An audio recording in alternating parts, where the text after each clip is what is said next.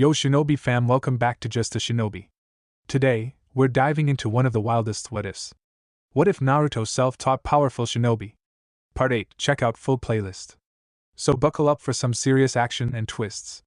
If you're new here, smash that subscribe button for more mind-blowing Naruto scenarios. Check out the other videos on the channel, share them with your ninja squad, and don't forget to drop your thoughts in the comments. Your support keeps this shinobi going strong. Chapter 48. Face off in the land of snow. They had been forced to take shelter for the night. Yuki no Kuni was a cold country. Its days were cold, and its nights were even more so. Anyone who tried to traverse the icy plains and snow-covered forests during the twilight hours would surely die from hypothermia long before they reached their destination. Naruto sat within a room, a candle the only source of light. He wasn't alone. Jiraiya and Sandeya sat with him. Both of them wore severe expressions, the kind that Naruto rarely saw on his sensei's face. While Jiraiya often cracked jokes in dangerous situations, the current situation warranted more gravity from them all. "We must rescue Princess Koyoki immediately," Sandeya said, his grave voice making Naruto's shoulders twitch. "There's no telling what might happen to her the longer she's left with that monster. We will rescue her, but we can't rush this." Jiraiya sat with his legs crossed, tapping his index finger against his knee. The frown on his face was one that rarely appeared. "I doubt they'll kill her, not when she can prove to be such a useful bargaining chip. Thanks to Naruto replacing her necklace with a fake, they need to keep her alive in order to barter in exchange." Naruto reached into his shirt and pulled out Koyoki's necklace. It was attached to the other ones that he had. All of them glittered as the candlelight played off their multifaceted surface. "I wonder what's up with these necklaces. It does seem odd that they all look the same. I actually remember owning one of these." "What? Really? It was a really long time ago. A rich merchant gave it to me when he was trying to ask my hand in marriage. Let me guess, you allowed him to make attempts at winning you over, and then you left after he'd given you everything that he owned, more or less. What should we do?" asked Sandeya. Naruto focused once more on the older man, who appeared to be fraught with worry. The lines of his face had creased more than usual. His skin, ashen and pale, gave him a ghastly pallor. Naruto supposed it was natural for the man to look like this. He could only imagine how awful it was to know that someone who was important to you had been taken hostage. "Our rescue operation will have to be done during the day," Jiraiya said. "My plan is for myself and your army to act as a distraction.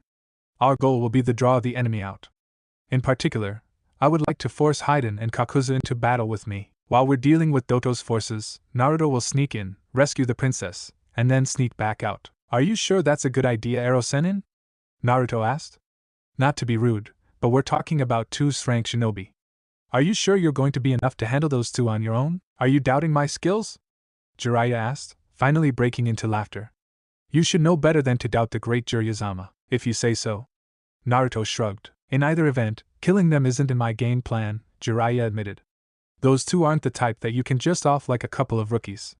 Both of them are called immortal for a reason. Kakuzu has been around since the time of the Shodai Hokage, and Hidan, well, you've already seen what he can do." Naruto didn't need a reminder. He remembered how he beheaded Hidan, but the bastard had still been alive even then. That shouldn't have been possible. Even Naruto, who'd gained a form of immortality, would die if his head was cut off. Jiraiya continued.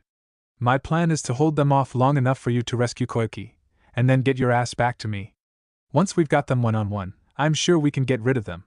Kakuzu might be difficult, since I don't know anything about him, but Hidan is actually pretty weak. From what I've seen, you can defeat him, if not kill him. If you can cut off and seal away his head, then you've won." Outside, the wind howled, causing the windows to rattle. Naruto frowned as he tried to ignore the sound and focus on the plan. While those two Akatsuki members were definitely a problem, they weren't the only one. "What about Nadar and the other Yuki ninja?" Naruto asked. "If you're busy dealing with those two, then Nadar can come out with a squad of shinobi and attack Sandeya's forces. If that happens, the entire battalion of samurai will be demolished. No offense to Sandeya and his men, but they were not shinobi, or even what he would call true samurai. Old veterans past their prime and young men who'd never experienced battle, that was what they were. People like that could not defeat shinobi of the caliber of Nadar. Heck, even a regular Yuki ninja with those strange kunai launchers could decimate Sandeya and his forces. Don't think you will need to worry about that, Naruto-san." Sandeya pressed a hand to his chest as if to emphasize his point. "Though we may not look it, our forces are strong, and our determination is stronger still." Naruto didn't want to be the one to tell this man that determination meant little in the grand scheme of things.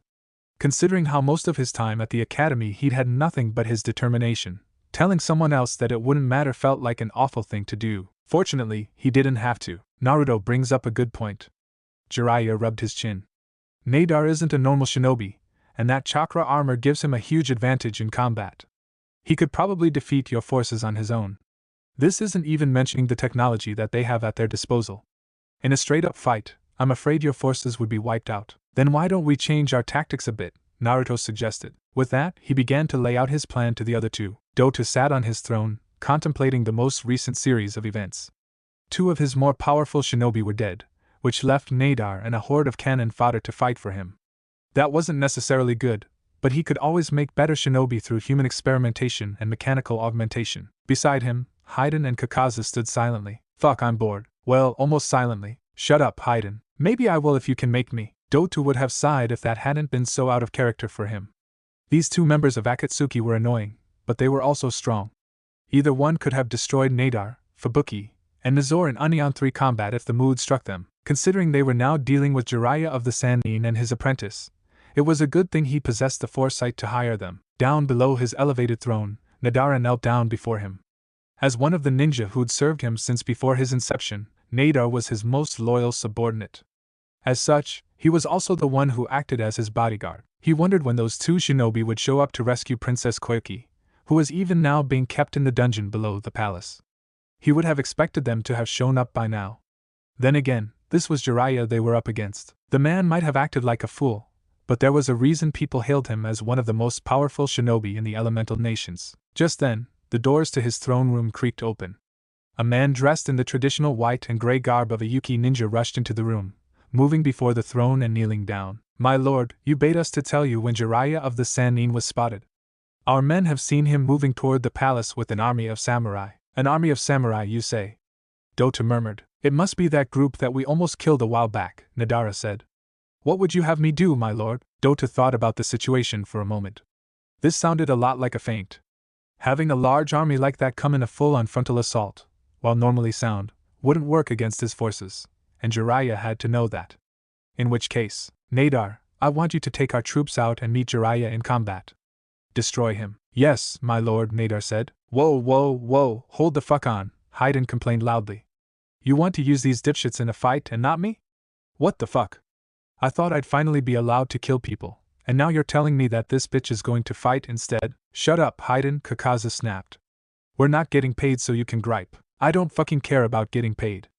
Jashin only needs to be paid in blood. Do not worry, Doto assured Hidan, his face widening into a grin. I've got another plan for you too. Jiraiya stood on a cliff overlooking Doto's palace. In truth, it didn't seem like a palace so much as it did a fortress. Massive spires jutted into the sky like stakes. A wall surrounded the entire compound, and the only way in was the large gate in front. From his bird's-eye view, he could see past the gate. Inside the compound were various buildings and facilities. Jiraiya couldn't begin to guess what they were, but the one in the center, which was massive compared to the others, was most definitely Doto's private chamber. As he continued to watch, the gates opened and a horde of shinobi marched out. It seemed they were aware of Sandae's forces. Of course, they probably weren't aware that those forces were all fakes. Either way, it was time to do his part. One ninja against an army. Jiraiya chuckled as he ran through a series of hand seals. I feel a strange sense of nostalgia. Kuchios no Jutsu. The summoning jutsu took a lot of chakra on the best of days. However, in that moment, Jiraiya poured more chakra into it than he normally did. He'd been gathering his chakra ever since this morning just for this moment. Oddly enough, the smoke that normally clouded everything around him was surprisingly small. In fact, it was just 2 short puffs. What are you doing calling us out to somewhere so cold? A croaking female voice shouted. Jiraiya, I hope you have a good explanation for why you're calling us out like this, another voice said. 2 toads had appeared on his shoulders, one male and one female. The male was a green toad with white hair that appeared reminiscent of a mohawk. His eyebrows were thick and he had a small goatee. 2 capes covered his body, a high-collared one and a simpler version on the inside. The female had a green underside and purple markings around her mouth and back. She was wearing what looked like a hairnet on her head, with hair rollers underneath. It made her appear old, which she was old, that is. Like the other toad, she wore a high-collared cape and a simpler one underneath it. These were Fukusaku and Shima. They were the 2 great toad sages of Mount Miyaboku and his teachers. I'm sorry for calling you out like this, Jiraiya said. But I need your help. Ah, you want to enter sage mode? I'm surprised. You always complained about how ugly it made you, Fukusuka said. Well, I'm not worrying about impressing the ladies today, so it's okay. Humph, Shima snorted. Always trying to impress the ladies. You really are a lecher, Jiraiya. Jiraiya smiled apologetically. I'm sorry. Anyway, would you two mind giving me a hand? Fine, fine, Shima clapped her hands together. We'll help you out this time. But you know, Jiraiya-boya, you really should learn to gather senjutsu on your own, Fukusuka said as he also clapped his hands together. Clapping his hands together as well, Jiraiya began gathering his chakra. I know. I plan on teaching Naruto to become a sage at some point, so it would be a good idea for me to get some more practice in. I'll start training again after this mission is over. Very well, Fukusuka said. Fine by me. Shima added, gathering senjutsu was not a simple matter. Intense training was required. Even Jiraiya was barely able to use it, despite having trained for decades. That was because it required the gathering of nature chakra, which was dangerous to humans, and then combining the nature chakra with one's own chakra to create senjutsu chakra. Jiraiya still couldn't do it on his own.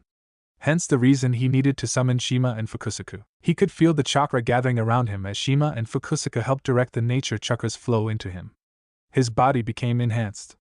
He could feel power flowing through his muscles, could feel his chakra expanding. Senjutsu not only enhanced the body, but it made one's chakra far more potent.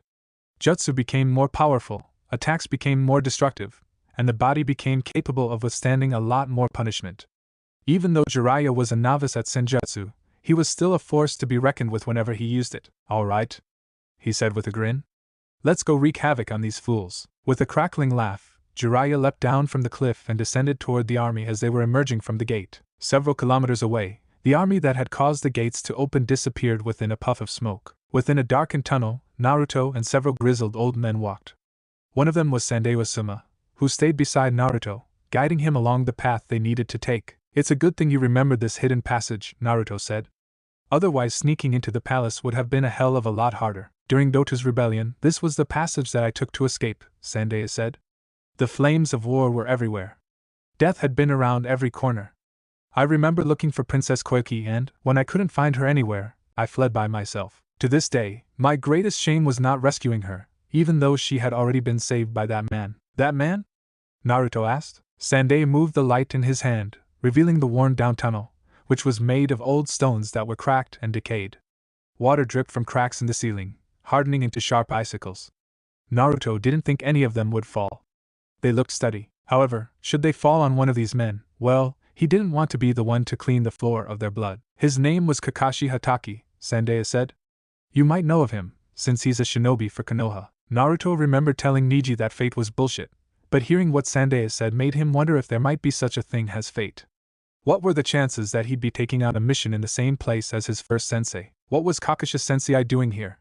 He asked. He was apparently on a mission for Susetsusama. Sandae had turned down a corner. Naruto and the others followed him. I'm not sure what it was, since I wasn't informed, but I hear it had something to do with a dream of Susetsusama's. A dream? Yes. Naruto was tempted to ask more, but then they arrived at a stairwell. Dark and worn, derelict and rundown, cracks traveled along the gray stones, which appeared glassy. Ice. They were covered in ice. This is going to be a bit of a problem, Sandae said. No, it won't. Naruto stepped forward. I can melt this ice easily enough. Just follow me. Naruto called upon his chakra, which he channeled to his feet. Steam rose all around him. The ground hissed, or rather, the ice that had been covering the ground hissed as it melted instantly, bursting into thick steam. What the? Sandae stumbled backward, away from Naruto. My chakra is pretty potent. It's also quite hot. Naruto placed one foot on the staircase. The ice melted, hissed, and then evaporated within seconds. I can melt this ice pretty easily like this. Just follow a few seconds behind me. Right. Naruto walked up the stairs, which lead into what, at first glance, appeared to be a hallway. It wasn't until he looked left and right that he realized this wasn't a hallway at all. It was a prison. Rusted bars stood in front of large cells that looked as if they hadn't been used in decades. Every cell was empty, filled with nothing but cobwebs, chains hanging from the ceiling, and decrepit bricks that seemed like they would fall apart if touched. Naruto and the others walked through the prison. They moved cautiously. There was no telling who might have been around, though it seemed as if this place had been abandoned long ago. This place used to be a prison for criminals, Sandae said. But since Doto kills anybody he deems a criminal, it's probably been abandoned. Naruto shook his head. Not quite. What? Be quiet? Naruto stopped everyone and had them hide underneath the walkway over their heads. Footsteps echoed from above, precise and measured, quiet as shinobi's walk. Gesturing for Sandayu and his men to remain where they were, Naruto channeled chakra into his legs and leapt into the air. He latched onto the walkway. By applying chakra to his hands, he was able to stick onto it. The footsteps were getting closer. Naruto waited until they had passed before swinging himself onto the walkway. A guard was walking away, having not heard him. Keys dangled from his waist. Naruto didn't hesitate, moving behind the man and snapping his neck before the shinobi was aware of the danger. Setting the man on the ground, Naruto unhooked the keys and searched through the jail cells until he found the person that he was looking for. Princess Coyoki didn't appear to be injured, though her expression reminded him of a beaten child. She hung from shackles attached to her wrists, which were in turn attached to the ceiling. They looked painful. Her wrists were red, the skin rubbed raw. Coyoki, she raised her head. Her eyes widened. And Naruto. What are you doing here? How did you find me? Shh, Naruto raised a hand to his lips. Keep it down or some other guards might hear you and come running. As if his words were prophetic, the loud clanging of feet reached them. Fortunately, it wasn't other guards coming to see what the commotion was. It was just Sandayu and his ragtag band of fighters. Princess Coyoki. Sandayu cried. You're all right. Naruto facepalmed as the sound of the various shouts and cries echoed all around them. And he just finished telling Coyoki to be more quiet. He's a demon, monster. Monster, I want my mommy. The shinobi had barely a second to realize the danger they were in. One moment they were on their way to defeat an army. The next Jiraiya was in the middle of their formation, decimating them like they were newborn pups. The thing about senjutsu was that it didn't just grant someone a few extra abilities. Everything about them was enhanced to levels that most humans would have never been able to reach on their own. Heightened reflexes. Enhanced strength. Incredible sensing abilities. This was on top of having his chakra nearly quadrupled. Those whose ranks he'd appeared within had tried to fight back at first, but as the minutes passed, their hope for victory had waned. Now many of them were trying to flee. Jiraiya wouldn't let them. Oh no you don't. Katon Gamya Enden, working in conjunction with Shima and Fukusaku, who both spat out oil, Jiraiya launched a massive fire bullet from his mouth. It slammed into the oil, creating an even larger, hotter flame. The fires then crashed into a group of shinobi who'd been trying to flee. The ninja screamed in agony as the conflagration burned them within seconds. Jiraiya ignored them and turned to the others. A massive Rasengan appeared in his hands, which he didn't hesitate to slam into another group of ninja. The explosion of energy that went up was very much like a maelstrom. Bright blue energy expanded outwards and engulfed the area around it, transforming into a dome, which, when cleared, revealed a massive crater. Are you sure you needed us for this, Jiraiya-kun? Shima asked. These idiots don't seem like much of a threat. Jiraiya could have easily handled these on his own, Fukusaku agreed. If I only had to deal with these small fry, then I wouldn't have called you too, Jiraiya said. Does that mean you're expecting a troublesome opponent? Fukusaku asked. 2 troublesome opponents. As if his words had prophetic powers, several ice spikes were suddenly launched from the ground, trying to skewer him. Jiraiya leapt backward. However, as he did, a dozen birds made of ice flew at him from behind. They would have struck him in the back had he not used the replacement technique at the last moment. Someone is waiting for him when he reappeared several meters away. It was Nadar, the Yuki shinobi who he'd battled a while back. Nadar tried to get in close, engaging him in a taijutsu battle, but the man clearly wasn't a taijutsu specialist. His moves were slow. What's more, even though Jiraiya was technically a ninjutsu specialist himself, he was leagues above this guy when it came to hand. He was also using Kawasaki Might. A fist came at Jiraiya. It was dodged more easily than when Jiraiya was avoiding attacks from angry women after peeping. In retaliation, he threw his own punch. While Nadar did dodge the actual attack, he couldn't avoid the side effects that came from using senjutsu. Biwa. Even though the fist was dodged, Nadar was still sent flying backwards. He was lifted off his feet, sailed through the air, and then slammed into a cliff side with enough speed to cause an avalanche that buried him underneath several hundred pounds of snow. When a practitioner of senjutsu used Kawasaki Might, the sage chakra created an aura around them, which acted as an extension of themselves. With this aura, Jiraiya could extend the range of his physical attacks. What's more, because nobody but another senjutsu user could sense senjutsu chakra being used, it meant that Nadar wouldn't be able to figure out how Jiraiya had still hit him even though he dodged. Hayatanroga Nadar no Jutsu. The large hill of snow that had buried Nadar suddenly erupted. Several snow wolves burst from the snow and tried to attack Jiraiya. While he could have used a jutsu of some kind, like a fire jutsu, the attacks were coming in too fast for him to create hand seals. Therefore, Jiraiya decided to use his fists. He pounded each snow wolf that came, shattering them as if they were made of brittle glass. "I'm surprised you survived that," Jiraiya called out. The snow had risen up before him like a cloud, making it impossible to see inside. It was an excellent smoke screen, and it would have worked if Jiraiya couldn't sense Nadar's chakra. "You'll find that I'm a lot more resilient than the other two that you've faced," Nadar said. "You might be a Sannin, but within this Iceland, my powers and abilities far exceed your own." "You think so, huh?" Jiraiya mumbled. He didn't know how this guy could be so arrogant, but he guessed it didn't really matter. Nadar was confident in his victory. Jiraiya would have to show him that his confidence meant nothing when faced against a Sannin. "Naruto needs my help," Jiraiya said, shifting his feet and adopting a wider stance. "So, I'm afraid I'm going to have to remove you from the equation, just like I did your friends." "Friends?" Nadar snorted as if the notion that had been proposed was inconceivable. "Don't be stupid. Those two weak fools that you and your apprentice defeated weren't my friends. They were just subordinates who proved to be less useful than I had anticipated. I have no use for weak fools who can't serve their feudal lord." So, Nadar was one of those people, the kind of person who didn't care for others if they weren't useful to their cause. That was fine. In fact, that would make killing him even easier. "Is that so? Well, that's fine then. It's not like I care anyway." Jiraiya moved into a basic Kawazukumite stance. "Now come at me so I can beat you to death. You're in the way of me helping my apprentice." After rescuing Koiki, Naruto had Sanday lead them back the way they'd come. Well, that had been the plan anyway. Unfortunately, Hidan and Kakuzu were waiting for them in that narrow secret passage, which apparently wasn't much of a secret. They stood side by side. Hidan had slung his large, triple-bladed scythe over his shoulders. While there was a belligerent and impatient look etched on his face, Kakuzu appeared unruffled. Then again, Kakazu also wore a mask. Naruto couldn't even see his face. "There you are, Kyubi Jinchuriki," Hidan cackled. "I've been waiting for you. You don't know how badly I want to pay you back for cutting my head off." "I'm afraid I won't let you cut my head off," Naruto rebutted.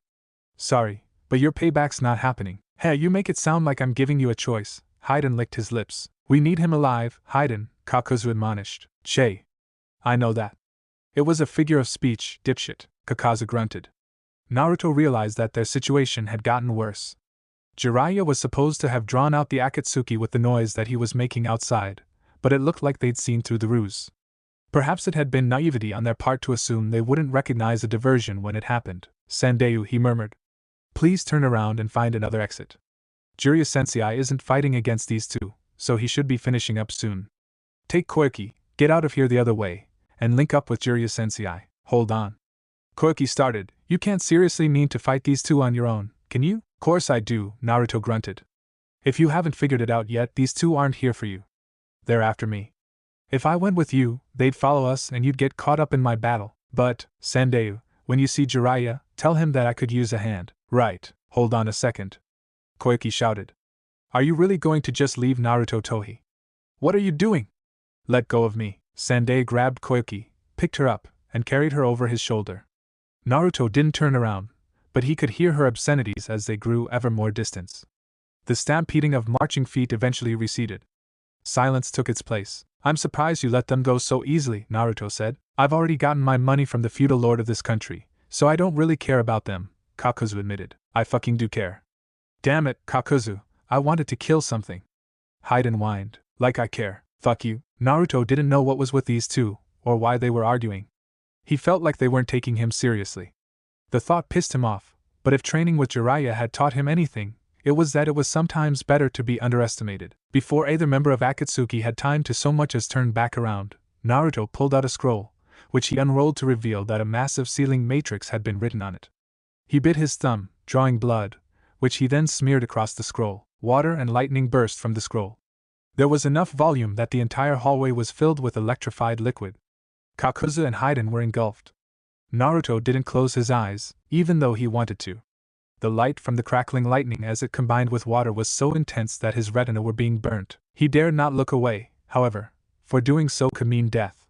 When dealing with Akatsuki, it was important to confirm that they were dead before turning the other way. Doton Domu. Naruto leapt back as, before the water had even dispersed, Kakuzu burst from it and tried to pound a fist into his face. He hit the ground instead. A massive hole was blasted straight through it, and Kakuzu's arm became buried all the way to his bicep. Fuck. Hidan shouted as Kakuzu pulled his arm from the ground. Do you fucking know how much that hurt, you little fucking shit? The water cleared away, going from a flood to a mere trickle as the content in his scroll ran out. Hidan was still standing, though lightning skittered along his body. His triple-bladed scythe had been dug into the stone floor. He'd likely done it before the water had hit him, otherwise he would have been swept away. Kakuzu stood back up. His skin had turned a dark gray, signifying the use of some technique. The cloak that he'd been wearing was also gone. Several masks were on his back. 4. The dark skin suddenly flickered, changing back to its normal color, or what Naruto assumed was its normal color. To think you would destroy one of my hearts so easily, Kakuzu muttered. There seemed to be an underlying current of anger within his voice, like a live wire that Naruto had just stepped on. You are a dangerous opponent. TCH, and now I'm going to need to find a new heart. Hidan laughed as he pried his scythe from the ground. Serves you right, you bastard. That's what you get for acting like a jerk. Shut up, Hidan. Naruto didn't get the entire conversation. He didn't care. His surprise attack had failed, which meant that he needed to go on the offensive. It was the only way he'd survive. Sun Senpuken. Naruto thrust out both of his fists, releasing 2 fist-shaped gusts of compressed wind at Kakuzu and Hidan. Neither of them did anything. Lightning crackled along Kakuzu's fist as he cut through the compressed wind fist like it was made of butter. Hidan's laughter echoed through the tunnel as the silver-haired ninja slashed through his wind attack with his scythe, cutting it in half. Is that the best you've fucking got? Hidan screamed. Right, Tunjan. Kakuzu opened his mouth and launched a lightning spear. The attack was so fast that Naruto almost missed it. He moved to the side and spread out his hands. There was no time to create a jutsu, so he used pure chakra manipulation, creating a large gust of wind in front of him in the shape of a shield. Even though lightning was weak against wind, Naruto still pain jolt through his fingers. He winced. Gritting his teeth, he pushed more chakra into his makeshift shield. The lightning dispersed. I've got you now. Hidan cried as he appeared in front of Naruto, his scythe already raised. With no time to do much, Naruto rolled across the ground. Hidan's scythe sliced through the wall as if it was butter. As Naruto kipped to his feet, the insane Jashinist attacked him again. The air in front of Naruto was cut. He backpedaled, forcing Hidan to following him. Perhaps if he could separate these two, he could at least dispose of, or incapacitate this guy. That was his hope anyway. Katan Zukaku, Futan Atsugai. That hope was dashed as a massive firestorm rushed toward both him and Hidan. Soon, they were both engulfed in the powerful attack. Hayaro no Jutsu. Nadar seemed to have learned his lesson. He didn't try to get in close again. Kneeling on the ground, he released chakra into the earth, which Jiraiya could feel like a vibration beneath his feet. While he didn't know what was coming, he already knew that these Yuki ninja used snow in their jutsu. Leaping into the air, Jiraiya avoided the large ice pillars that jutted from the ground and tried to skewer him like an angry female kunoichi with a naginata. While still in midair, he held out his hand. Chakra swirled around the hand. A Rasengan was formed. Then it grew larger and larger, until it was nearly 10 times the size of a regular Rasengan. Senpo Cho Odama Rasengan. Jiraiya fell back toward the ground. He slammed his attack into the ice pillars, which became engulfed in a massive explosion. Icy winds kicked up. Snow and bedrock was launched into the air. Thanks to the fierce winds, Jiraiya was blasted backwards, but he used that to flip around and land several dozen feet away. His opponent wasn't so lucky, though perhaps that was to be expected. Nadar had been close to the explosion. When the massive dome-shaped blasted of highly condensed chakra struck the ground, he was hit with the full brunt of the attack. The fierce winds lifted him off his feet, icy shards pelted his body, and when he struck the ground, another large cloud of snow was kicked up. Jiraiya sensed a small burst of chakra that signified a replacement technique being used. He guessed Nadar had replaced himself with some ice at the last minute, or something. Seconds later, a loud shout rang out around him. Hayatan Haryamoko. Ice burst from the ground, shifting into a massive tiger that launched itself at Jiraiya. The attack was destroyed when he punched it. Now it's my turn. Ranjishigami no Jutsu. Jiraiya channeled his chakra into his head, manipulating his metabolism and causing his hair to grow near instantly. Several thick bundles of hair slammed into the ground several meters away. Nadar appeared from beneath the surface and leapt back to avoid the strands of hair, which punched through the ground and kicked up more snow. Shima.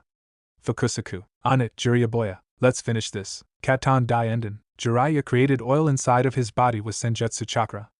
Fukusaku and Shima did the same, causing them to swell up like a pair of balloons. As the oil filled their mouths, All three of them released it in a massive stream, which ignited seconds later, and then merged into a much larger inferno. Nadar screamed before, seconds later, he was overtaken. When the technique ran its course, Nadar was gone. Not even ash remained. It looks like the battle is over, Fukusuka said. Jiraiya turned around and ran toward the castle. This one might be, but there's another battle that still remains. This next battle, is that the reason why you called us? Yes, Jiraiya grunted. The two that we're going up against are Akatsuki, class ninja who are after the Kyuubi. Then they're going after Naruto-kan? Shima squawked. Neither she nor Fukusuka had met Naruto yet, but Jiraiya had told them plenty about the boy. Jiraiya nodded. That's right. That's why I called you here. I'm going to need your help to take those two down. Then let's hurry up and find them, Fukusuka said. As if answering his words, the earth suddenly shook. Jiraiya didn't know what had caused it, but he would have bet all of the money he'd made off of his books that Naruto was at the center of it. Hang on, Naruto. Just hold on a little longer. Naruto was very lucky that Hidan had been in front of him. Immortals made excellent shields. Disarming Hidan had been easy enough, though the man had proven to be stubborn when it came to his scythe. He'd even managed to cut Naruto before being disarmed.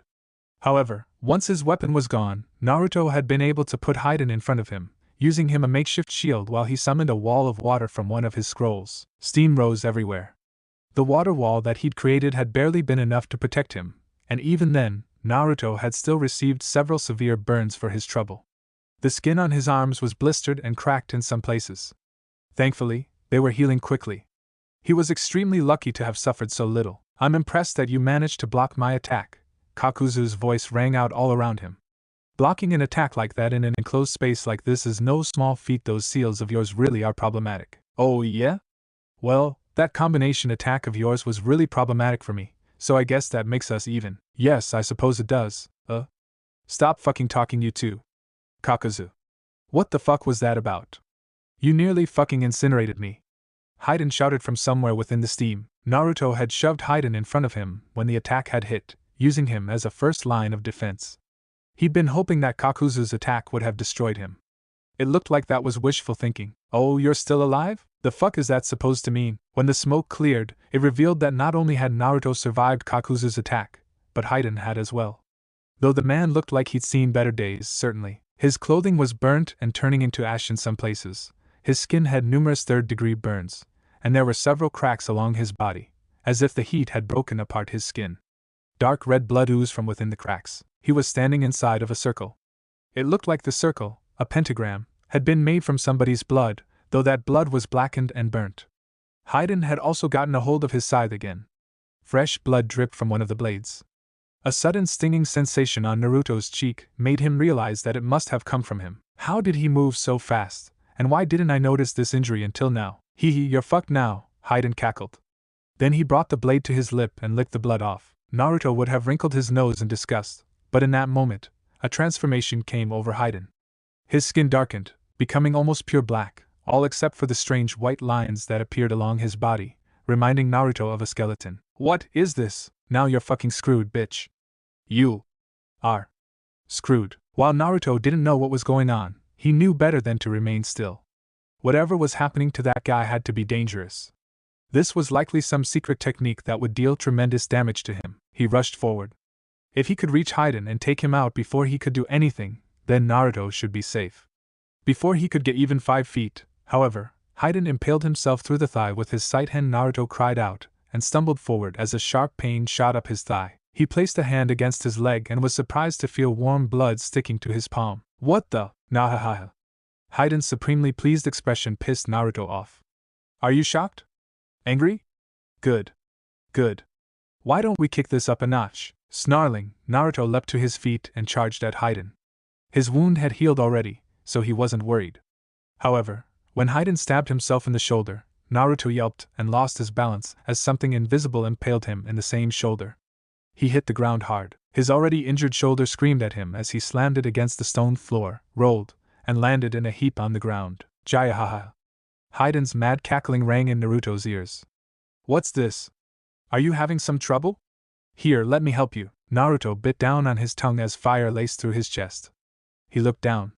A long line of blood was being drawn along his skin.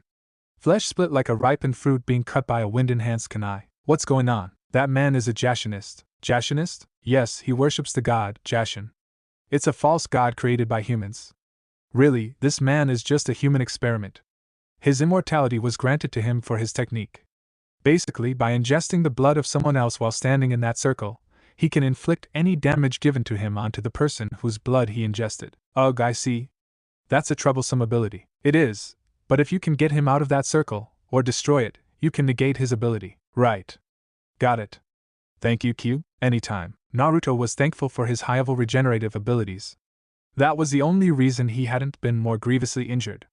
Still, if he didn't do something soon, then he'd likely pass out from pain if not blood loss. Standing to his feet, Naruto glared at Hidan, who laughed some more. That's a good look, shitstain. Bitches like you need to know their place. A growl escaped from the back of Naruto's throat as he tucked his arms into his torso. I'll show you my place. Sun Senpuken. 2 compressed bursts of air were jettisoned from Naruto's fists. Hidan laughed. You can't hurt me with that. You're just going to hurt. The 2 powerful spheres compressed air slammed into the ground, and more specifically, the circle that was the basis for Hidan's technique. The ground was crushed, denting and cracking, breaking up the lines that made the circle. Hidan's transformation vanished. What? Hidan's shout was cut off as Naruto channeled chakra to his feet and blasted off the ground. He was in front of Hidan before the man could react. Grabbing Hidan's head with both of his hands, he brought the man down to his knee. The loud crunch of a nose breaking echoed across the hall. Blood ran down Naruto's knee, warm and thick. The scent of copper filled his nose, making it wrinkle. Jiraiya. My nose. You broke my fucking nose, you little shit. I'm gonna break more than that. Naruto declared. Futon Atsugai. A voice came from behind him. Naruto turned around. One of Kakuzu's masks was standing several meters away, a tornado-like mass of compressed wind in its mouth. It was then released, tearing apart the ground with ease. Naruto's eyes watered. The intense wind not only tore the ground apart, but also the walls and ceiling. Was this man trying to bury them underneath tons of rubble? Naruto unfurled the scroll, which contained a pre-written storage seal. The scroll was at least 2 meters in length. He lifted it over his head and channeled chakra into it, causing the scroll to glow a light blue as it activated. The debris that had been falling toward him was sealed within the scroll. Naruto then threw the scroll in front of him and released the contents, which he then shoved forward with an intense blast of wind chakra. His hope was to negate Kakuzu's attack with an attack of equal power. The 2 wind attacks collided in the middle. The rubble between them was crushed. However, true to Naruto's hope, his wind technique plus the large chunks of stone helped negate Kakuzu's jutsu, leaving him uninjured. This isn't good. Have you thought about using your Hanyu form? I'd rather not. If I use that and run out of energy before they do, it will leave me defenseless. You really are a difficult opponent, Kakuzu said. I've rarely met someone who was able to survive against us both for so long. Staying one step ahead of posers like you is easy, Naruto spat. Fucking easy? Ha. Don't make me laugh. You've been on the run from the very beginning of this fight. Grinning, Hidan stepped up to Kakuzu's side. He was bleeding heavily, and his body was still burnt, unlike Naruto who was already healed up. Face it, shitty QB brat. You're nearly done for. It's only a matter of time now before I get you like a fucking fillet. Naruto had no intention of admitting that this jerk-off was right. But well, Hidan was kinda right. He wasn't on his last rope, but neither were they.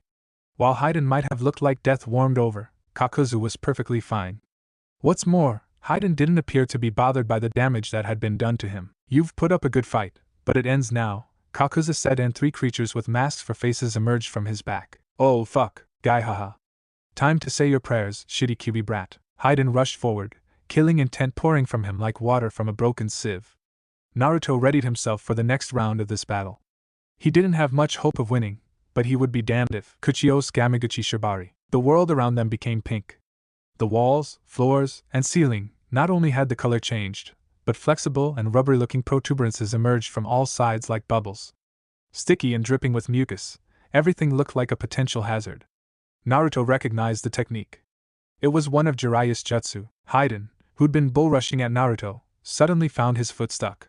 Not one to miss out on such a golden opportunity, Naruto leapt at Hidan, a Rasengan forming in his hand. He even went a step further and added some wind chakra to it, though he kept the wind chakra powered down mostly because he didn't want to damage himself too much. Futon Rasengan. Naruto slammed into Hidan, who raised his scythe to try and slice at him. It was fortunate that he'd already taken this action into account. He flipped over the attack and, while in mid-air, slammed the Rasengan down on the scythe. Metal squealed as the wind-coated Rasengan sliced through all 3 blades. What the fuck? My scythe. Still in midair, Naruto spun around and created another wind-style Rasengan in his other hand, and then he slammed that into Hidan's face. The result was not pretty. Hidan's head exploded as if it had been stuck inside of a grinder. Blood, bits of brain matter, and skull fragments flew across the toad esophagus, splattering along the walls and clattering to the floor. Hidan's body remained standing. Miraculously, it was still moving, as if it was trying to find its head. Naruto realized that this man really might have been immortal, so he slammed another wind-style Rasengan into Hidan. His body was torn apart as well. Naruto, his face and the front of his body covered in blood, breathed heavily, as if he'd exerted himself a great deal more in that 1 second than he had for the entire battle. If this doesn't kill him, then I don't know what will, he declared. No, he's dead. Not even someone who's been enhanced like that man can withstand having their entire body destroyed. Good to know, Naruto. It wasn't until he heard his name being called, but Naruto suddenly realized that Jiraiya was with him. Of course, his sensei had to be there. This technique was his doing. Still, having Jiraiya suddenly appear out of nowhere like that was startling. Ero-senin. Jiraiya whacked Naruto over the head. Don't call me that, brat. It's Jiraiya sensei. Sensei, whatever. Naruto rubbed his head. What are you doing here? More importantly, what happened to your face? Jiraiya's face had become quite hideous. His nose had grown large and bulbous. Warts had appeared all over his face, and his eyes reminded Naruto of a toad's. Now that he was looking, Jiraiya's entire body had taken on a more toad-like appearance. His hands were webbed, his body was hunched, and there were 2 small toads sitting on his shoulder. Wait! Small toads sitting on his shoulder? Hello, Naruto-boya, the male toad said. My name is Fukusaku. I am one of the sages of Mount Myaboku. It's a pleasure to make your acquaintance, and I'm Shima. The female spoke with a huff. I'm glad I can finally put a face to a name. Nice to meet you too, he said, looking at Jiraiya for an explanation. These are the 2 elder toad sages of Mount Myaboku. They were sort of like my senseis when I was your age and helped me a lot. I see. Naruto didn't really see, but he decided not to bother with it. Anyway, where did Kakuzu go? He escaped, Jiraiya said reluctantly. I think he realized that I was coming and left before my technique was complete. I'm sure he's long gone by now. Naruto looked around, and indeed, it seemed as if Kakuzu had fled the battle. That was disheartening. After the trouble that man had given him, he'd been looking forward to giving him a little payback. Still, I'm impressed, Jiraiya commented as he dispelled the technique. The walls, floor, and ceiling went back to normal. You managed to fight against 2 rank criminals and survive long enough for me to arrive. That's no small feat. Thank you? Naruto shook his head. There were more important things to be worried about than being embarrassed. If you're here, does that mean you ran into Sandeya and the others? Sandeya and the others? The questioning look on Jiraiya's face made Naruto feel like someone had punched him in the gut. He knew, from that expression, that Jiraiya had not, in fact, met up with Sandeya and Koiki. Naturally, this also meant that Sandeya and Koiki had not made it outside of the castle, which in turn meant, damn it, swearing, Naruto rushed out of the decimated hallway. He ignored Jiraiya's shouts, burst into the jail, leapt to the top floor, ran down several lateral passages, and eventually found himself in a massive room. It looked like a throne room. It was large and empty, with a single raised podium that had a large-ass chair on it. There was a hole in the roof. Sandeya and his men were in the room, on the ground. Many of them appeared to be dead but a few unconscious. Naruto ran up to Sandeya, who lay on his back, and knelt down. Sandeya. Where's Cookie? With a haggard groan, Sandeya opened his eyes and blinked several times. Blood stained his lips. That said, he didn't seem to be in danger of dying any time soon. Koiki was taken. Doto. Say no more, Naruto cut him off. Where did he take her? Our Rainbow Glacier. Sandeya lifted his hand and pointed in a direction beyond the castle. Naruto nodded and stood up. Hang in there, Sandeya. I'm going to rescue Koiki and kick Doto's ass. Without wasting another second, Naruto channeled chakra into his legs and leapt through the ground. His destination, Rainbow Glacier. Naruto should have known that reaching Doto wouldn't be that easy. Like there must have been some universal law that said anything Naruto wants to accomplish has to be as ridiculously hard as possible, or something. Yes. Someone up above must have truly hated him. Right, Tunjan. A spear of lightning blasted out from the treetops. Naruto reacted more quickly than even he'd expected, substituting himself with a log and reappearing on a branch several meters away. The lightning spear slammed into the ground. Snow sizzled as it was fried by electricity, and the ground shook like a ship struck by cannon fire. In retaliation for the lightning spear, Naruto launched a double senpuken at the treetops where the spear had come from. Kakuzu burst from the tree. He landed on the ground and glared up at Naruto, his red and black eyes irritated. "This is as far as you go, Kyuubi Jinchuriki," Kakuzu said. "I may not be able to take your heart, but since you've appeared before me, I refuse to come back to Akatsuki empty-handed." There were so many words that Naruto could have said in that moment. Fortunately, he wouldn't get to say anything of them. Owadoma Rasengan. Like a descending meteor, Jiraiya fell from the sky. Kakuzu jumped back as the Toad Sage hit the earth. A massive explosion of energy caused the ground to erupt. Jiraiya leapt back, toward Naruto, and grinned at Kakuzu. "Sorry, but the day I let you take my apprentice will be a cold day in hell. Ero Sennin, TCH. Would it kill you to give me some respect? It might. What are you doing here? What's it look like I'm doing? I'm here to deal with this guy while you go rescue the princess." Jiraiya cracked his knuckles as he stared at Kakuzu. "Anyway, why don't you get going? I can handle things here." "Right. Thanks. Sensei, now you call me Sensei." Naruto took off, leaping clear over Jiraiya and Kakuzu. He thought the Akatsuki member would try to attack him. Kakuzu didn't. He must have realized that attacking him while Jiraiya was there would invite an attack in retaliation. It wasn't long before the two disappeared from his sight as he continued running. The sounds of battle echoed behind him. Naruto eventually reached the Rainbow Glacier. True to its name, the place that Naruto stood in was a valley set between several mountains, and standing over him like silent guardians were three massive glaciers. Their icy figures gleamed in the bright sun, which seemed to contrast with the tense atmosphere. Standing in the center of these massive pillars of ice, Doto used Koyoki as a shield. He stood behind her and pressed a kunai to her neck. The expression on Koyoki's face made Naruto clench his fists. "I didn't think it would take you long to find this place," Doto said. "Tell me, boy, do you know what this place is?" Since he didn't know how to rescue Yuki, Naruto shrugged and played along. "Your grave?" Doto sneered. "Cute. This place is where the secret treasure of the Kazuhana family is buried. I've searched for ages and could never find it, but I eventually came upon my brother's journals one day when I was searching for a way to rebuild this kingdom. That was when I uncovered the location. Everything that my brother had worked for, all of the riches that he hid, they are all here. That is why I need the hex crystal. So, hand it over, if you please." They were at an impasse, or rather, Naruto was hesitant to give this man what he wanted. "If I give this to you, what guarantee will I have that you'll let Koyoki go? On my honor as the king of this country, I promise you that I'm sorry," Naruto cut him off, "but since you've sent assassins after us, your honor doesn't mean shit to me. Instead, here's what we'll do." Naruto created a clone, which he gave the necklace to. "This clone will bring the necklace to you. At the same time, you'll let Koyoki go and have her walk toward me." "And what guarantee do I have that you won't take Koyoki back along with the necklace?" asked Doto. "No deal. Then how about this?" Naruto tossed the necklace near the center of the space between them. "Let Koyoki go and grab it yourself. Be warned, if you try to take Koyoki with you, I will get to that necklace first, and you won't get the key." The cogs turning in Doto's head were practically visible. Naruto knew that this man had to realize there was no other compromise. Eventually, he reluctantly let Koyoki go and shoved her away. "Fine.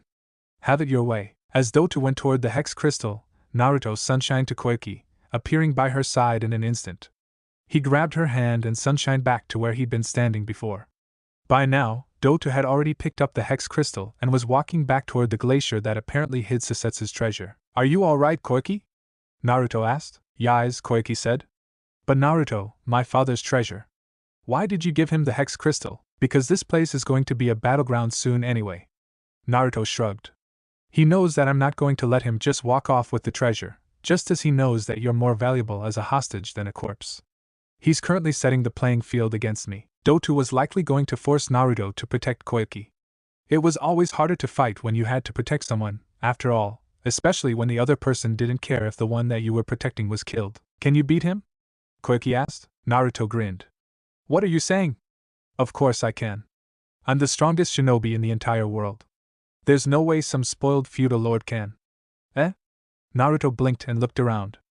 "Is it just me, or has it gotten warmer all of a sudden?" "Now that you mention it, it does feel a little warm," Koyoki said in surprise. She and Naruto looked around. Naruto had to blink twice. The snow, it was melting. All of the snow and ice that had covered the ground turned into water, which flowed into a stream that fed into a large lake. The lake must have been frozen underneath the ice. Meters away, ice sloshed off of the glaciers, and Naruto realized that they weren't glaciers at all. They were. What the hell is this? Doto screamed as he looked up at the obsidian pillars gleaming like monolithic obelisks. These are heat generators. Koiki sounded like someone who'd just been told that the dead could be brought back to life. I see. Naruto stood up and looked at the obelisks. This is the treasure of the Kazahana family. It wasn't money or riches. It was these heat generators. I guess. Your old man was trying to bring a season other than winter to his people. Or maybe he was just trying to bring it to you. Koiki didn't say anything, but her wide eyes as she gazed around at the melting snow told him enough. Several feet away, Doto was glowering at the generators. Naruto didn't particularly care about what was going through that man's mind. However, this was a good chance to end their fight before it even began. Hey Koiki, HM? What? Tell me I'm the best. Tell me I'm the best, Naruto insisted. I need you to tell me that I'm the best ninja you know, that I'm the strongest. If you tell me I'm the best, I'll be able to beat that douchey uncle of yours no problem. Koiki gawked at him for several seconds, but then, like storm clouds breaking, she smiled at him. Naruto, you are without a doubt the greatest, most incredible ninja that I have ever met. Heh. With encouragement like that, there's no way that I could lose. With chakra encasing his feet, Naruto launched himself forward so quickly it was almost like he'd shined. A Rasengan appeared in his right hand. Perhaps it was because of the light from the now melting ice, but the Rasengan suddenly became multicolored, like a rainbow. Is that rainbow chakra? Koiki gaped. Doto noticed his approach and went through several hand seals. Do you really think I'll let you come anywhere near me? Hayatan Soryobo Fasetsu. Thrusting out his hands, 2 black dragons appeared as if bursting forth from the ether. They were launched at Naruto, merging to create a massive back snow dragon that turned into a giant tornado. Naruto didn't know what this technique was, but he wasn't about to let himself be beaten here. He pumped more and more chakra through his body, releasing his own transformation. His hair grew longer and became even more spiky. It also went from blonde to red. His eyes, once blue, became amethyst. Teeth became sharp fangs, nails became claws, and the whisker marks on his cheeks thickened and turned jagged like lightning bolts. Bright purple chakra burst from his body. Naruto slammed his free hand into the monstrous black dragon technique. He might as well have been punching paper.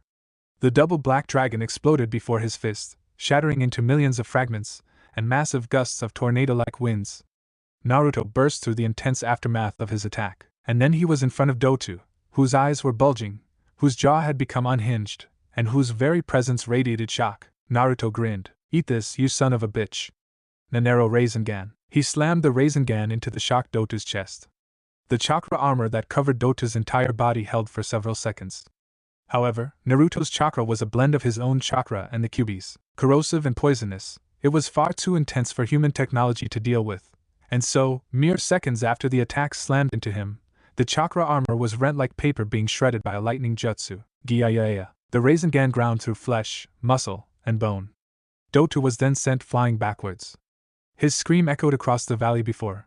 With a boneless splat, he crashed into the side of a mountain, which exploded and sent tons of rubble collapsing on top of him. Compared to my fight with Kakuzu and Hidan, that was really easy, Naruto said, clapping his hands. I'm almost disappointed in how easy that was. I think we should be glad that it was so easy. I'm personally not interested in fighting anymore right now. I'm the one who did all the fighting. You just sat there on your comfy bed and watched. True, but watching you fight is almost as tiring as if I were to fight myself. Whatever. Naruto stretched his arms and walked back over to Koiki, who sat on the ground like an idiot. She must have been surprised that the fight had ended so quickly. He didn't blame her. With everything that had happened, he'd been expecting an epic showdown, but it seemed that Doto didn't live up to the hype of his ninja. Well, Koiki, Naruto stretched his hand. How was that? Was I awesome? Koiki stared at his hand, and then, with a smile, she took it and allowed him to pull her up. You were amazing. What did I tell you? Best ninja ever, Naruto said with a grin. Believe in the future and spring will surely come, a voice announced. He and Koiki looked around. A large 3D projection had appeared in the air above them. It was of a younger Princess Koiki, who couldn't have been more than 5 or 6 when it was taken. What will you do when spring comes, Koiki? The voice asked. The little girl's bright smile was like a rainbow after a rainstorm. I'm going to be a princess. Oh? The voice sounded amused. What kind of princess? Let's see. Little Koiki looked thoughtful. One that's strong, and kind, and most of all, one who fights for justice. The voice chuckled. That's some dream. Koiki held a hand to her mouth. Tears had gathered in her eyes as her younger self spoke again. But there's something else that I want to be, too. And what is that? The man, who Naruto guessed now was her father, asked, beaming at the camera, or rather, the one who was holding the camera, Koyuki. Her voice full of gusto, said an actress. The Koyuki standing next to Naruto laughed as her tears finally fell. They were not tears of sadness, however, as the smile on her face proved otherwise. They were tears of joy. Several dozen meters away, the director, who must have arrived sometime during Naruto's fight, turned to his cameraman. Tell you got all that? The cameraman gave the director a thumbs up. Preparations for Koyuki's coronation had gone underway. It was a large event. Not only did the people of Yuki no Kuni need to be informed about the new regime change, but repairs had to be effected to downtrodden cities. Koyuki had to make several appearances to let everyone know about her, and everyone needed to learn about the heat generators that had melted the snow. This was on top of creating a new council, rebuilding the army, and filing massive amounts of paperwork to determine things like budget and new policies set down by Koyuki. Kakuza had managed to escape, according to Jiraiya. The man had apparently sacrificed 2 of his masks. That was disappointing, but Jiraiya had assured Naruto that it would take the man a long time to recover from his injuries. Naruto spent most of his time with Koyuki, who had requested him to be her bodyguard whenever she went out. His days were often spent looking at her backside. He had to admit, spending time staring at Koyuki's backside was time well spent, and not just because hers was lovely. While standing guard was boring, he and Koyuki got to have fun during the evenings. Thanks to the toads of Mount Myaboku, Naruto was well on his way to becoming an alcoholic. He blamed it on the first time he drank sake with the toad boss, Gamabunta. That day, Naruto had discovered the joys of being shit-faced, which was why, every night after her tasks were done, he and Koyuki would go to her room and drink firebrand sake until they passed out. That night, he and Koyuki were hitting the sake a little harder than normal. By a little, Naruto meant they'd already drunk 2 whole jugs of sake and showed no signs of stopping. The seal that Naruto used to slow down his metabolism was working wonderfully, and he was well on his way to becoming drunker than Jiraiya in a brothel. He and Koyuki were sitting on the bed, which was a luxurious bed indeed, large and soft and covered in satin sheets. Koyuki was sitting cross-legged. Her expensive dress had long since been discarded. She was now wearing a pair of black shorts that did an adequate job of covering her butt and a loose sleeveless shirt. Naruto was only wearing his pants and a black shirt. Can you believe that jerk? Koyuki asked, referring to the minister who she had a meeting with that day. The punk thought he could. He thought I was easy. Did you see what he did? I saw, Naruto said, hiccuping. He tried to touch my butt. Well, Naruto slurred. It is a very nice butt. Koyuki sent him a sly expression. Oh? You like my butt? Maybe it was the alcohol, but Naruto was feeling really bold. Yes, heh. Wanna touch it? Can I? A grinning Koyuki uncrossed her legs and shifted until she was on all fours, her backside facing Naruto. Go on. Give it a feel. Naruto belatedly realized that he must have been drunker than he thought. He didn't even hesitate in placing his hands on Koyuki's ass, which was somehow firm yet squishy, kind of like a marshmallow. Were all women's asses this nice? Do you like it? Koyuki asked, her breathing hitching when Naruto squeezed. It's nice. Naruto felt like he was in a trance as he squeezed, caressed, and massaged Koyuki's buttocks, which clenched with his movements. Her shorts folded as he worked, conforming to her mound and outlined the traces of her lips. Naruto's pants became unbearably tight. Not so rough, Koyuki moaned as she fell forward, burying her face in a large, fluffy pillow. She turned her head and, with her cheeks turning a pale pink, she said, You have to be more gentle. Still lost in a drunken haze, Naruto did as told, caressing her ass more tenderly. However, but rubbing soon wasn't enough. Leaning over, Naruto stuck his head between her thighs and placed his mouth over her crotch. Koyuki's moan was stifled as she buried her face into her pillow. Her butt cheeks clenched and quivered as her thighs closed around Naruto's head. This normally would have been heaven, but the act ended up knocking off the seal that Naruto had been using, sobering him up instantly. It didn't take more than a second for Naruto to comprehend his situation, and he did. He panicked.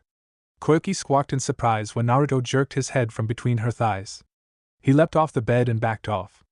Koyuki turned around and, sitting on her haunches, she frowned at him. What are you doing, Naruto? Why'd you stop? I'm sorry. We shouldn't be doing this? Why not? Naruto grabbed his left arm. You wouldn't understand. Oh yeah? Koyuki pinned him with a surprising glare.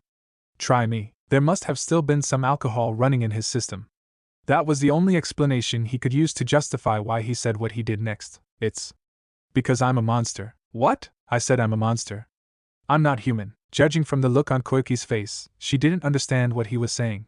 Naruto.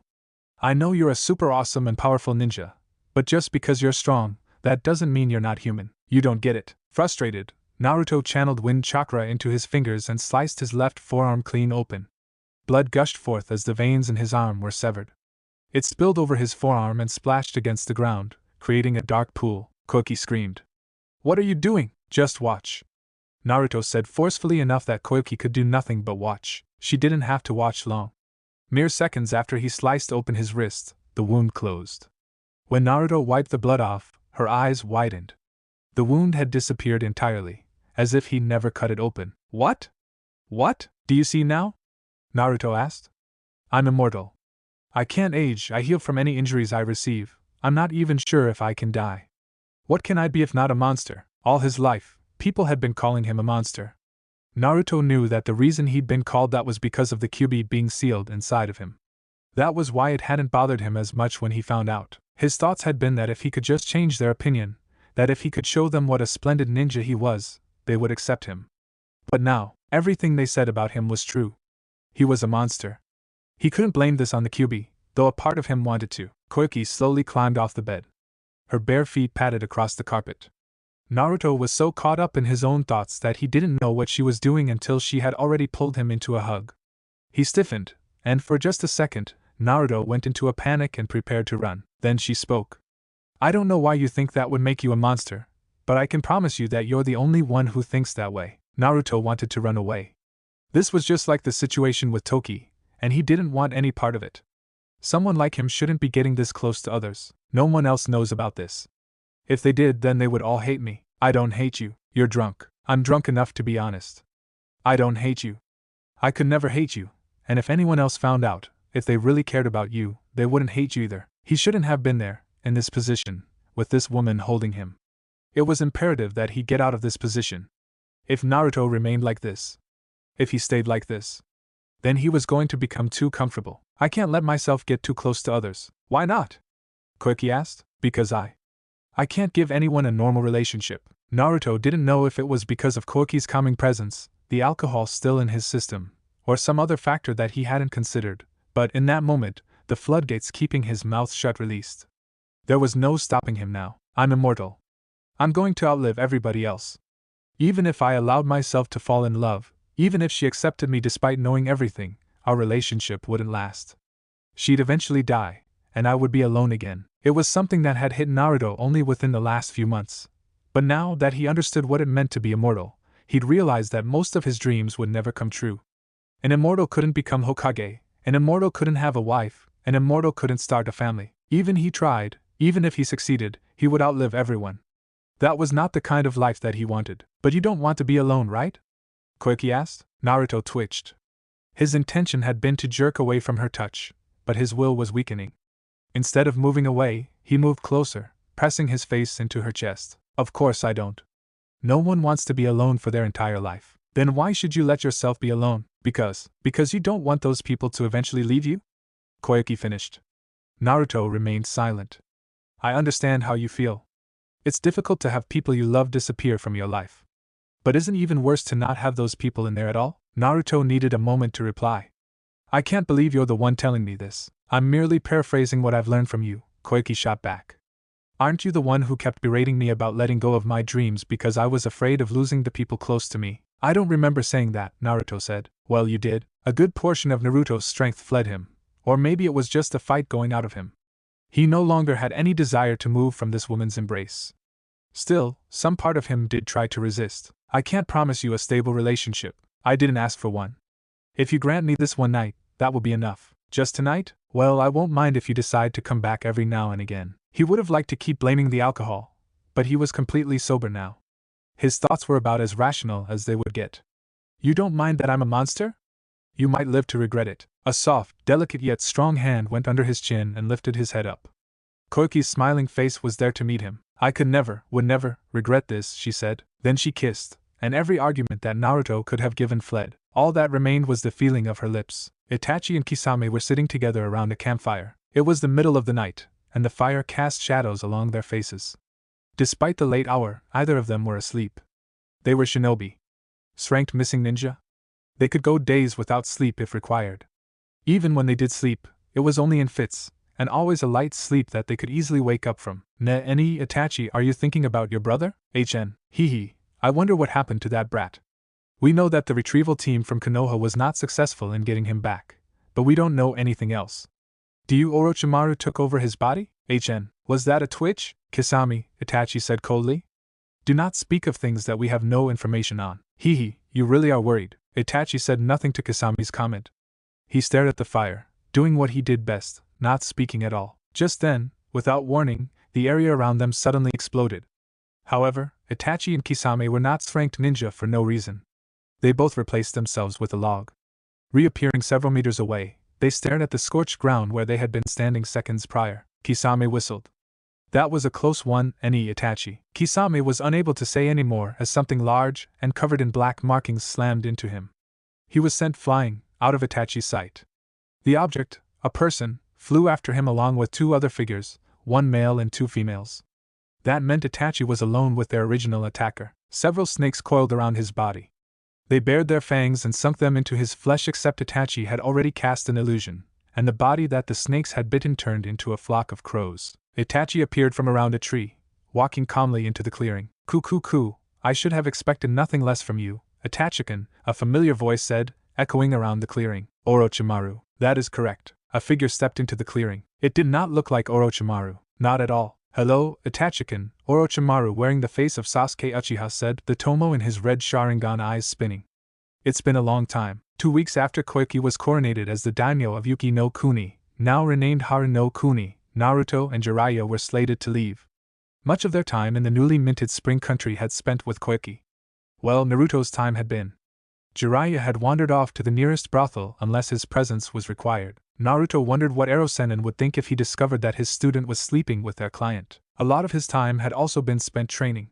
Since Naruto was essentially training himself these days, his days of training mostly went with him coming up with his own techniques, and occasionally asking Jiraiya for advice or a sparring partner.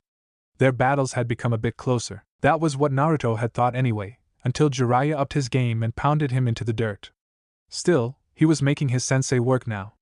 Considering how easily that blasted perv had beaten him before, this was a major improvement. Kyubi had stopped talking to him. Naruto had tried speaking to her several times, but she'd grown silent for some reason. He'd once tried entering the mindscape. However, for whatever reason, he'd been unable to get in. It was like his mindscape had become inaccessible somehow. He'd wondered about that, but shrugged it off as a Kyubi thing. On the last day, Naruto stood on a dock, next to a procession of people who had all come to see them off. Technically, it was only Koyoki who'd come to see them off, but everyone else had joined them for security purposes or something. Looks like this is it, Koyoki dono, Jiraiya said. Indeed. Koyoki smiled pleasantly at the man. I hope that you two have a safe journey. I'm sure we will. Jiraiya, carrying a small sack over his shoulder, turned and walked up the ramp. Come on, brat. Despite Jiraiya's words, Naruto remained where he was. There were so many things that he wanted to say to Koyoki. Thank you for your words. Thank you for accepting me. Thank you for helping me. But the words wouldn't come out. They'd become lodged in his throat. Well, I guess. This is it, he said instead. Yes. Koyoki smiled. It is. Please be careful on your journey back home. Also, do not forget what I said. You are welcome here any time. Right. In the end, Naruto couldn't say what he wanted to. He turned around and walked up the boarding ramp, and the vessel that they were on was on its way soon after. Naruto stood by the port side, watching as Koyoki and her entourage grew smaller and smaller until they disappeared altogether. I guess this was inevitable, huh, Kyubi? No response. Naruto sighed. I'm surprised you didn't give your girlfriend a kiss goodbye, Jiraiya said, coming up beside him. Naruto blushed, but kept his cool. She's not my girlfriend. Really? Could have fooled me. Haven't you been banging her since Doto's defeat? If Naruto had not been standing still, he would have tripped. Instead, he slammed his face against the railing, and then looked up at Jiraiya. How did you? I don't know what you're talking about. A grinning Jiraiya, whose face reminded Naruto of himself after he pulled a successful prank, crossed his arms and chuckled. Is that so? Then I must have been seeing things. I'm sure that the blonde who was screwing Koyoki dono's brains out every night for the past 2 weeks was some other spiky-headed blonde. Sorry. My mistake. It only took Naruto a few seconds to understand what Jiraiya's words meant. This man had spied on him. His sensei had been spying on him and Koyoki. He'd been spying on them, and he saw them having sex, and And, I'm going to kill him, Erosianayanian. Jiraiya laughed and leapt into the air as Naruto swiped at him. Scowling up at the man, Naruto felt his hackles rise when his sensei pulled down his eyelid and blew him a raspberry. I'm going to murder you. Naruto leapt at Jiraiya, who laughed like a loon and dodged. It wasn't long before the sound of explosions echoed across the ship, and sailors scurried every which way while the captain shouted himself hoarse trying to make the two stop. His sensei was never going to let him live this down. He just knew it. Stupid Erosenin. Chapter 49. The Return Home. Tenten sighed as she manned her father's store. The day was incredibly slow, phenomenally slow. She hadn't had a single customer in the last 2 hours. Days like this were the worst, not only because she was stuck behind a counter all day, but also because she couldn't go on a mission.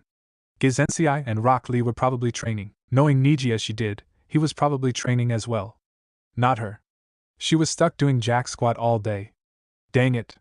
She wished someone would at least enter the store so she could have a decent conversation with another human being. As if someone had heard her wish, the bell on the door jingled, and Tenten looked up as someone walked in. Long blonde hair hung down to her waist. Her eyes were dark and contrasted with her pale skin.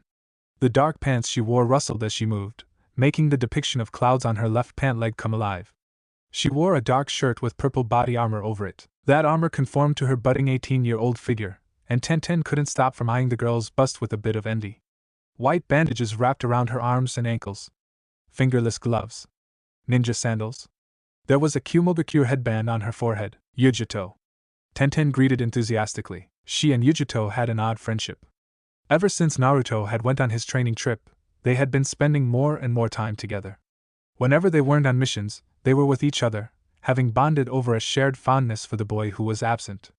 It was actually Yujito who had been helping Tenten train the most. Smiling as she walked into the store, Yujito greeted her in return. Tenten, you look bored, Tenten moaned. I'm extremely bored. Since Geizensei and the others decided not to go on a mission today, Dad thought it would be fine if I watched the store for him. I can't even train thanks to that old coot. I guess that's father's for you. Are you going on a mission? Yes. It's an unranked mission, so I'll take the usual. Got it. Yujitoni was a jonin of Kumogakure, but she was living in Konoha as a liaison between the two villages. Despite being a liaison, she often went out of the village on missions that the Raikage sent to her via carrier bird. Sometimes she would disappear for as long as a whole month. Tenten remembered one time when that happened, and when Yujito returned, she'd been covered in blood. She supposed that was the life of a jonin. A lot of people tended to ignore Yujito because of the bloody history between Konoha and Kumo. However, Tenten wasn't one of those people. It wasn't like what happened between their villages was Yujito's fault. She hadn't even been born back then, and it wasn't like they were enemies now. Yesterday's enemy was today's friend. It went something like that. It's been over 2 years, hasn't it? Yujito said suddenly as Tenten was ringing her up. It didn't take a genius to figure out what she was talking about. Yeah, Tenten agreed.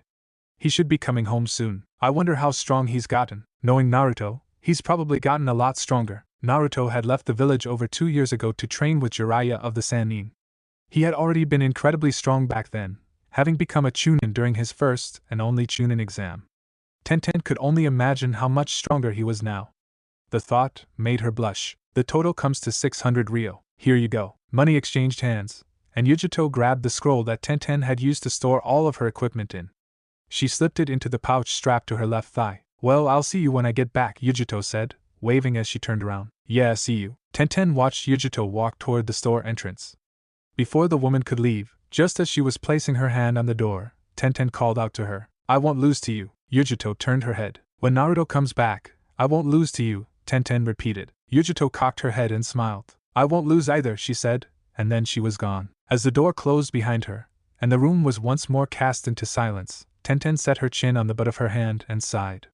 She wondered how Naruto was doing, and if he'd be coming home soon. She was so bored. Naruto walked alongside Jiraiya through a thicket of trees. The earthen soil thumped underneath his feet, while the snapping of the twigs they stepped on added an extra crunch.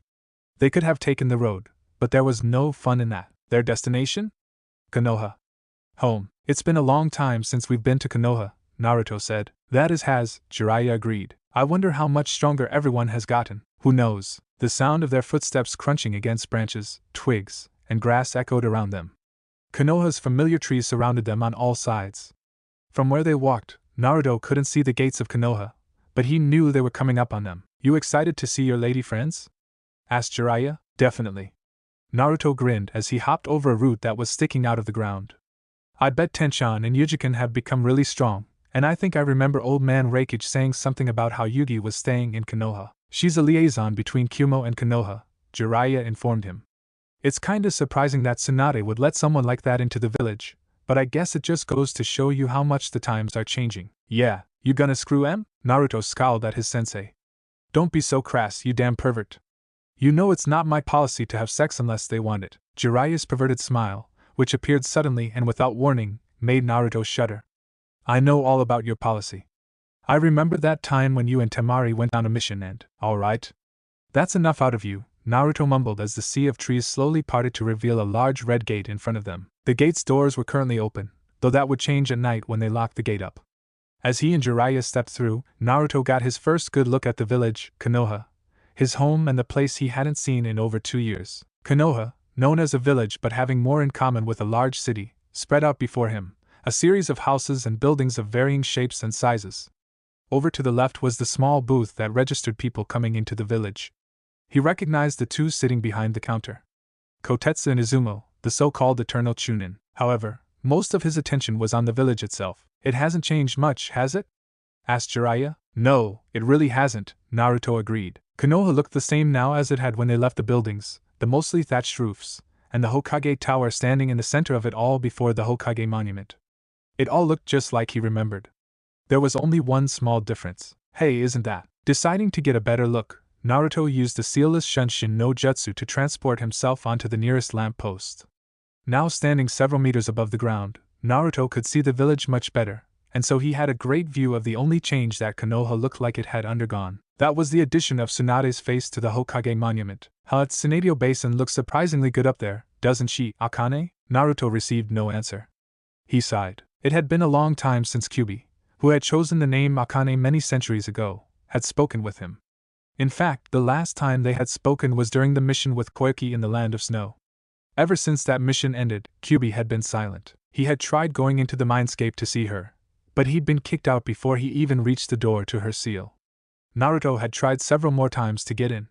However, since that first time, he hadn't even been able to enter the mindscape. Naruto. A familiar voice called out to him. Looking down, Naruto grinned when he saw Sakura standing near the bottom of the pole. Another Shunshin no Jutsu brought him back down to the ground. It's been a while, hasn't it, Sakura? Said Naruto, grinning. You've grown a lot since I last saw you, Wayo.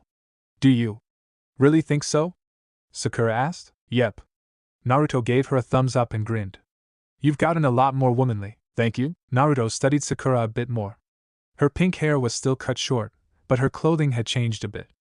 Her sleeveless top was the same, a reddish-pink shirt that showed off her slender shoulders. However, she had added black gloves, low-heel, knee-high boots, and a short gray apron skirt. The cloth on her headband had also changed from blue to pink.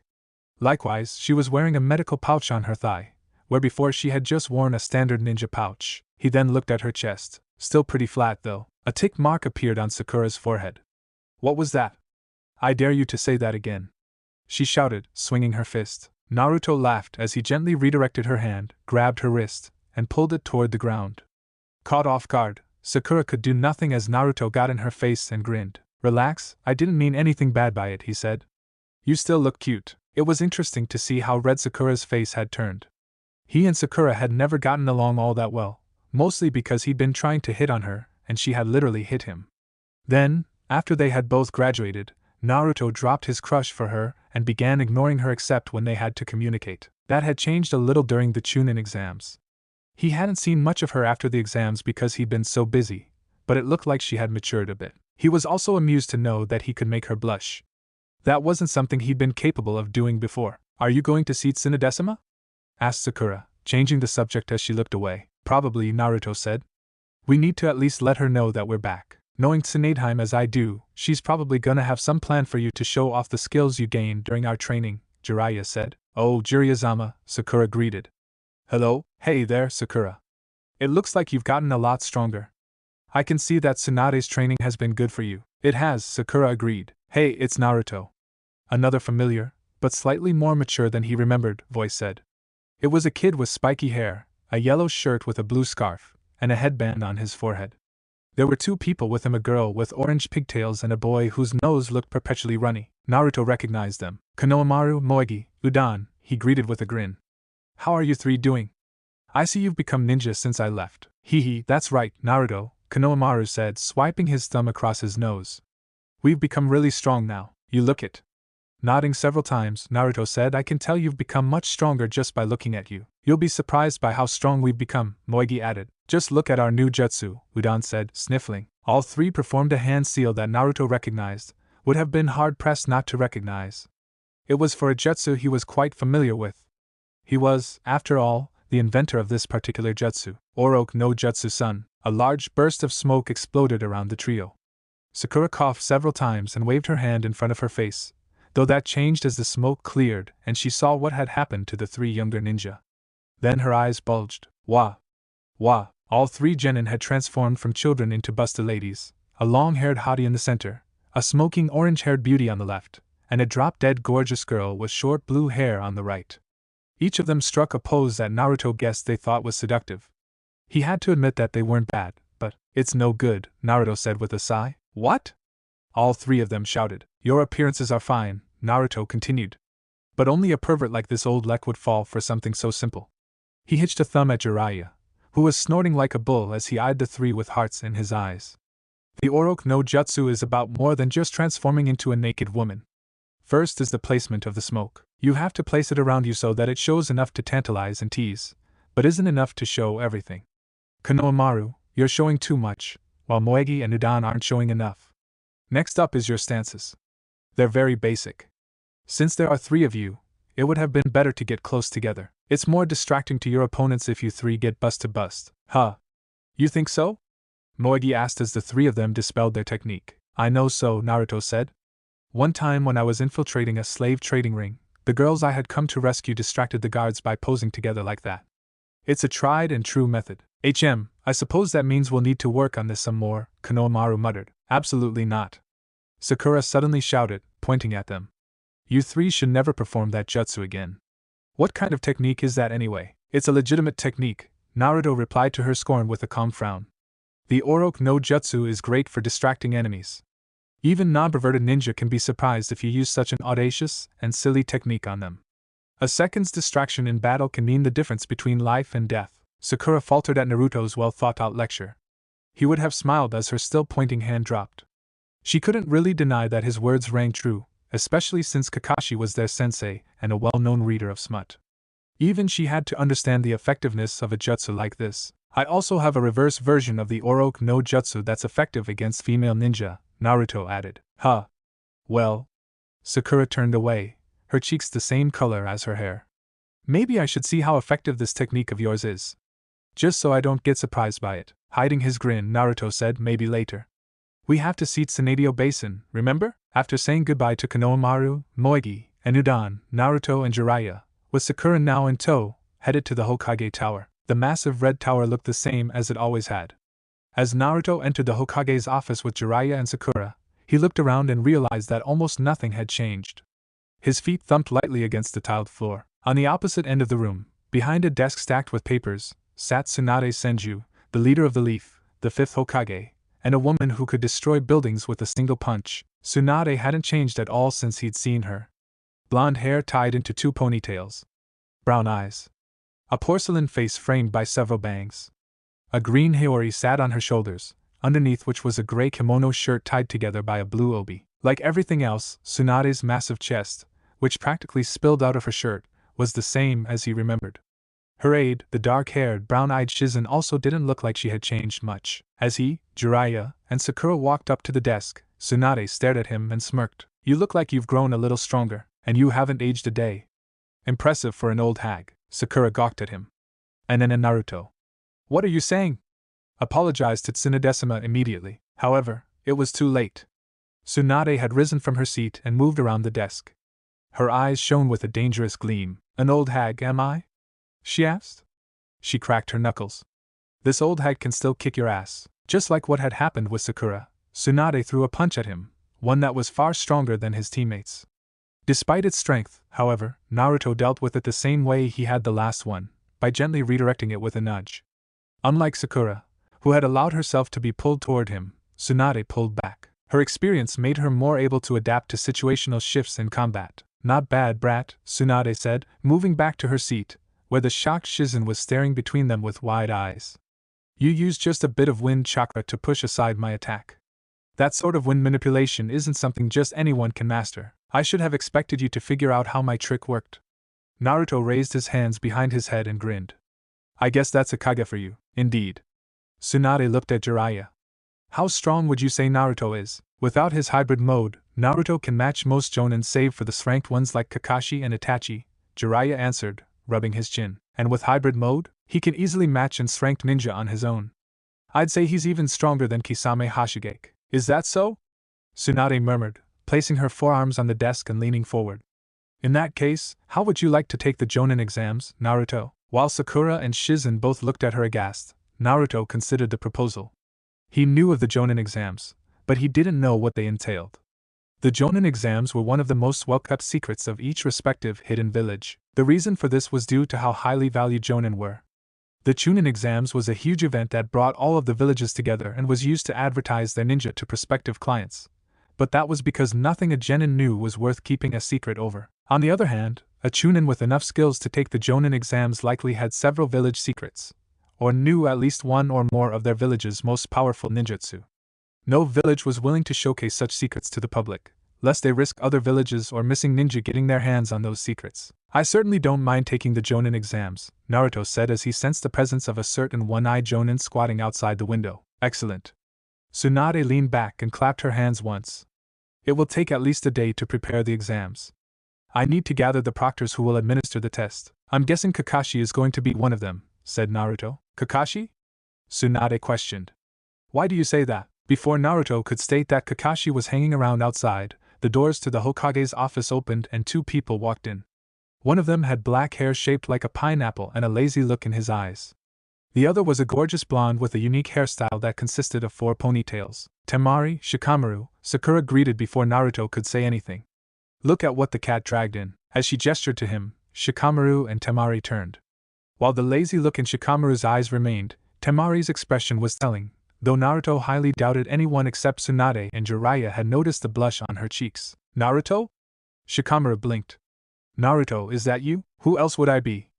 Iruka-sensei? Asked Naruto. Huh, wow. Shikamaru stared at him for a long moment before a smile broke out. I can't believe you're finally back. You've gotten a lot bigger. You look like you've changed quite a bit. So do you. You don't seem as lazy as you used to, Naruto shot back. Shikamaru sighed. I know. Ever since I became a chunin, I'd been swamped with work. It's so troublesome. Naruto smiled before looking at the woman by his side. Temari, it's been a while. Almost a year, Temari agreed. The last time we saw each other was on that mission in the Land of Claws. That's right. Naruto grinned as he recalled that mission. You and I were both after the slave trading ring that had been set up there. Neither of us knew the other was on the mission, and we nearly got into a fight when we thought the other had been hired by the slavers. Temari laughed as she placed her hands on her hips. That's right. And after the mission, she stopped talking, looked around, and suddenly seemed to remember that there were people in there with them. Anyway, it's good to see you again, Naruto. I'm curious to see how strong your wind affinity has grown. I didn't get to see much of it during our last mission together. I'll be sure to make some time so we can compare notes. Naruto winked. You two seem awfully close, Sakura muttered, giving Naruto a glare. Of course, Temari said. Naruto spent the first 6 months of his training in Suna, learning how to use wind chakra.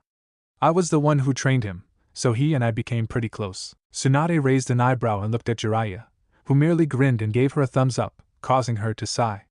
Shizen, standing beside her, giggled into her hand. Meanwhile, Shikamaru muttered a soft troublesome while Sakura looked like she had just been struck in the face with a dead fish. Since you're in Konoha, I'm assuming that you guys are here to deliver a report regarding the upcoming chunin exams, Naruto said. That's right. At the mention of the chunin exams, Shikamaru walked up to Tsunade's desk and handed her a folder. Here is a list of all the applicants from the other villages. While the list hasn't been finalized, there's unlikely to be any changes since most of these villages don't have any more genin worth sending to the exams. Thank you, Shikamaru, Tsunade said as she received the folder and set it on her desk. Well, I'll see you later, Naruto. Shikamaru waved at him as he ambled out the door. Temari hung back for a second to speak with Naruto. I'll try to make some time before I leave for us to talk. You can stop by my apartment if you want, Naruto suggested. I might do that. Anyway, catch you later. Naruto waved as Temari left, not noticing the people staring at him until the door had closed and Temari's footsteps receded. Only then did he notice Jiraiya's perverted giggling, Tsunade's raised eyebrow, Shizen's smile, and Sakura's "what the fuck did I just watch?" expression. The only one he couldn't see was Kakashi, who remained hidden outside. I had no idea you and Temari were so close, Tsunade said, glaring at Jiraiya, who stopped giggling long enough to shrug. Don't look at me. I wasn't in charge of his training when we went to Suna, whatever.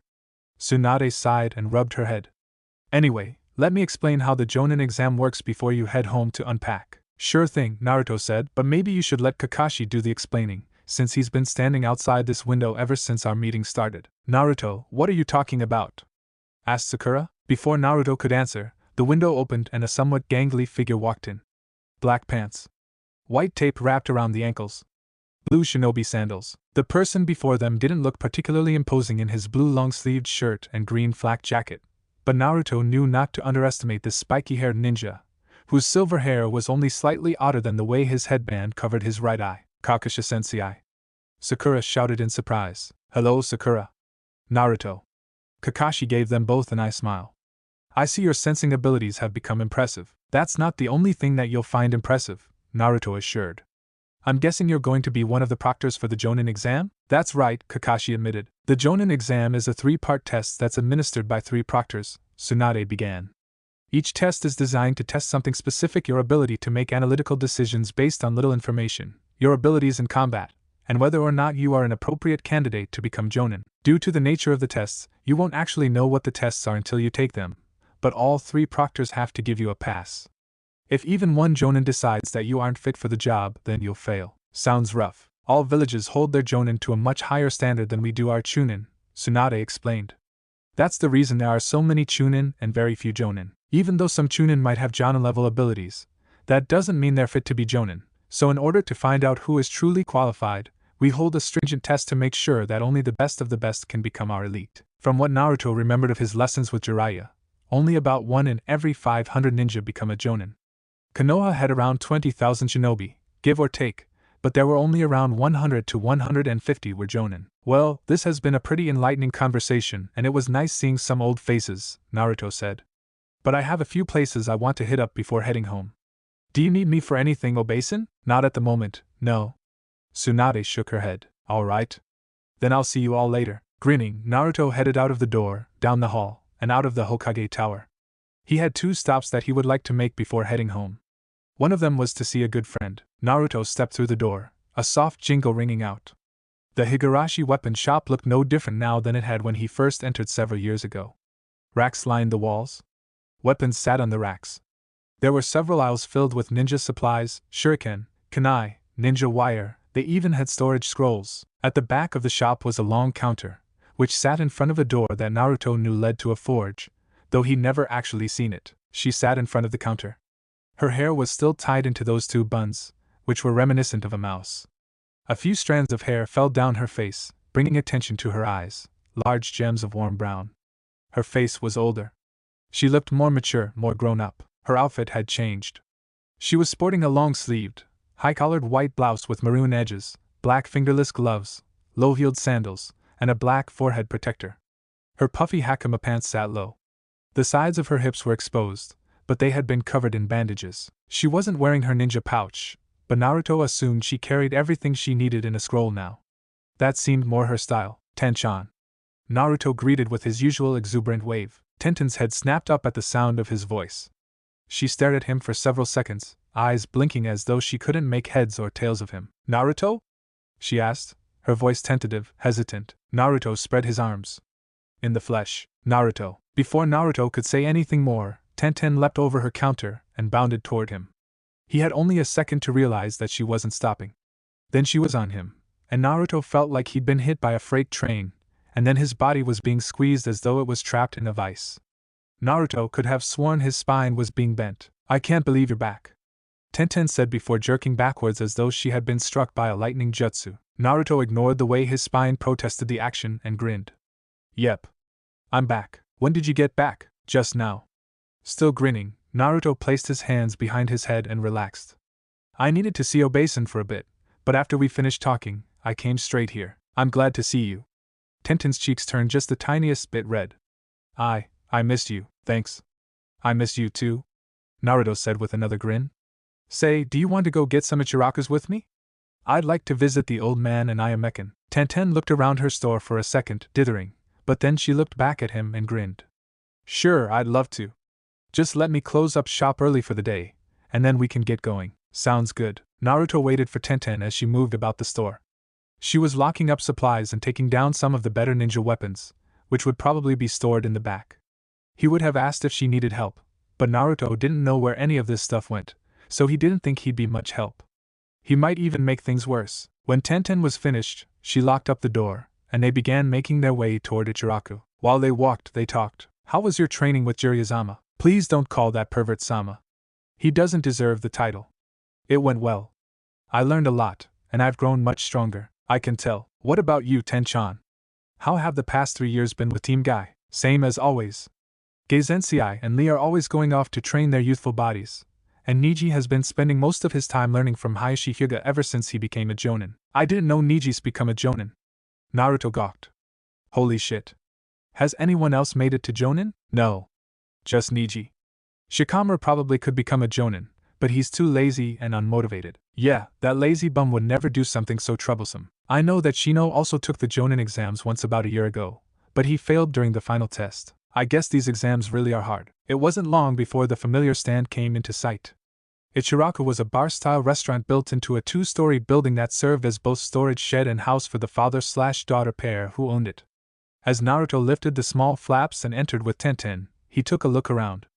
There were only 2 other customers sitting at the bar. Tukiajisen wasn't present, but Ayam was standing over the boiler where they cooked ramen noodles. Ayamekan. 2 pork ramen, 1 chicken ramen, and a shrimp ramen for your favorite customer, please. Turning around, Ayam looked over at him. Like Tenten, it took her a moment to realize who he was, but then her face broke into a broad grin. Well, if it isn't my favorite customer, Ayam said. Let me whip up some ramen for you to celebrate your return. Thanks, Ayamekan. Naruto and Tenten sat down at the bar, and the 2 customers looked at them before going back to their ramen. As they sat there, Naruto began to regale both Tenten and Ayam with stories about his training with Jiraiya, focusing primarily on the missions that he had been on instead of the training itself. Those were much more interesting, and then I shoved a Rasengan into his face. It wasn't the prettiest way to defeat someone. Naruto finished telling them about the time he had broken into a drug smuggling ring. It was one of his more exciting adventures because the smugglers had hired an erranked missing ninja to protect them. I'll bet, Tenten muttered as their ramen arrived. She had ordered chicken. That Rasengan of yours is a brutal technique. I've seen you pulverize boulders with it. I don't want to imagine what that can do to a human face. Is that really appropriate dinner conversation? Asked Ayam. She looked more than a little green. It is for a ninja, Naruto and Tenten said at the same time. They looked at each other, grinned, and then began laughing. Jiraiya stood off to the side in the Hokage's office as 3 jonin, Kakashi Hatake, Asuma Sarutobi, and Kurenai Yui stood before the desk. Tsunade was sitting behind the desk. By her side, as always, was Shizen. Being an outsider, of a sort, Jiraiya merely remained against the wall, his arms crossed as he watched the proceedings. I've gathered the 3 of you here to be proctors in administering the jonin exams to Naruto Uzumaki, Tsunade said. Naruto? Kurenai's eyes widened fractionally, not quite hiding her surprise. I had heard that he'd returned to the village. I guess that explains why Jiraiya-sama is here, Asuma said. Kakashi flipped another page of his book. Nodding her head once, Tsunade said, that's right. Naruto has returned to the village, and while I can't say for certain, I'm positive that he's more than capable of becoming a jonin. That's why I'm putting this test together for him. Makes sense, Asuma admitted, scratching his head. The kid put on a pretty good show during the Chunin exams 3.5 years ago, and if he's been training with Jiraiya-sama, then he's bound to be a monster, Asuma, Kurenai chided. Mind the way you word things. Sorry, Asuma mumbled, abashed. That is what I want you 3 to determine, Tsunade said. Jiraiya has assured me of his skills, but I would like to have you 3 assess his abilities. It's imperative to know how good he has become. Is that understood? Yes. The 3 jonin said. Then I'll leave the details of the exams to you. The meeting came to an end. Asuma and Kurenai left together, speaking in hushed tones. Jiraiya couldn't hear what was being said, but he somehow didn't think they were talking about Naruto's test. There was a closeness between them that made Jiraiya's senses tingle. He would have giggled at the thought of these 2 dating, though he also didn't want to earn Kurenai's or Tsunade's ire, so he refrained from doing so. I'll see you later, Tsuhime, Jiraiya said as he walked up to the silver-haired jonin who was leaving. Kakashi and I have some catching up to do. Is that so? Have a good time, Tsunade said uncaring. Jiraiya almost felt like crying. She could have expressed a little more desire to keep me here. Jiraiya left the Hokage Tower with Kakashi and made it onto the busy streets. As they slipped past a few pedestrians, he reached into his ninja pouch and pulled out a book. Here you go, Kakashi, he said, holding it out for the man. This is the next volume of the Makeout Paradise series.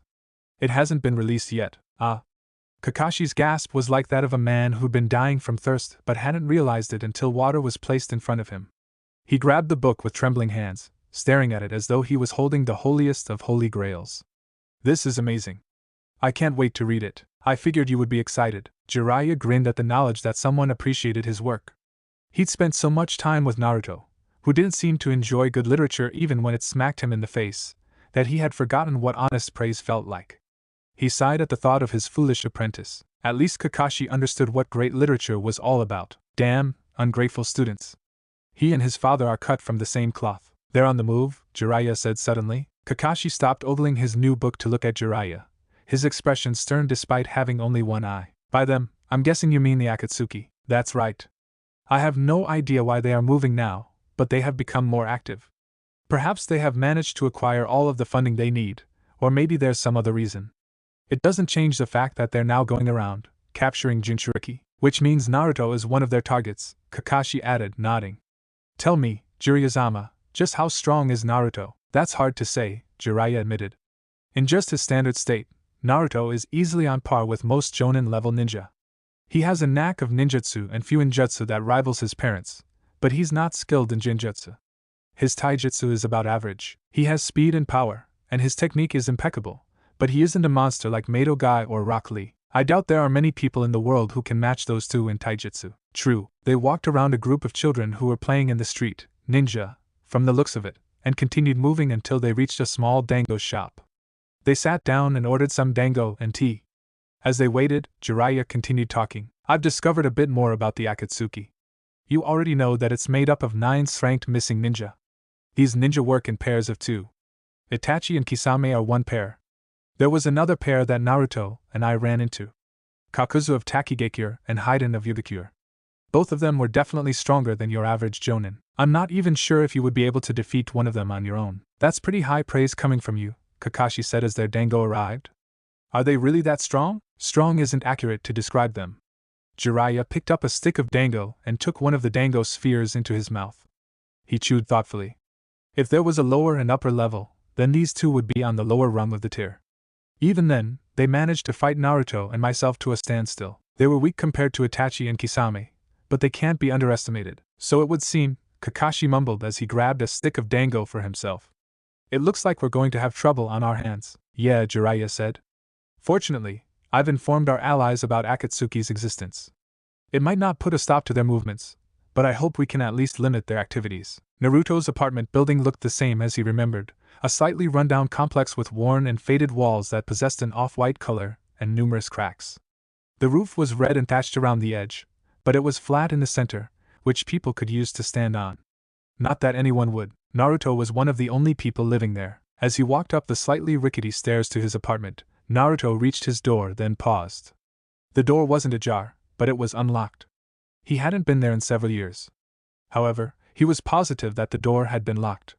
Naruto always made sure to lock the door because a lot of people used to break in when he was younger. He even set traps inside. Someone's inside. Outside of the door being unlocked, Naruto detected a presence inside, though his ability to sense people's presence wasn't good enough that he could tell who it was. Remaining cautious, Naruto opened the door and walked inside.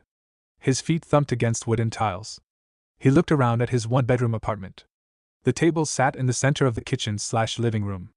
A strong but pleasant scent wafted through the room, and standing by the stove top, Temari was cooking something not ramen. He frowned. It would have been nice if she had been cooking ramen. Temari, Naruto greeted as he closed the door behind him. What's with the outfit? When they had first met back at the Hokage's office, Temari had been wearing a black, short-sleeved kimono that went down to her calves. Now she was wearing an apron. Nothing else. Just the apron. Naruto stared at the unfettered glimpse of Temari's backside. Her ass was one of the tightest he'd ever seen. Every time she moved, it clenched and shook, showing off the muscles honed from over a decade of ninja training. She was standing at a slight profile, so he also had a perfect view of her side boob. There was a nipple poking out from her apron. "Do you disapprove?" asked Temari. "No." Naruto shook his head slowly. "I'm just wondering where you picked up an apron. I don't remember owning one, much less one with so much lace. I just bought it at a store." "Ah, sit down, Naruto. Dinner will be ready in just a bit." Naruto sat down, his eyes never leaving Temari. Seeing her like this made him remember their first time together. It had been during the incident where they were both trying to bust up a slave trading ring. They had noticed each other from a distance, and engaged in a long-range battle, not knowing who the other person was, but assuming they were an enemy ninja hired to thwart them. After nearly an hour of battle, Temari had run out of chakra and Naruto went in for the kill only to discover that he had been fighting Temari. After that, he and Temari had recovered and proceeded to destroy the slave traders together. They'd had sex that night. He still remembered exactly how everything had happened as if it was yesterday. It was over. Destroying the slave trading ring was a lot easier than he thought it would, but they didn't have any ninja or Ronin wandering samurai guarding them, so he guessed it only made sense. Also, Naruto had a partner to help him. A large party was being held by the woman who'd been taken into captivity.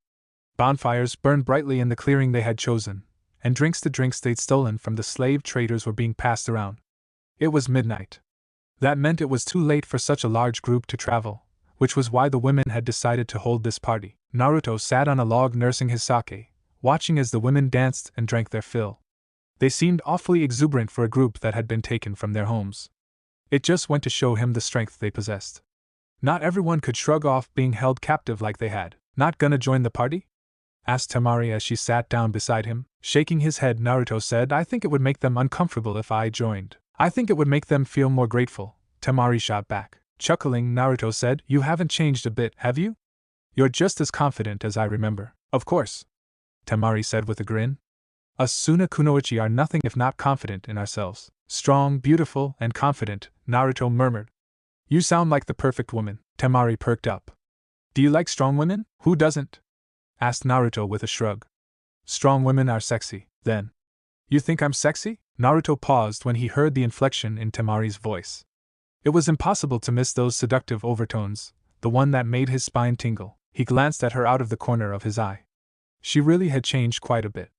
Her body had become more womanly, her breasts filled out her black kimono, her legs were even longer and more well-defined.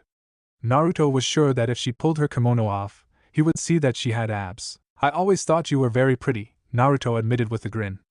"However, I'd say you've definitely become a lot sexier since I last saw you." Smiling, Temari stood up, grabbed his hand, and pulled him to his feet. "Come on," she said. "Let's join the festivities." Naruto let Temari drag him over to one of the bonfires, where he became surrounded by several different women, including Temari. The next morning, he and Temari would wake up surrounded by a bunch of girls. He would still be buried hill deep inside of her. "Here you go," Temari said as she set the plate of kebabs on the table. "It was hard to prepare these since you don't have a grill. I hope you appreciate the trouble I went through to make all this." "A beautiful kunoichi is making me a meal," Naruto said, grinning. "How could I not appreciate it?" "Good answer." Temari smiled. Naruto grabbed the first kebab as Temari sat down, slowly pulling off a piece of meat and sticking it into his mouth. A burst of juicy flavor hit his taste buds. It had a strong seasoning that didn't quite overpower the meat. "This is definitely Temari's cooking." "You were thinking something really rude just now, weren't you?" Temari accused. Naruto shook his head in denial. "I was thinking that this was definitely your cooking. It has your unique signature." "And what is my signature?" "Lots of spice." "Are you saying I'm hot?" "Yes." In one smooth, fluid motion, Temari had stood up, placed her bare foot on the chair between his legs, pushed him away from the table, and then swung her thigh around until she was straddling him. She took the still mostly unfinished kebab from his hands before grabbing one of the vegetables on it and pulling it off. She put it in her mouth. Leaning forward, she offered the food in her mouth to Naruto, who gladly took a bite, swallowed, took another bite, swallowed, and then claimed her lips in a kiss. Temari pulled back. "Ah!" she chided, wagging the kebab in her hand back and forth. "Not until you finish everything I made for you." Naruto would have scarfed the food down right then and there, but he knew Temari better than that. He waited until she held the kebab out to him. He ate it quickly. Temari blinked as she realized the kebab was gone. Then she discarded the bare stick and grabbed another. "Are you that hungry?" "I'm that hungry for you." His words made Temari send him a heated look. You're getting a lot better with those lines of yours. Perhaps I practice in front of a mirror. I could see you doing that. Now. Eat. Naruto did eat. He consumed everything that Temari offered. There had been 5 kebabs in total, and he devoured each of them as Temari fed him. While feeding him, Temari had been slowly grinding her crotch against his leg. She wasn't wearing panties, so he'd been more than capable of feeling her lips as they left a trail against his pant leg. The wetness from her lips was staining them. Naruto, I want you to kiss me. Such a demanding woman you are. Does that mean you won't? I never said that. Naruto placed a hand on the back of Temari's neck and pulled her into a searing kiss. She could probably taste the food she had made on his tongue, but she didn't seem to care. She kissed back. Naruto reached out with his hand and undid the braids in her hair, allowing the long strands to come undone. No one could have guessed that Temari's hair was over half a meter in length. That done, he threaded one hand through her hair, fingers caressing her scalp, while the other landed on her backside and stayed there. Temari's tongue was much smaller than his, and as it probed his mouth, he closed his lips around it and sucked. He enjoyed both the feel of her tongue in his mouth and the moans that she produced. Her ass felt amazing in his hand. As they continued to sloppily kiss, he squeezed the flesh of her bare bottom, reveling in the sensual combination of hard muscles and soft flesh. Naruto enjoyed the way it clenched as he massaged it. However, all too soon, simple touches and caresses wasn't enough. A squeak emitted from Temari's mouth as Naruto stood up, taking her with him. He didn't break their kiss as he swept the plate and everything else off the table, set her down, and switched from kissing her mouth to sucking on her neck. Her mouth no longer hampered by his, Temari opened hers in a loud moan that rang to the ceiling. Naruto reached down and quickly undid his pants. Temari helped him undo the top 2 buttons before he slid them down, and then she slid off the table, turned around, bent over, and placed both hands on the surface to keep herself supported. Her lips were dripping wet. Trails of nectar ran down her inner thighs. She turned her head to look at him out of the corner of her eye. What are you waiting for? Don't you recognize an invitation when you see one? You never let up with the insults, do you? Of course not. It's not in my nature. Naruto grabbed Temari's hips and lined himself up with her, pausing for only a second. Believe me, I know, he said before plunging himself into her. Temari gasped as he filled her up, and Naruto let out a low groan as he pushed himself until he was resting against her hips. The sight of their connection, of his crotch bumping against her ass, made him growl with desire. Pound me, Naruto. I want it fast and hard. With pleasure. Naruto pulled out until just his head was still inside, and then he thrust himself back inside. Temari screamed as her back arched. Naruto pulled out again, and then thrust back inside again. Pull out. Thrust in. He repeated this, picking up speed with each consecutive thrust. Temari's insides were hot and wet, and her walls clamped around him as he set a hard pace. Her apron had come loose as he pounded into her. Naruto undid the bow and pulled the apron off, allowing Temari's modest breasts to become visible as they bounced back and forth. He could only see the occasional glimpse of them, but he leaned over until his chest was against her back, and then he reached up and cupped her breasts with each hand. Oh fucking hell, Naruto. Not my breasts. You know those airfuck.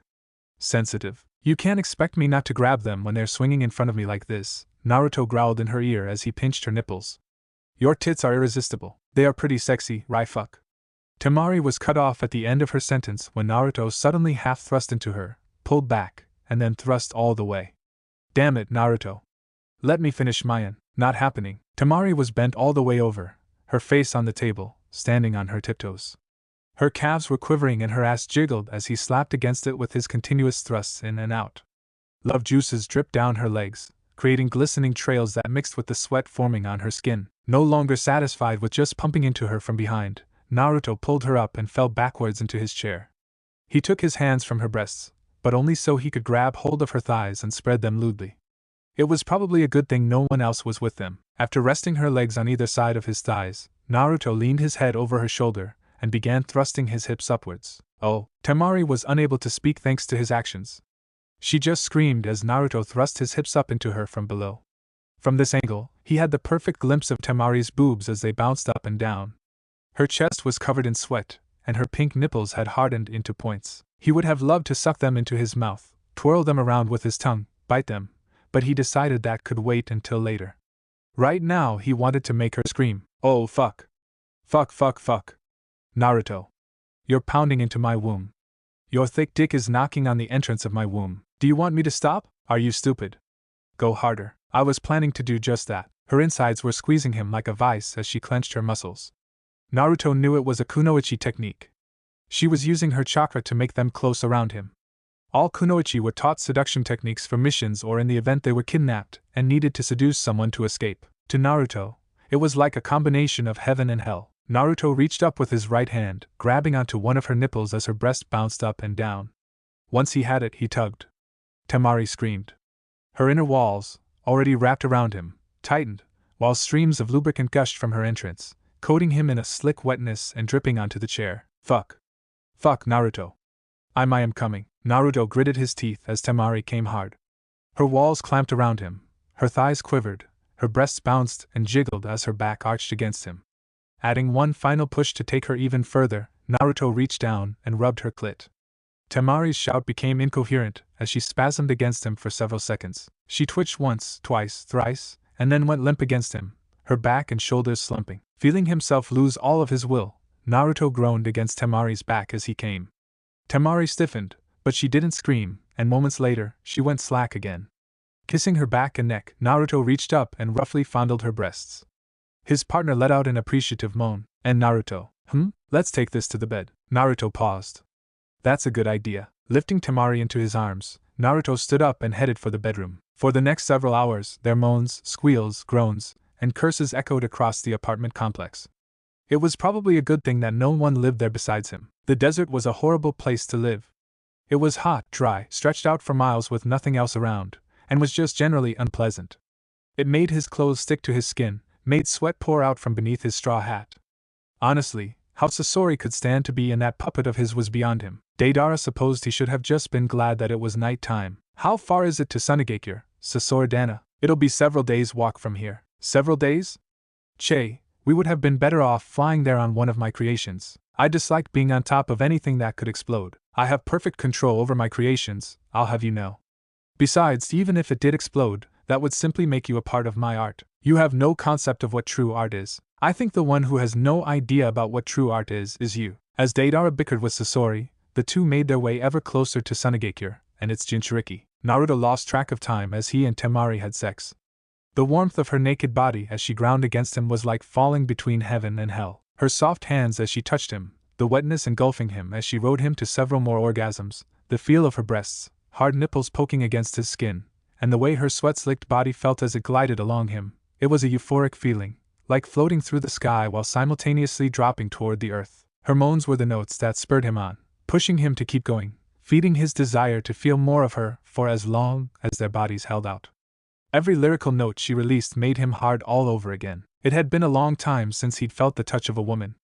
The last person he'd slept with had actually been Temari herself, and that had been 6 months ago. He probably could have found other women to sleep with, but even if Naruto didn't intend on entering a true relationship with anyone, that didn't mean he wanted to sleep with someone he had no feelings for. After they had finished, Naruto and Temari laid side by side on the bed, their breathing heavy, rasping. It echoed all around them. Despite having impressive stamina himself, Naruto felt like he'd been running for months without rest. He guessed that was the price he paid for several hours of non-stop sex. The covers had long since become a mess. Sighing, Naruto reached down, grabbed the covers that had become tangled around their feet, and pulled it over them. The moment he did, Temari turned and snuggled against his side, rubbing her body into him. That was nice, she murmured, her haggard voice making her exhaustion more than evident. It was, he agreed, and then paused. Temari? Are you sure this is okay? There was no response for a minute. Temari had to know what he was talking about. She was a smart woman. Naruto was a half-demonic term that he used loosely to describe his immortality. Since Akane technically was not a demon, he was not really a half-demon. Still, half-demon was the most appropriate term that Naruto could think of to describe himself. He wouldn't age. He wouldn't die. 100 years from now, maybe even as few as 40, Temari would be gone from this world, but Naruto would still be there, living proof of a time that no longer existed. Because of his immortality, it was hard to have a normal relationship with anyone, which was one of the reasons he'd done his best to maintain his distance from others. He wanted to avoid becoming attached to them. He didn't want to fall in love, only to watch as that love was ripped from his arms by the cruel hands of time. Yes, this is fine, she said at last, kissing his shoulder. I'm fine with things as they are. Yeah. But, I said it's fine, Naruto. Slapping his chest, Temari decided to add injury to insult, and bite his shoulder hard enough to leave a mark. When she settled back down, she continued. I'm not really interested in having a normal relationship. Getting married. Starting a family. These things hold no appeal for me. As ninja, they walked with death.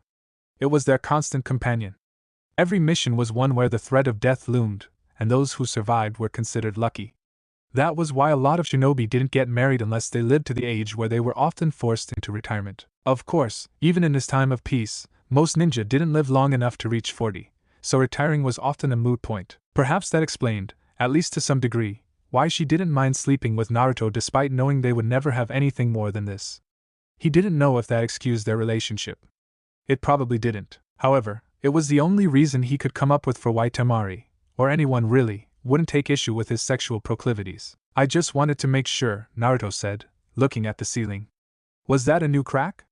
I feel sort of like I'm taking away the possibility for you to have a normal relationship, and you feel guilty. It wasn't a question. Sometimes, Naruto answered anyway. Well, you can stop feeling guilty. I didn't start doing this with you so you could wallow in self-loathing. Temari sighed and pulled herself closer, until her warm body was all he could feel on his left side. Now get some sleep. I'm tired and don't want to talk about something so pointless anymore. Right. Closing his eyes, Naruto lost himself to the warm embrace of Temari's arms and legs as they wrapped around him. Chapter 50. Jonin Exams. Start. Naruto woke up the next morning despite having spent most of the night having sex with Temari. She was still in bed with him, cuddling with him as though he were a body pillow. Her naked body against his was one of the most glorious feelings he knew. Temari was only the second woman he'd ever slept with. The first had been Coyoki. However, where Coyoki had been a one-time thing, a moment of weakness for her and acceptance for him, he and Temari had slept together at least 5 other times.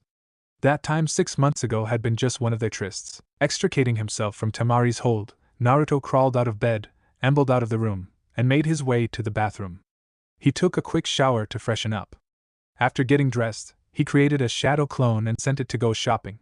He hadn't lived here in 3 years, so he didn't have much in the way of groceries. Temari had only been able to cook because she had gone out of her way to buy groceries for dinner. Checking the pantry to see if he had anything, Naruto sighed when he realized that even his tea leaves were expired.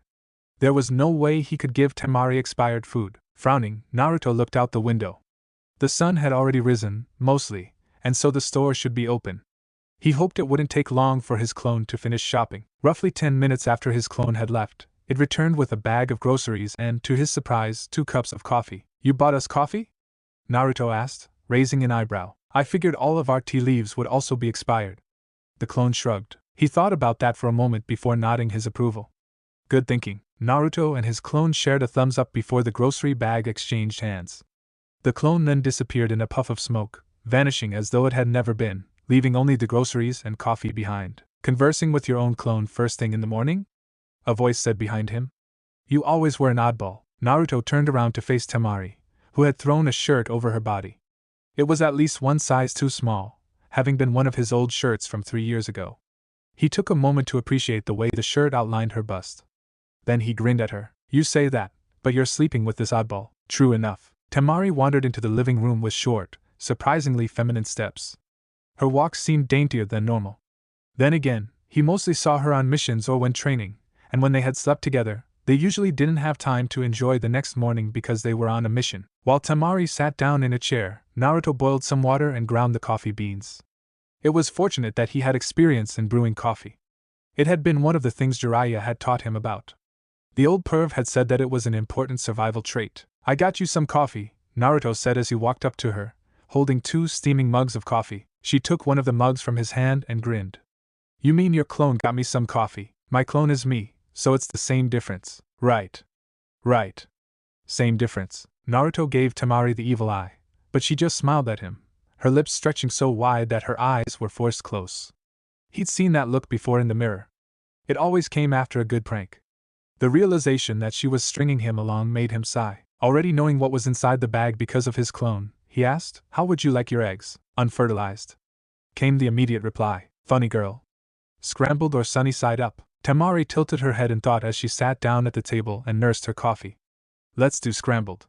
It'll make things easier. Scrambled it is. Naruto went over to the stove, pulled the eggs, salt, and cheese out of the grocery bag, and then set about making breakfast.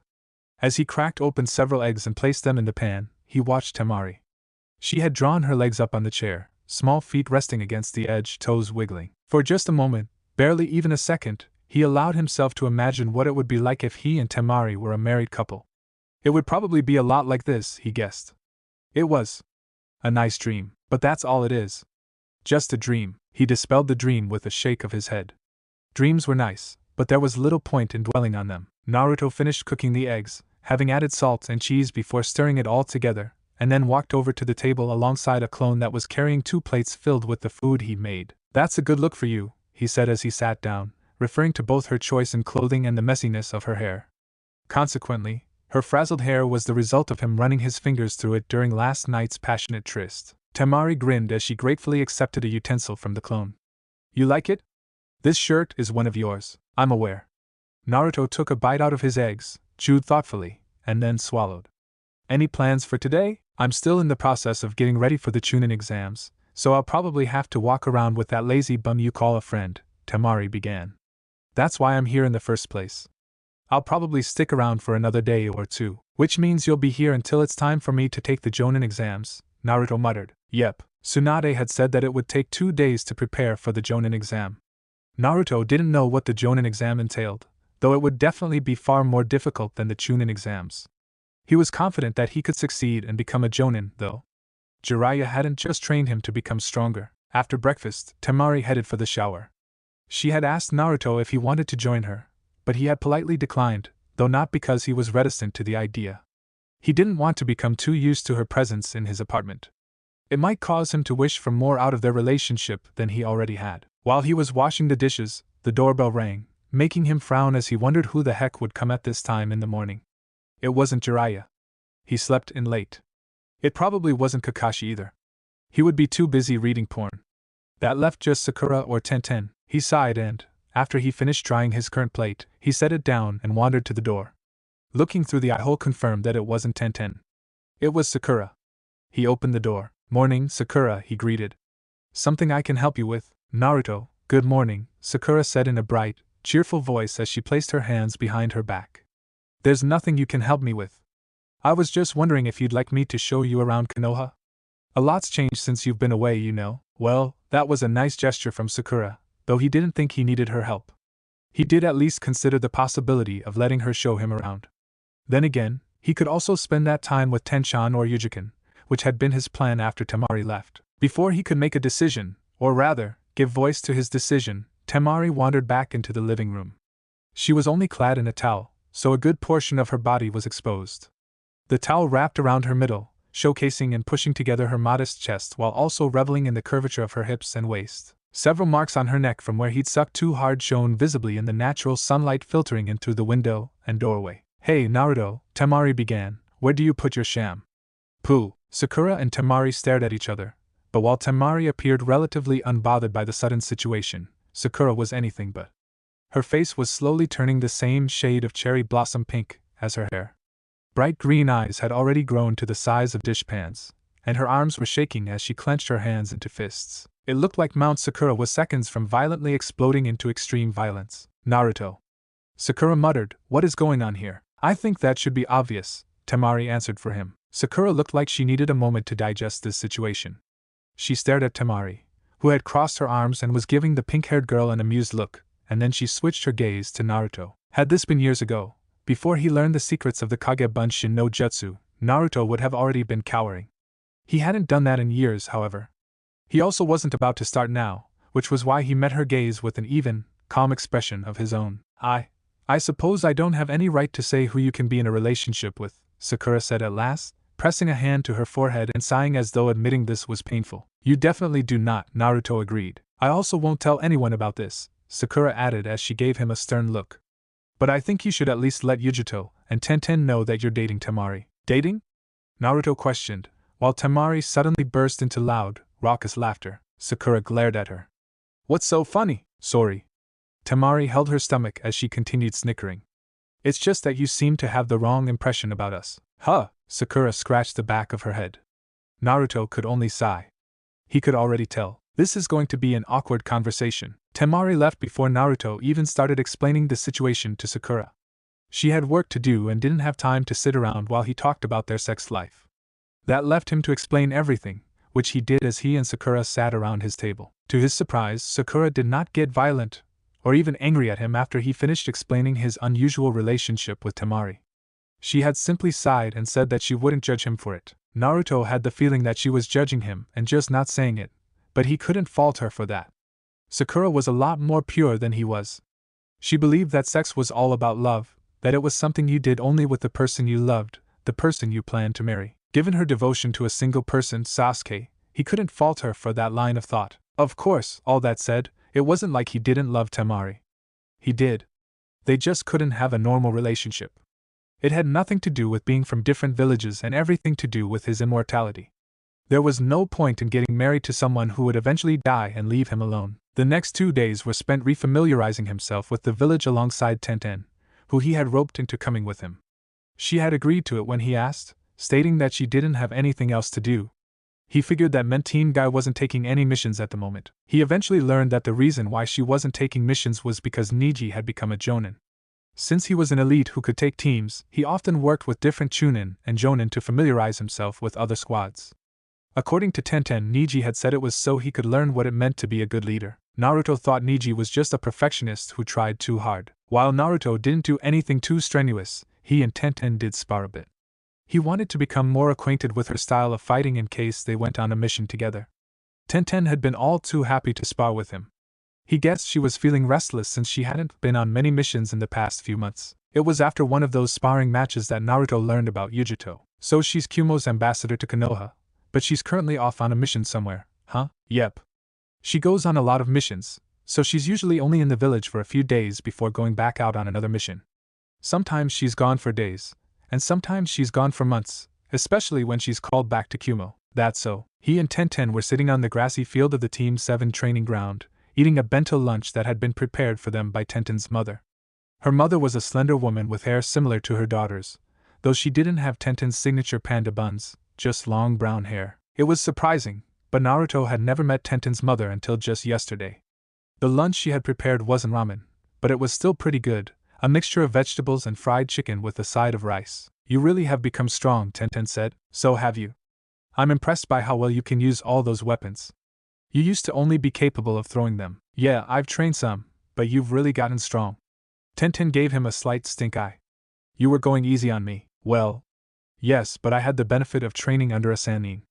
Naruto leaned back on his hands and looked at the clear, blue sky. Jiraiya might be a pervy old man who peeps on women when they're bathing, but he's also stronger than anyone I know. Even after all this time, I still haven't beaten him in a single spar. Well, he's also got a lot of experience, Tenten said, picking out a piece of fried chicken and popping it into her mouth. Jiraiya, Tsunade, Orochimaru. They've been ninja for longer than we've been alive, and they experienced war, while the most we've experienced was the small Oneidi battle against Suna during the Chunin exam. I know. I'm not saying I don't know why I haven't been able to win. Anyway, this was nice. Tenten laid down on the grass, spreading her arms out.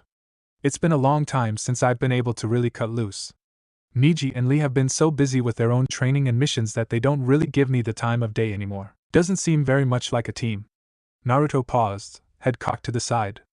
Then again, one of my teammates betrayed Konoha, so I'm not sure I have any right to talk about acting like a team. It's not like Sasuke betraying the village was your fault, Tenten said, sitting back up to place her hand over his.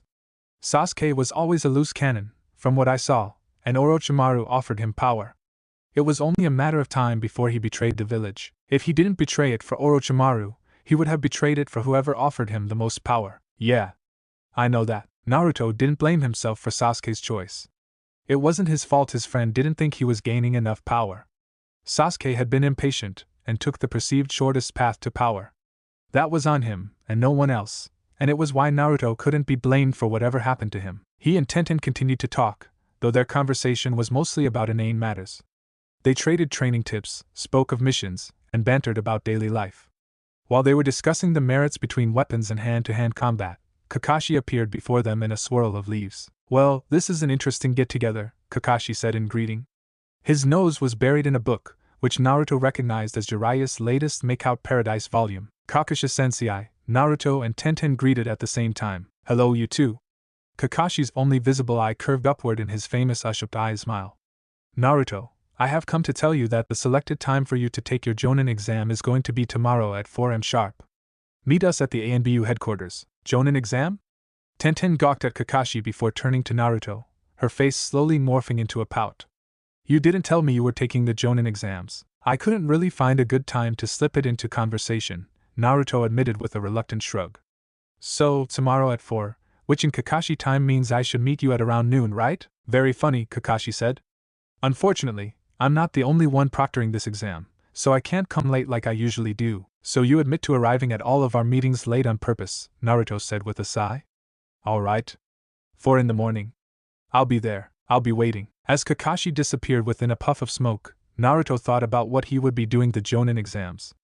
Knowing that he was on the verge of becoming an elite should have made him ecstatic. The village was recognizing him for his talent. That should have been a great thing. He should have been happy, but he wasn't. Naruto was immortal. While he had come to accept what that meant, he had also resigned himself to the many things in life that he couldn't have. Marriage. Family. Hokage. Almost all of the goals that Naruto had set for himself when he was younger were now out of his reach. He had accepted that. However, in accepting this, the emotions that he had once felt, the joy he would have experienced at getting closer to his goals, was diminished. What was the point in being happy when climbing the ninja ladder no longer led to Hokage? Beside him, still pouting, Tenten said, I can't believe you didn't tell me about this. I should have been the first person you told. Sorry. I somehow get the feeling that you really aren't all that sorry. Not many people knew where the ANBU headquarters was located, and in fact, its location was technically not even known to the ANBU themselves, though not for reasons one might imagine. Since the ANBU were the black ops of the village, no one could know the location of their base. There were many secrets stored inside. If these secrets were to be leaked, then the results could be catastrophic. To that end, the ANBU headquarters required ANBU members to take a secret route that led them there. However, the route was said to be so dizzying that not even the ANBU knew where they were going. It was sort of like being led somewhere while blindfolded. This was what Naruto had learned from his preliminary investigation. Naruto walked into a bar called the Rusty Kanai. His shinobi sandals thumped against the wooden tiles. While the name sounded ominous and dingy, the bar was anything but. Warm lighting. Polished tables and booths. Music playing in the background. It looked like a perfectly legitimate establishment, and the many patrons present who were drinking, laughing, and having a good time, seemed to agree. Naruto looked around for a moment. No one was paying attention to him. Why would they? To them, he must have just been another patron. He walked up to the bar uncontested, sat down and waited until the barkeep, a bear of a man with a bald head and several scars running down his face, finished with his last customer. I've been told that you have some good drinks here, Naruto said. The bartender grunted. We've got a few things. What'll you be having? The diving crow on the rocks. The bartender paused. We don't sell that anymore. If you want that kind of drink, you'll need to make your way down the alley off to the side here. There's a bar called Ninja's Paradise. Go in there and ask the barkeep that I recommended you. Careful not to get lost. Thank you. Now that he had the information he wanted, Naruto left the Rusty Kanai and traveled into the nearest alley on the right. All the while he was cursing Kakashi. Kakashi had told him to meet him at the ANBU headquarters. The problem was that he didn't know where the ANBU headquarters was. In fact, no one really seemed to know where it was. Upon realizing this, he'd gone to Tsunade and asked her about the ANBU headquarters location, but the Hokage had just smirked and told him to find it himself. The fact that she had not given him the location meant only one thing: the test had already begun. This was a lot like the first stage of the Chunin exams. Naruto remembered how he, Sakura, and Sasuke had gone to the academy and run into that door with the genjutsu over the door number to trick people into thinking they were on the 3rd floor, when they were really on the 2nd. A lot of genin not worthy of even taking the test had been weeded out by that. More would have disappeared if it hadn't been for Sasuke. This was similar to that. If Naruto couldn't find the ANBU headquarters on his own, he wasn't even worthy of taking the Jonin exam. As Naruto moved down the alley, he realized why the barkeep told him to be careful about getting lost. This place wasn't an alley so much as it was a maze. There were multiple turns that branched off in numerous directions and more lateral passages than he knew what to do with, which branched off into even more lateral passages. When Naruto tried to climb the wall with chakra, he slipped. He tried again, but his chakra disappeared and he fell back down. The walls were made out of a chakra-absorbing material that made it impossible to cling to the surface with chakra. Well, if this was the ANBU headquarters, they had probably done this to keep people from getting a bird's-eye view of the place. It made sense, but it still galled him. Naruto was forced to make his way through this convoluted maze, taking turns at random, marking the place he passed so he would know where he was going. No matter how many places he traveled, the ninja's paradise bar never appeared in his sights. It felt like he was going around in circles. I think that's because I am going around in circles. Naruto looked at the place on the wall that he was sure he had marked. It wasn't marked anymore. However, he had left a seal underneath the mark. It had been an echolocation seal that let him know where he was in correspondence with it.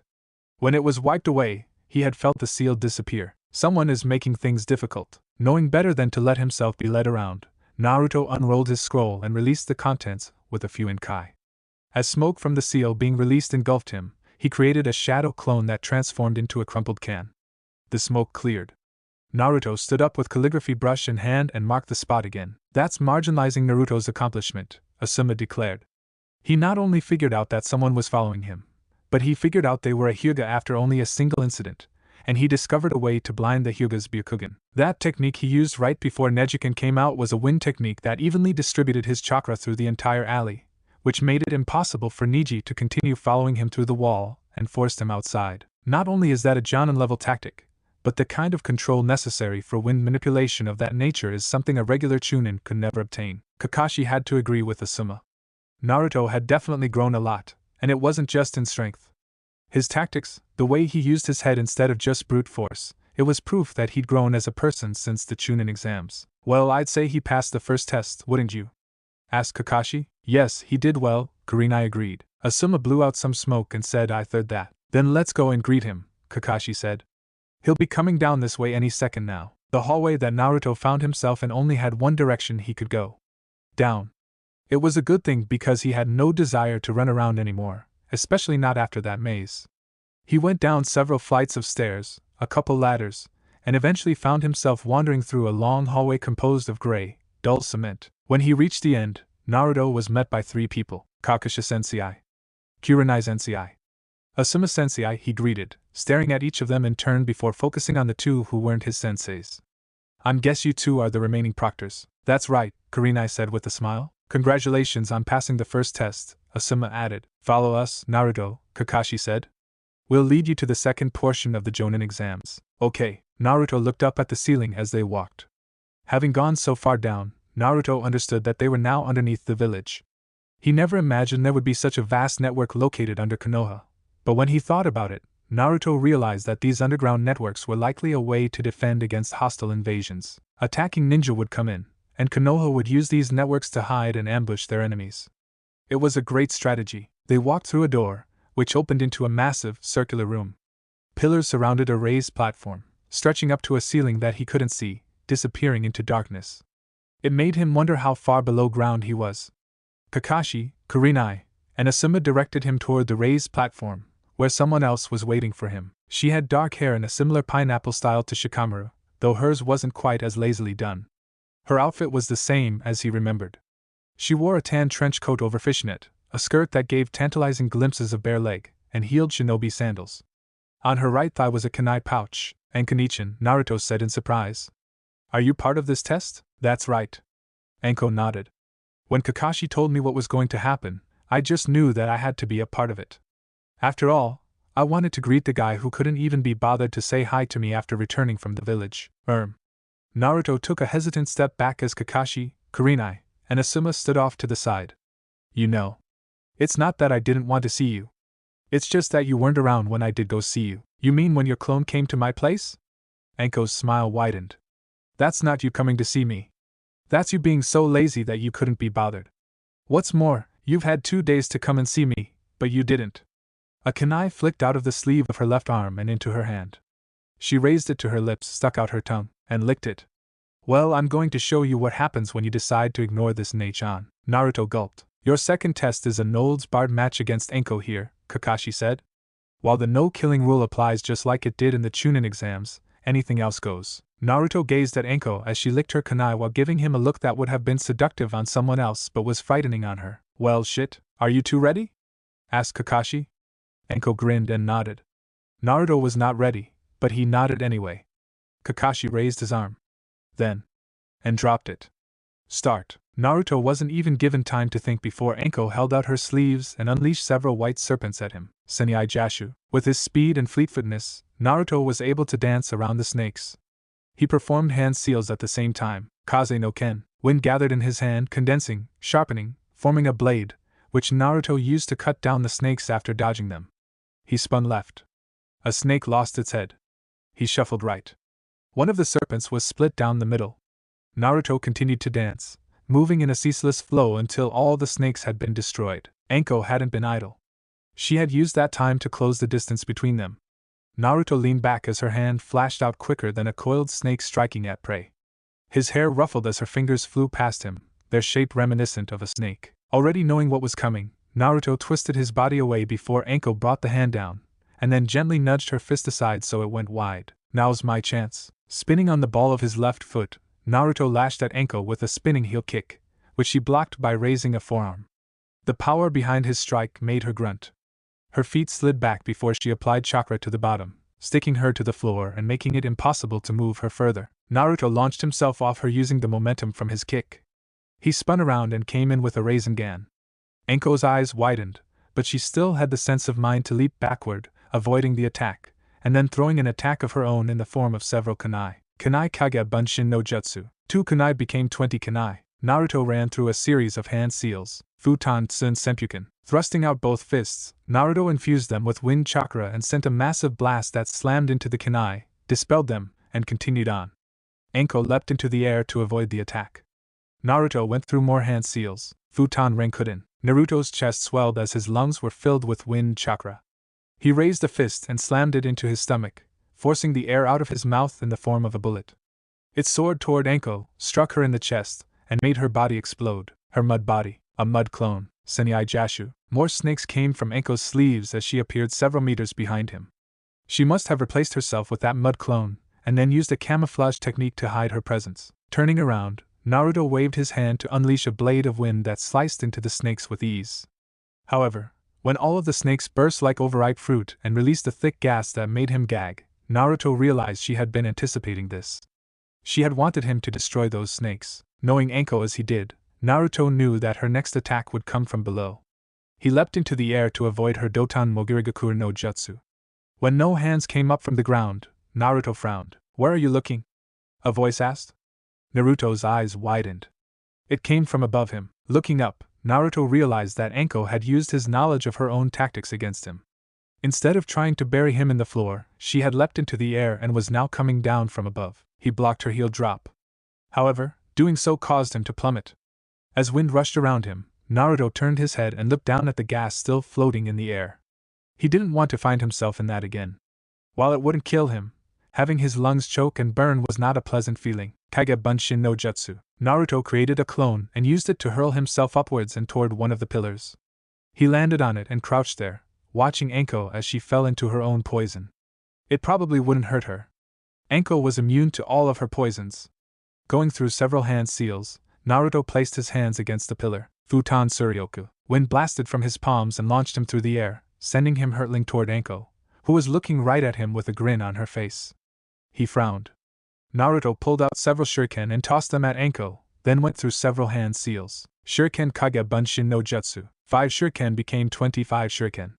Naruto went through more hand seals. Futon Repusho. Wind emitted from his palm and hit the shuriken, not only increasing the speed of their rotation, but also increasing the speed they flew.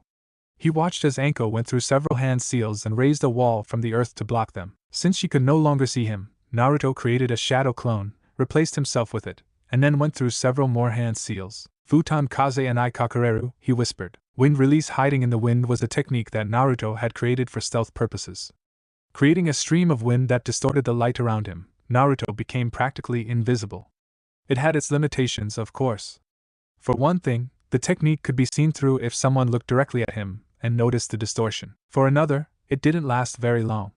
However, during quick surprise attacks, when an enemy ninja was focused on something else and not him, it worked like a charm. His clone ran around the wall and engaged Anko in a taijutsu battle. Because a single hit would dispel it, the clone had to be extra cautious. It couldn't even block thanks to that. Anko's kicks were fierce and would cause the clone to break. While the clone was keeping Anko occupied, Naruto snuck up behind her with a seal tag in his hand. He slapped the seal on Anko. He had to give her credit. She responded the second he touched her, spinning around and nailing him in the face with a heel kick. Naruto's body spun through the air before he hit the ground hard. Ouch, he thought to himself as the clone found itself being dispelled after it was stabbed through the chest with a kunai. Kakashi stood with Kurenai and Asuma as they watched the battle proceed. He thought Naruto was doing pretty well. Enko was a Tokubetsu Jonin. Contrary to popular belief, Tokubetsu Jonin were not a rank below Jonin. They were Jonin with unique talents or special skills in a specific field that was ranked above Jonin. Enko's was interrogation. However, her skills in combat were still on the rank of an elite Jonin-level ninja. For Naruto to be capable of fighting her on even ground after only 3 years of training is impressive. He's doing a good job of keeping up with Enko, Asuma said, taking a puff of his cigarette and blowing out smoke. He has a pretty good range of jutsu, too. Those wind techniques he's been releasing are subtle and hard to pull off because they require careful chakra manipulation. But that's all he's doing, Kurenai said. If he can't defeat Enko, then does he really deserve to be a Jonin? The battle still isn't over yet, Asuma said. No, Kakashi interrupted, the battle is already won. He had been watching the entire battle from start to finish with his Sharingan, so he'd seen everything that Naruto had done. The way he'd snuck up behind her and placed that seal on her back. Kakashi didn't know what that seal was, but he knew that Jiraiya was a seal master, and the man had to have taught Naruto about seals. If he was using a seal for this battle, then it was probably going to be the game changer. What do you mean? Asked Kurenai. Just watch, Kakashi said. It's about to end. Ninja battles were generally quite short. A protracted battle between two opponents who were nearly equal rarely ever happened, and while Naruto had experienced a few of those, it was only because their skills had been so even and neither side was willing to give up that those battles lasted as long as they had. In most cases, a battle between ninja lasted for a handful of seconds. This battle lasted about 5 minutes. Kai! Naruto shouted as he created a seal with his hands. Enko, who had been in the process of turning around to confront him, suddenly froze as numerous chains shot from the seal on her back. They encircled her. They tightened around her body. They left her immobile. She struggled to break free, but the more she fought, the tighter the chains became, until at last, she was no longer able to stay standing and fell to the floor with a thump. Damn it! What are these things? Asked Enko. Naruto knelt next to her, pulled out a kunai, and placed it against her neck. This is a seal that I created based on my mother's ability to create chakra chains. When the seal releases, all of the chakra stored inside is converted into chains, which I then use to restrain whoever has the seal attached to them. It can be broken, of course, but it requires you to expel more chakra than I put into the seal, which is probably impossible for someone who isn't a chakra monster, Enko muttered with a sigh. Alright. You got me, brat. You did pretty well. Can you release these chains now? Naruto hesitated. The of course I can that he wanted to say was on the tip of his tongue, but he knew Enko quite well, and so he knew that she might not let what he'd just done to her go. You're not gonna get back at me for tying you up in chains, are you? He asked. Nah, Enko said. Getting tied up and pulled down by chains is kinda kinky, so I'll let it go this time. Okay then. Naruto made a hand seal. Kai. The chains disappeared, bursting into chakra particles, as Naruto released the jutsu. Enko sat up and stretched her arms out, testing them to make sure she hadn't pulled anything. Naruto held out a hand. Once Enko had confirmed that everything was in working order, she grabbed his hand and let him pull her up. I gotta hand it to you, Naruto, you've really improved a lot, Enko said. Hard to believe you've grown strong enough to beat me in just 3 years. What are you talking, Ankanichan? Naruto grinned. I was always this awesome. Whatever you say, brat. Naruto was feeling pretty good about this battle. Sure, Enko hadn't been going full tilt and had totally underestimated him, but that wasn't his problem. She should have realized he wouldn't be a pushover by now. He had trained with Jiraiya of the Sannin, after all. Well done, Naruto. Congratulations. Kakashi walked up, clapping as Asuma and Kurenai followed behind him. You've passed the second test. You've only got one more left. Wait. Really? Naruto blinked. But these tests are so easy. That's because we didn't spend much time on the first two, Asuma admitted, blowing smoke from his mouth. We just wanted to see what you were capable of by watching you. You did a good job finding out where the ANBU headquarters was located, Kurenai added. And watching you fight Enko has given us a good estimation of your skills in combat. Now it's time to see if you have what it truly takes to become a Jonin. Naruto straightened his spine. He had no idea what sort of test this would be, but if the others were just to see whether he had the physical and deductive abilities of a Jonin, then it sounded like this last one would determine if he had what it took to actually be a Jonin. In other words, it would test his ability to lead others. I'm ready for whatever you guys throw at me, Naruto said. Kakashi smiled. I'm glad to hear it. Your next test is going to be leading a group of shinobi on an ranked mission. As you know, Jonin are not only the most powerful ninja in our forces, they are also the ones most capable of leading squadrons. That's why talented Jonin eventually go on to take a squad of genin. Jonin who haven't taken on a squad of their own are often given the hardest missions, Kurenai said. A rank missions are some of the most difficult a ninja can get. Only rank missions are harder, but those are rare enough to be practically non-existent. The chances of you getting one of those is slim. Naruto could already see where they were going with this, but he didn't interrupt them. Kakashi, Kurenai, and Asuma seemed excited to finally be explaining something like this. Perhaps this was their first time proctoring the Jonin exams. Naruto didn't know. However, he was loath to not let them have their fun. Beside him, Enko was grinning as though enjoying a show. That is why you're going to take an rank mission tomorrow, Asuma said. You'll pick out your squad from a list of Jonin and lead them on this mission. Meanwhile, the three of us will shadow you and watch to see if you're capable of while leading a squadron of elite ninja. I should warn you, if these ninja don't think you're fit to lead them, you'll get left in the dust. Good luck, brat, Enko said, her grin never leaving her face. Thanks, Nei-chan, Naruto said, already trying to imagine what kind of mission he'd be sent on. Assassination? Information gathering deep into enemy territory? Maybe he'd have to protect a VIP like he and Jiraiya had done for Koyoki and Prince Mikuru. Whatever mission he was given, Naruto knew one thing for sure: that mission was as good as aced. Kakashi, Kurenai, and Asuma hadn't been the only people watching the Jonin exams. Jiraiya, Tsunade, and Shizen were sitting in the Hokage's office, watching Naruto as he navigated his way through the maze to the ANBU headquarters, and then as he fought against Enko. While Tsunade and Shizen looked impressed, Jiraiya felt like smirking. Well, what did I tell you? Said Jiraiya. He's improved a lot, hasn't he? He has, Tsunade agreed. I'm impressed. I knew he would be stronger after he returned from his training, but I didn't expect him to be this capable, Shizen agreed. Enko is one of our better ninja. It's impressive that he can not only fight her on even ground but even defeat her in single combat. If you think this is impressive, wait until you see him fight someone like Kakashi, Jiraiya said. Naruto is a lot stronger than he can showcase in a battle against Enko. Tsunade turned her head to give him a stare, one of her delicate eyebrows raised. Are you telling me that Naruto is even stronger than that without using his hybrid mode? Way stronger. Jiraiya crossed his arms and stared at the television screen. While I still win in most of our spars, Naruto beat me 1 out of every 5 times. It's not just his physical abilities that have improved. His tactics, intuition, jutsu, and knowledge of how to use those jutsu, all of it has improved to the point where it won't be long before he's defeating ninja that would have given us trouble back in our heyday. He and Naruto had spent the last 3 years training.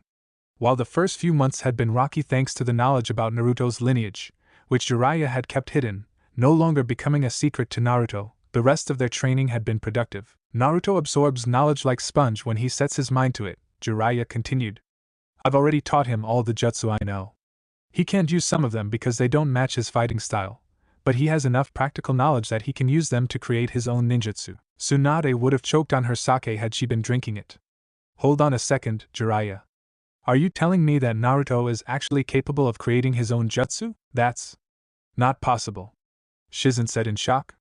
Naruto might be an amazing shinobi, but creating a jutsu is something that even Jonin struggle with. Only a Kage on the same level as Hiruzen Sarutobi could possibly create their own jutsu. What makes you think Naruto isn't that good? Asked Jiraiya, crossing his arms and presenting the two with his best smirk. Naruto might not have the same intellect as Hiruzen, Orochimaru, Kakashi, Minato, or even Shikamaru, but don't underestimate him just because of that. What Naruto lacks in intelligence, he more than makes up for in diligence and creativity. Jiraiya took a moment to let his words sink in. It wasn't surprising that Tsunade was shocked by this news. Creating jutsu took great knowledge of chakra theory and hand seals, which was not something that the average jonin knew. Kakashi was a genius, but even he had only created a single jutsu without aid. Likewise, Minato had only created the Rasengan. Hiraishin was a reinvention that he took to new heights, not an original technique. Minato Namikaze was a bona fide genius, Jiraiya continued. Naruto doesn't have Minato's knowledge on chakra theory and ninjutsu, but he's pretty inventive. He's even better than Minato was when it comes to Fuinjutsu, and his ability to find creative uses for ninjutsu is astounding. Give him a few more years, and I'm pretty sure Naruto will have at least 30 original jutsu under his belt. If what you say is true, then Naruto will be an even greater force in a few years, Tsunade said. It looks like my decision to let him take the Jonin exams was a good one. Speaking of, do we know what Naruto's last test is going to be? asked Shizen. Naruto will be taking in a rank mission tomorrow. Tsunade leaned back in her seat and crossed her arms. I already have a mission picked out. It's a difficult one too. That should let us see if his ability to lead is up to par with his ability in combat. Believe me, Naruto is definitely ready, Jiraiya said. I'll never say this to his face, but Naruto is easily my best pupil. That's high praise indeed, Tsunade said. Considering your pupil went on to become Hokage. Yeah, well. Jiraiya shrugged. He couldn't put into words what he felt about Naruto. He just had this feeling that Naruto was going to surpass his father. I believe I understand how you feel, Tsunade said when Jiraiya said nothing. There's something about Naruto that just makes you want to believe in him, something like that. Naruto woke up early the next morning, though he technically didn't need to. After taking a quick shower to freshen up, he got dressed for his mission, putting on his black pants, followed by a black sleeveless shirt, which went under a long-sleeved, dark orange shirt. He bandaged his legs with white medical tape, then stuck his feet into his black ninja sandals.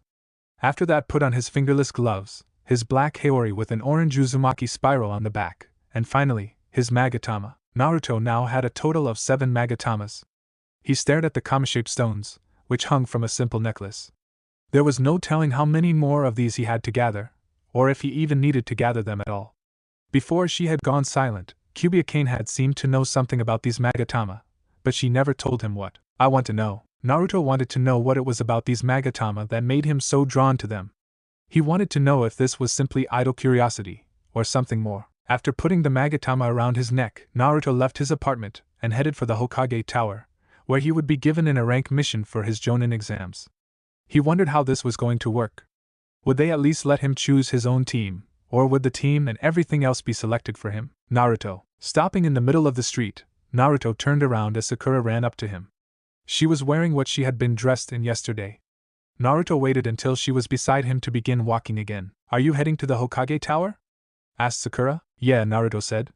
I'm getting in a rank mission today for my Jonin exams. Sounds tough. You think so? I guess. Anyway, I'm heading to the Hokage's office as well, so I'll walk with you. Sure. Beginning their way to the Hokage's office, Naruto thought about what kind of mission he might get as he conversed with Sakura. It would probably be something that was designed to test his skills in leading. That meant it would be a mission he couldn't solve without teamwork. Granted, most of the rank missions were, but there were a number of them that a Jonin could do on their own. What kind of mission do you think you'll get? Asked Sakura as though she'd been reading his mind. I'm not sure, Naruto admitted. It's not going to be espionage, or anything of that nature since there isn't an enemy we need information on. I imagine Sanadio Basin will give me a bodyguard mission for a VIP. Those are the most common missions right now. Yeah, there aren't a whole lot of ranked missions, are there? Sakura said. No, there aren't. As they kept walking, Naruto looked up when a shadow passed over his head. It was an eagle. Naruto frowned. That wasn't just any eagle. He recognized it as the kind used by Suna to send messages expediently.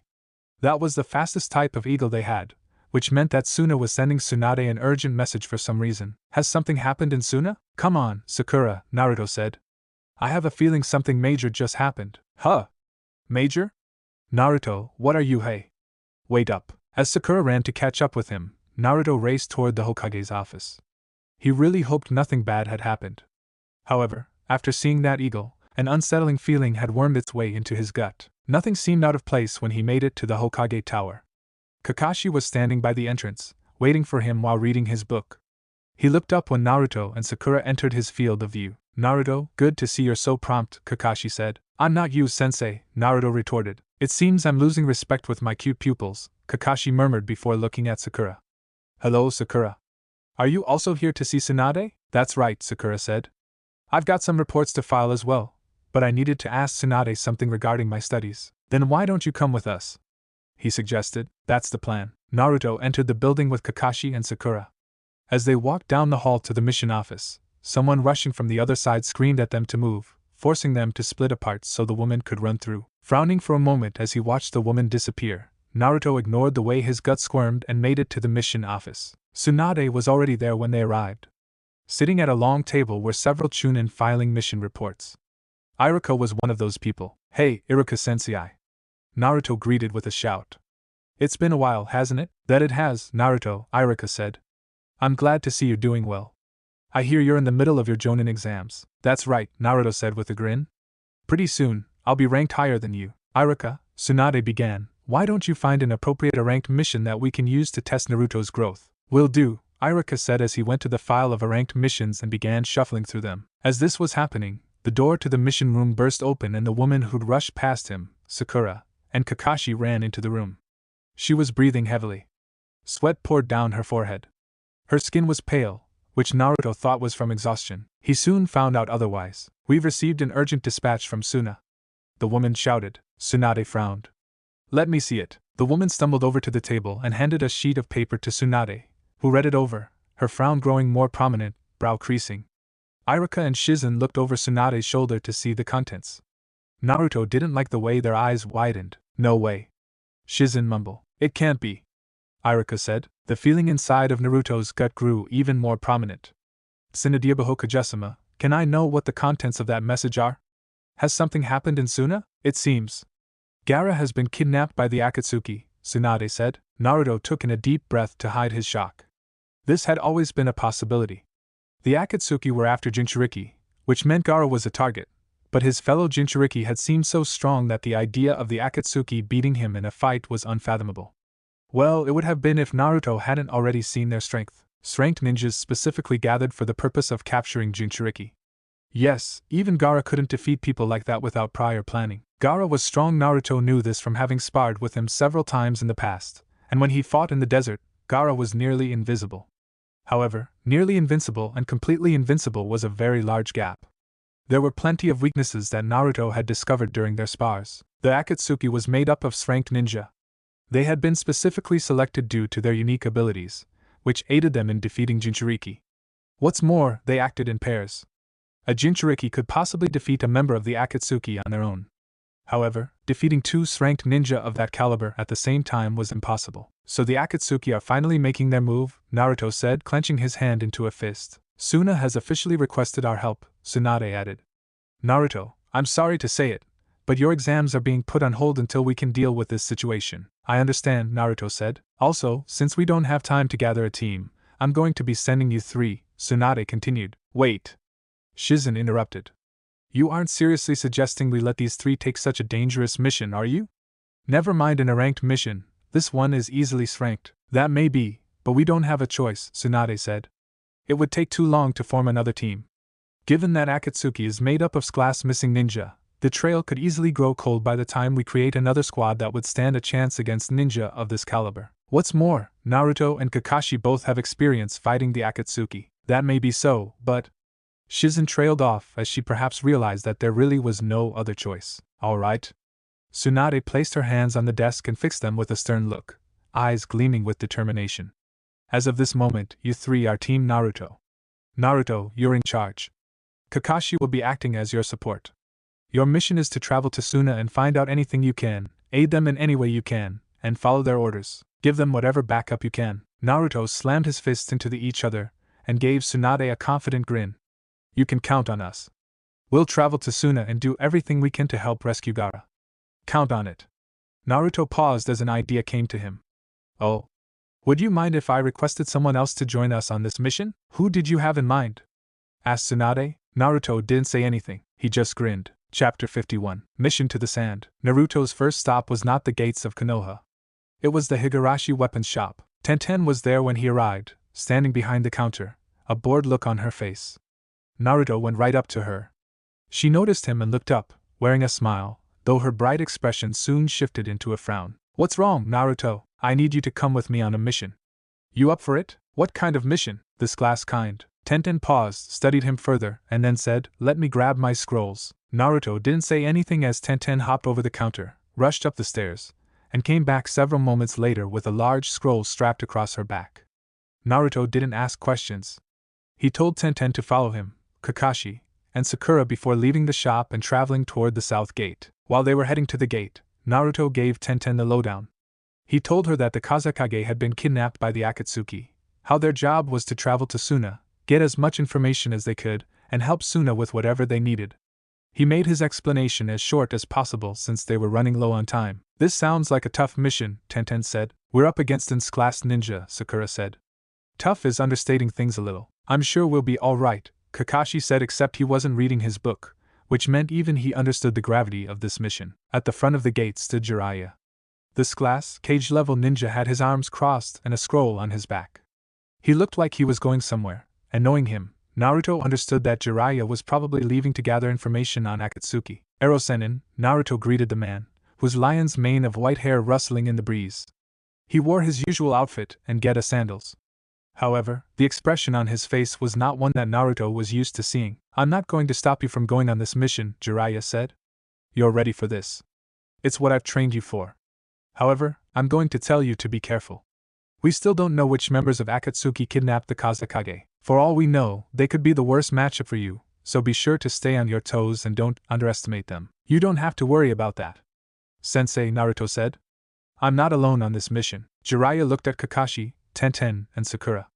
While Kakashi was dressed for a class mission, with a ninja pouch that was filled with ninja weapons like shuriken, kunai, and ninja wire, Sakura was only wearing her medical pouch. That said, she was a medical ninja, so the medical pouch at her side was all she really needed. "I suppose that's true. Still, be careful." "I will." Jiraiya placed his hands on Naruto's shoulder and gave him a confident smile. "You've grown a lot stronger. Go out there and do what you have to." "Will do." Removing his hands, Jiraiya walked up to Kakashi. Meanwhile, Tsunade and Irika walked up to the gate from the direction of the Hokage Tower. Neither of them said anything. Naruto assumed they had merely come to see them off. This mission would be dangerous. Class missions were given that designation because the chances of death were practically guaranteed.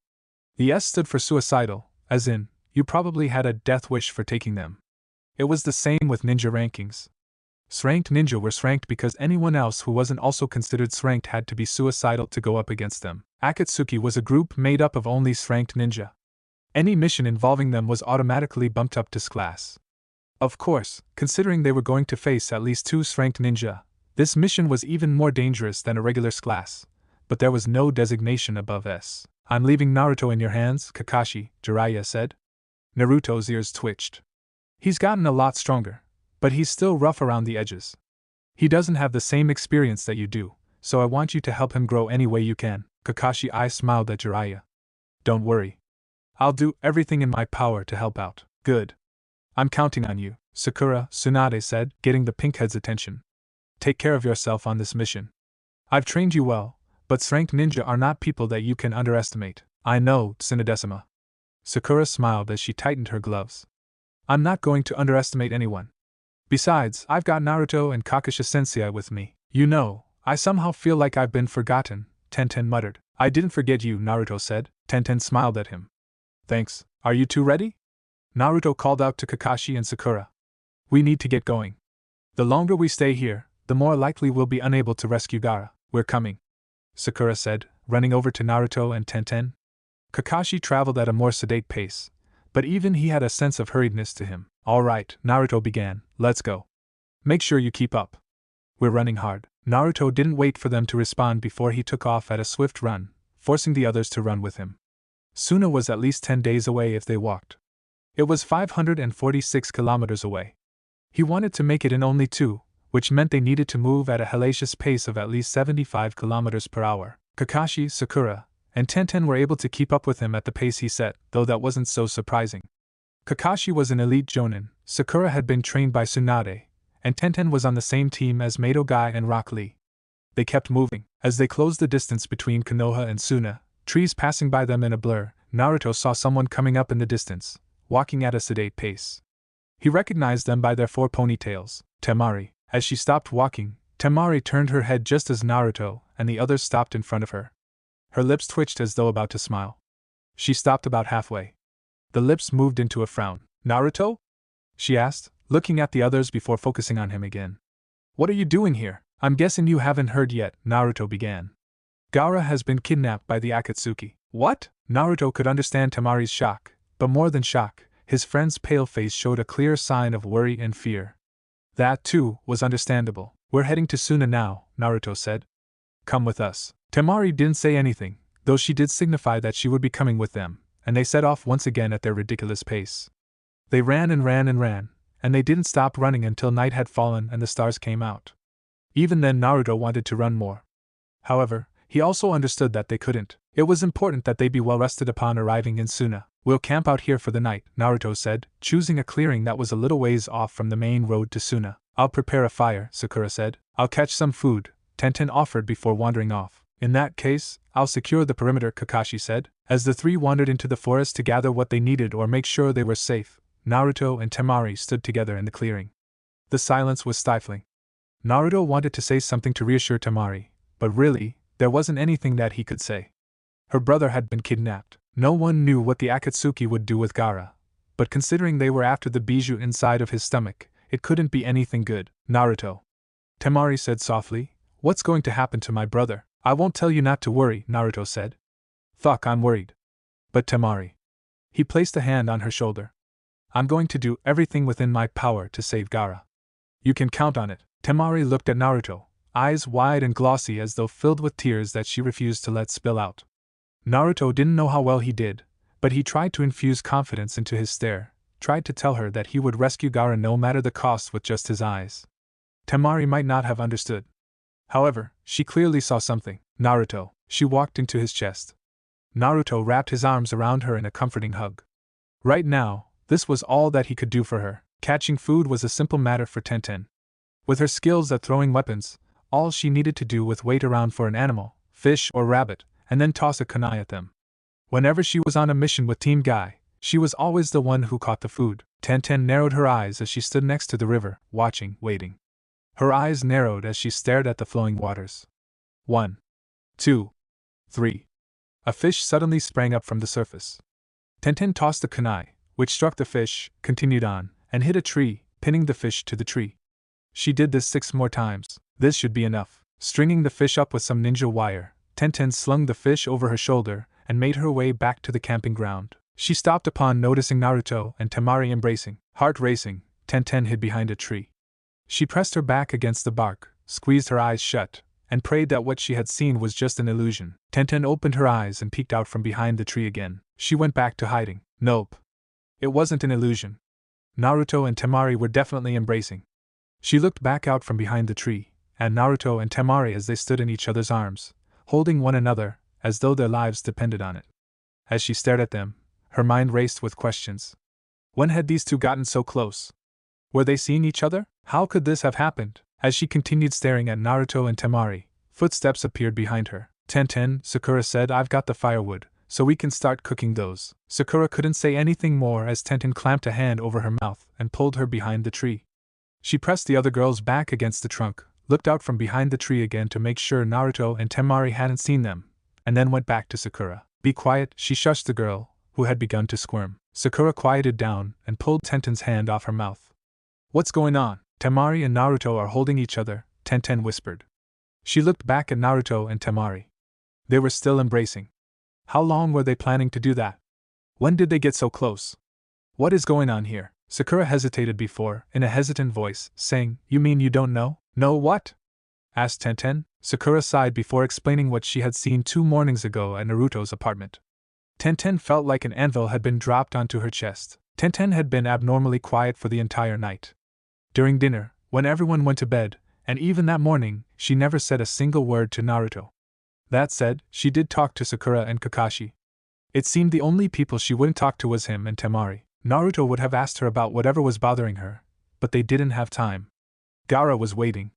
After a breakfast of grilled rabbit, Naruto once more set them off at a grueling pace that had Sakura huffing and puffing after 5 hours of travel. And Naruto. Slow down. I'm sorry, Sakura, but we can't slow down. They weren't running this time. Naruto, Kakashi, Tenten, Temari, and Sakura leapt through the trees, moving more swiftly this way than they ever could by running. Naruto led them from the front, Kakashi and Temari on either side, while Tenten and Sakura took up the rear. Sakura was trailing behind all of them. She might have had Tsunade's strength, but that didn't mean she had the same endurance as the others. Her focus had been medicine and healing, not long-distance travel. But if we keep going like this, then surely. You don't get it, Sakura, Naruto interrupted. Gaara's been taken by those Akatsuki assholes. If we don't get there soon, there's no telling what they'll do to him. They're after the Shikaku that's been sealed inside of him, just like they're after me for the Kyuubi. You know that, don't you? That Gaara and I are both Jinchuriki? Sakura looked away, head turning down, eyes narrowing in sorrow. So she did know. Naruto wasn't surprised. As Tsunade's apprentice, it was obvious to him that she would have told Sakura about this at some point. It made even more sense because she was his teammate. She couldn't afford not to know, and it was better to tell her now when they still could than let the information come out when Akatsuki began going after them. No more words were spoken as they traveled through the trees. Hours later, the trees cleared before them as their eyes were met with a vast deserted desert that was in the middle of a sandstorm. Damn it! Naruto swore, unable to quite contain his anger. He took a deep breath, sighed, and then went over to the nearest tree at the edge of the desert, crossed his arms, and leaned against it. You all might as well sit down. There's not much we can do with this sandstorm. We'll have to wait until it clears. Sandstorms are incredibly dangerous, Temari agreed as she walked over to the same tree. Even we sand ninja don't wander through the desert when a sandstorm is brewing. I've heard of travelers dying out in the desert after trying to brave one. They cause people to lose their sense of direction, and some sandstorms have winds that are strong enough to flay the flesh from your bones. Kakashi, Sakura, and Tenten looked at each other, and then slowly wandered over to Naruto and Temari. It did not escape Naruto's notice that Tenten stood as far from him and Temari as soon as possible. The storm did not let up for the entire day. That meant they had lost a full 24 hours in reaching Suna. Naruto would have lamented this if they had time for lamentations, but as things stood, time was something they were in severe lack of. It took a full 2 days to travel from Edge of Fire Country to Suna, not because of the distance, but because they couldn't travel as quickly through the desert. The arid landscape and heat made fast travel impossible. Hydration was the key to traveling through the desert, which meant they had to take breaks to rehydrate, and of course, the desert stretched out for enough kilometers that there was no way they could have traversed it in a single day. When they arrived at Suna, the bowl-shaped walls of the village rose in the distance. They moved closer, and the details of the village walls were revealed. The walls greatly reminded Naruto of large stairs. A gap soon became visible through one part of those stair-like walls, the entrance to Suna. 2 people were standing in front of the entrance. Shinobi dressed in Suna's traditional ninja garb. The pair looked in their direction as they appeared on the horizon. We've been waiting for you, the one on the left said before noticing Temari as part of the group. Lady Temari, I hadn't realized you were coming with them. We met on the way here, Temari said. What's the situation? Follow me, one of them said. The 2 ninja rushed off into Suna, and they had no choice other than to follow them. Along the way, one of the shinobi told them something shocking. What? Temari almost screamed. They got Kankuro too? Yes, when the enemy took the Kazekage, Kankuro went after them himself. He was poisoned. We've done everything we can, but we haven't been able to find a cure for him. The situation was looking grimmer by the second. Gaara was kidnapped. Kankuro was poisoned. Naruto could scarcely imagine what kind of terrifying situations would crop up next. It seemed as if each second caused more problems to escalate the already tenuous situation. Naruto's feet tapped against the white tiles as they ran through the hospital on their way to see Kankuro, who was in critical condition. As they entered the room, he looked around. It was mostly empty, but there was a large bed in the center, and several people were standing around the bed. He didn't recognize any of them. There was a man with only one eye visible, the other covered with a cloth that hung down his face, an old woman, and an old man. Kankuro! Temari shouted as she rushed into the room. Sakura rushed ahead of him and Kakashi. Tenten hung back. As they all entered, the old woman looked up and at them, her eyes suddenly widening as though she had seen a ghost. It's you! Rage echoed from her voice as she rushed toward them in a burst of speed. White Fang of Konoha. Prepare to die. Naruto was shocked, but not shocked enough that he couldn't respond. He rushed ahead of Kakashi and met the woman head-on. He blocked her fist, catching it in the palm of his hand, withholding his wince as he realized that this hag was stronger than she looked. The old woman tried to kick him when she realized her punch had failed, but Naruto let go of her hand and leapt back. This hag might be old, but she's pretty good. Who the hell is she? Hey! Who the hell do you think you are, Granny? Asked Naruto. He was ignored. White Fang of Konoha. The woman shouted as she pointed at Kakashi. Do not think I have forgotten what you did to my son. I shall finally take my revenge on you. A tense atmosphere hung in the air as Naruto, wondering what this hag's malfunction was, glared at her, while the old woman herself glared at Kakashi. This moment probably would have continued for some time. Fortunately, the old man stepped in front of the old woman and held up a hand. Hold on, Chiho, the old man said. Take a closer look at him. It's true that there is a resemblance, but this man is clearly not the White Fang. Besides, as you know, the White Fang died a long time ago. Remember? When you heard the news, you wept in frustration because it meant you could no longer have your vengeance. As the old man spoke, the old lady, Chiho, stared at Kakashi, who wore a nervous expression as he waved at the woman. As the tension rose, reaching a peak, Chiho's expression finally cleared. Oh, well, never mind. Ah ha ha ha ha. As Chiho laughed, Naruto could do nothing but gawk at her. Kakashi, on the other hand, looked like someone had slapped him in the face with a dead fish. Even the others looked like they didn't know how to respond. What the hell was this woman laughing about? Had she gone senile? The moment was interrupted when Kankuro gasped and started grabbing at his throat. Sakura was the first to respond, moving over to the table as she tied her hair back into a ponytail. She looked at Kankuro. Then she looked at the others. Let me take a look at him, she said. Also, it might help if you all clear out of the room. You've got it, Sakura, Naruto said. He turned around and began heading back outside. Kakashi and Tenten followed him. After a few moments of hesitation, Chiho and the old man also followed him. Temari did not follow for several minutes, but when the man with half his face hidden by a cloth placed a hand on her shoulder, she took the hint and moved back outside. Naruto sat on the bench along with Chiho and the old man. While Kakashi and Tenten remained standing, Temari sat right next to him, close enough that their thighs were touching. Without even looking away from the door, which remained open to let them see what Sakura was doing, her hand sought out his and grabbed it in a fierce grip. Naruto squeezed back. Inside of the medical room, Sakura was checking over Kankuro, peeling his eyelids back and flashing light into his pupils, opening his mouth and sticking her fingers in to get saliva samples. She also checked his pulse and heartbeat. Naruto had no idea what she was doing. He wasn't a medical ninja, however. Her every move was done with a professionalism that Naruto would never have thought Sakura capable of. We're dealing with a metal-based toxin, Sakura said at last. The kind that attacks muscle tissue, destroying the cell's integrity. The two medical ninja from Suna, who were still in the chamber with her, looked shocked. You got all that? From just one look, Sakura nodded. May I see his medical charts? Of course, one of them said, grabbing the charts and handing them off to her. Here it is. We were getting a breakdown of the poison, but there are still quite a few blanks. Sakura looked at the chart, talking all the while as though speaking to herself. I already know what's going to happen. His carotid artery will collapse, causing the entire heart to cease functioning. Given how insidious this poison is, it's doubtful we'll be able to create an antidote in time. What? Temari shouted, standing up. Are you saying there's nothing we can do? Sakura turned her head to look at her, and then she looked at the two medical ninja. There might be a way to save him. I'm gonna need a few things. This method will be crude, but it's really the only one I can think of that might work. Watching from a distance, Naruto had no idea what her plan was, but as the two medical ninja from Suna ran off and came back with several bowls filled with something, he knew there was nothing he could do and closed his eyes. He would use this chance to rest. Temari, Sakura called. Come in here. I'll need yours and Baki's help in holding Kankuro down. This next part is going to be difficult for Kankuro. Got it.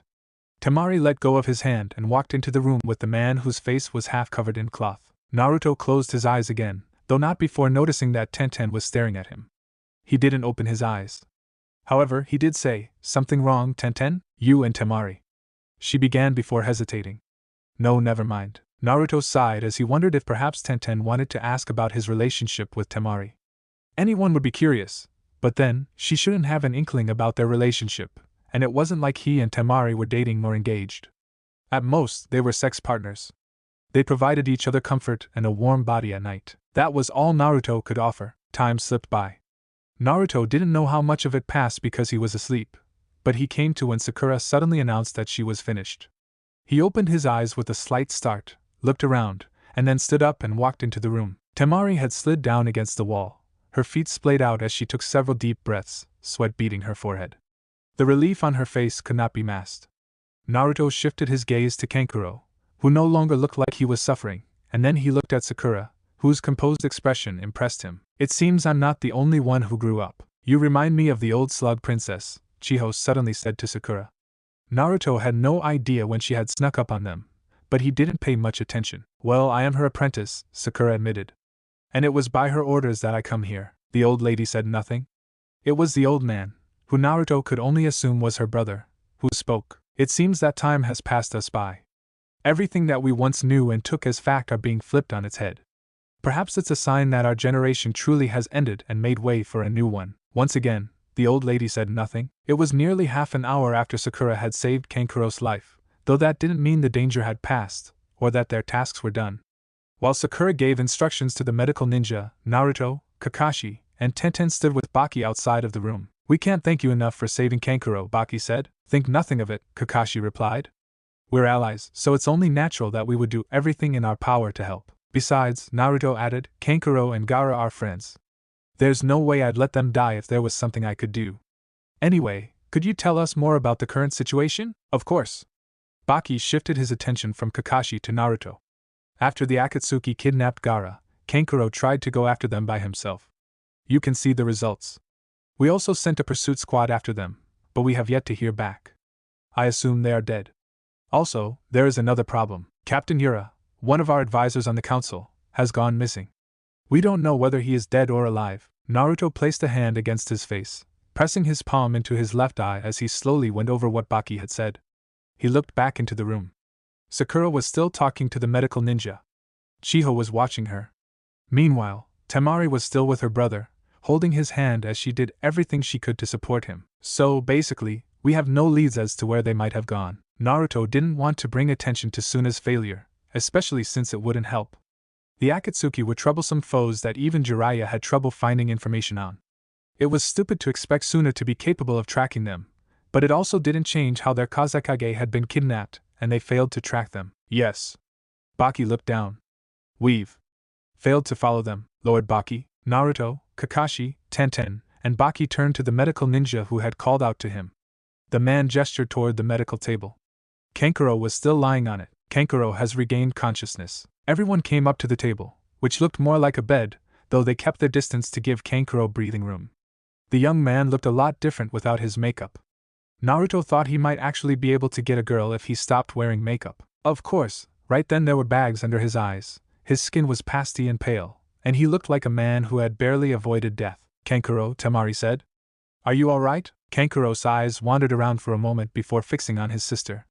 Temari, you're back already? I heard the village was in trouble. I'm sorry to be such a bother. Don't be ridiculous. You're not a bother at all, Kakashi, Naruto said. Right. Kakashi looked at Baki. Do you think someone can take me to the site where Kankuro battled against Akatsuki? When Baki gave him a bemused look, he said, I'm known for having a pretty good nose. If there's even a small trace of their scent, I can track their location. There's no need for that, Kankuro murmured. He grunted and groaned, his muscles straining as he slowly pushed himself into a sitting position. Where are my puppets? I assume that my puppets were recovered, right? We did recover them, Baki said. He looked at one of the medical ninja, who got the hint, rushed out of the room, and came back minutes later with the remains of Kankuro's puppets. He laid them on a blue sheet beside the bed. One of them fought with me, while the other carried Gaara away, Kankuro said. You might be able to follow Gaara's scent, but you can definitely track the one I fought. I made sure of it. You see, I've got his scent right here. Kankuro raised a hand and twitched his fingers. The closed hand of his puppet suddenly opened, revealing a piece of cloth. The last thing I did before falling unconscious was make sure I had a scrap of his clothing. You went up against an rank ninja and not only survived but made sure you had something that could be used to track him, Naruto said as Kakashi knelt beside the puppet and grabbed the cloth. That's exactly what I'd expect from a Suna shinobi. You guys are tenacious. Heh, Kankuro chuckled. That's quite the praise coming from a stubborn bastard like you. Kankuro. Temari cried out. Are you okay? I'm fine, Temari. Kankuro grimaced as he held a hand to his chest, as though the phantom pains from the poison was getting to him. He looked around, blinking several times, eyes glassy, before they landed on Naruto. Is that you, Naruto? Hey, makeup man, Naruto greeted him with a friendly smile. You look like shit. I can see why you wear makeup now, heh. Still the Joker, I see, Kankuro said, too tired to argue back. Kakashi went through several hand seals as Naruto spoke, and then slammed his hands into the ground and shouted, Kichios no Jutsu. Seals appeared along the ground before smoke exploded everywhere. When it cleared, there were 8 dogs ranging in size, shape, and breed, standing together. Hey, Kakashi, a small pug sitting on the head of a large, black-furred bulldog. The 8 ninja dogs are here to assist you. Kakashi knelt before the dogs and held out his hand palm up, with the small cloth that Kankuro had snagged from his opponent resting on his palm. I need you to memorize this scent and find out where the person it belongs to went. The 8 dogs sniffed at the cloth, the sound of their actions echoing through the room, which had grown abnormally quiet at the dog's summoning. When they finished, the pug, Pakin, hopped off the bulldog's head. Don't worry, Kakashi, he said. We'll let you know when we find that scent. The dogs rushed out of the room and disappeared down the hall. Naruto looked at the door for a second, then looked at everyone in the room. Sakura was no longer there, having gone off with one of the medical ninja to the place where medicinal plants were being kept. She was trying to brew up an antidote for the poison. However, Tenten and Kakashi were with him. Tenten, I'd like you to prepare our supplies for when Pakken and the other dogs pick up the scent, Naruto said. Since we're going up against ranked ninja, we'll need to be prepared, but none of us outside of you have the necessary equipment to deal with them. You got it, Tenten said, nodding before she left the hospital room. Naruto sighed as she vanished. Something had come between them, but if nothing else, she at least was willing to follow his orders. As Tenten left, the two old people walked up to Kankuro's bedside. Both of them had not said anything for a while now. Kankuro, the old woman, Chiho said, Kai-Hasama? Ebizasama? Kankuro looked at them like he'd been smacked in the face. He seemed surprised to see these two. You two are here too? There's something we must know, and only you can tell us, Chiho said.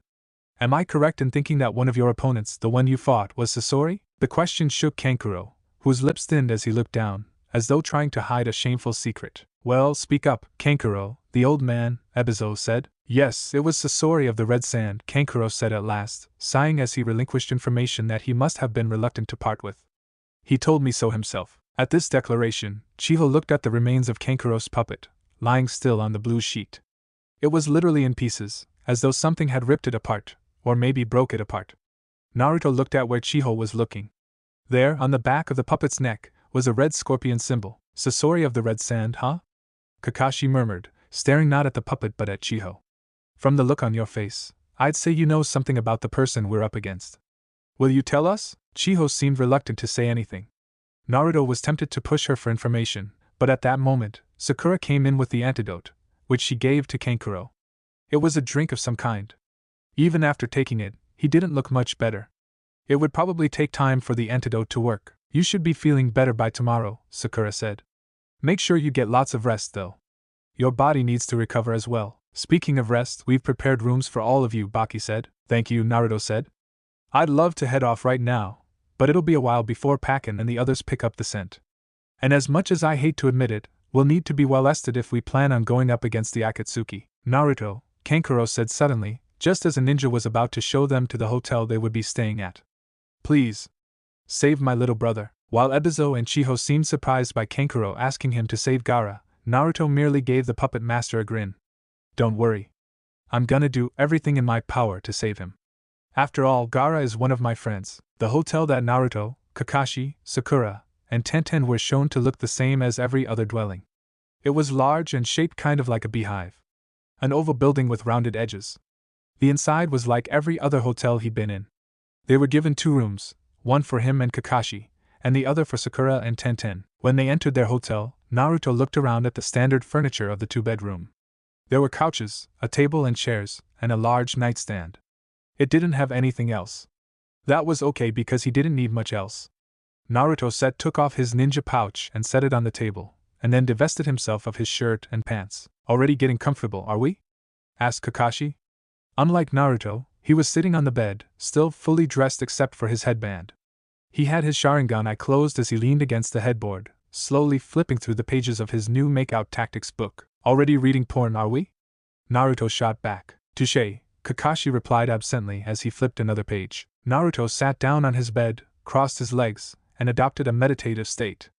Once more he tried to enter the seal where Akane was being held. Nothing happened. No matter how hard he tried, he still couldn't get through. It was like something was blocking his path. Something wrong? Asked Kakashi. Just problems with my inner furry, Naruto spoke with a sigh. I see. In the quiet that settled over them, Naruto could do nothing more than wonder why Akane wasn't talking to him anymore. The moonlight shone through a window on his left. Naruto and the others woke up early the next morning. Pakken was already waiting for them in front of the hotel when the 4 of them exited.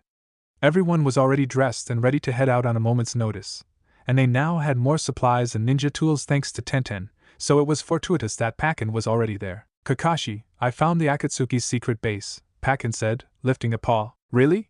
Kakashi pulled a map from his pouch, unrolled it, and set it on the ground in front of Pakken. Then he knelt down. Where would they be on this map? Pakken studied the map for several seconds before pointing at one particular spot. The map was topographical, so it showed shifts in elevation. The spot indicated showed that they were hiding in a canyon that had a river in it. There was a lot of brown with a blue line running through it. All right, Kakashi said, standing back up. He rolled up the scroll and placed it in his pouch. Thanks for the help, Pakken. Can I ask you for one more favor? Please keep an eye on the place where Akatsuki are hiding. I'd like to know if they change locations again. Will do, Pakken said.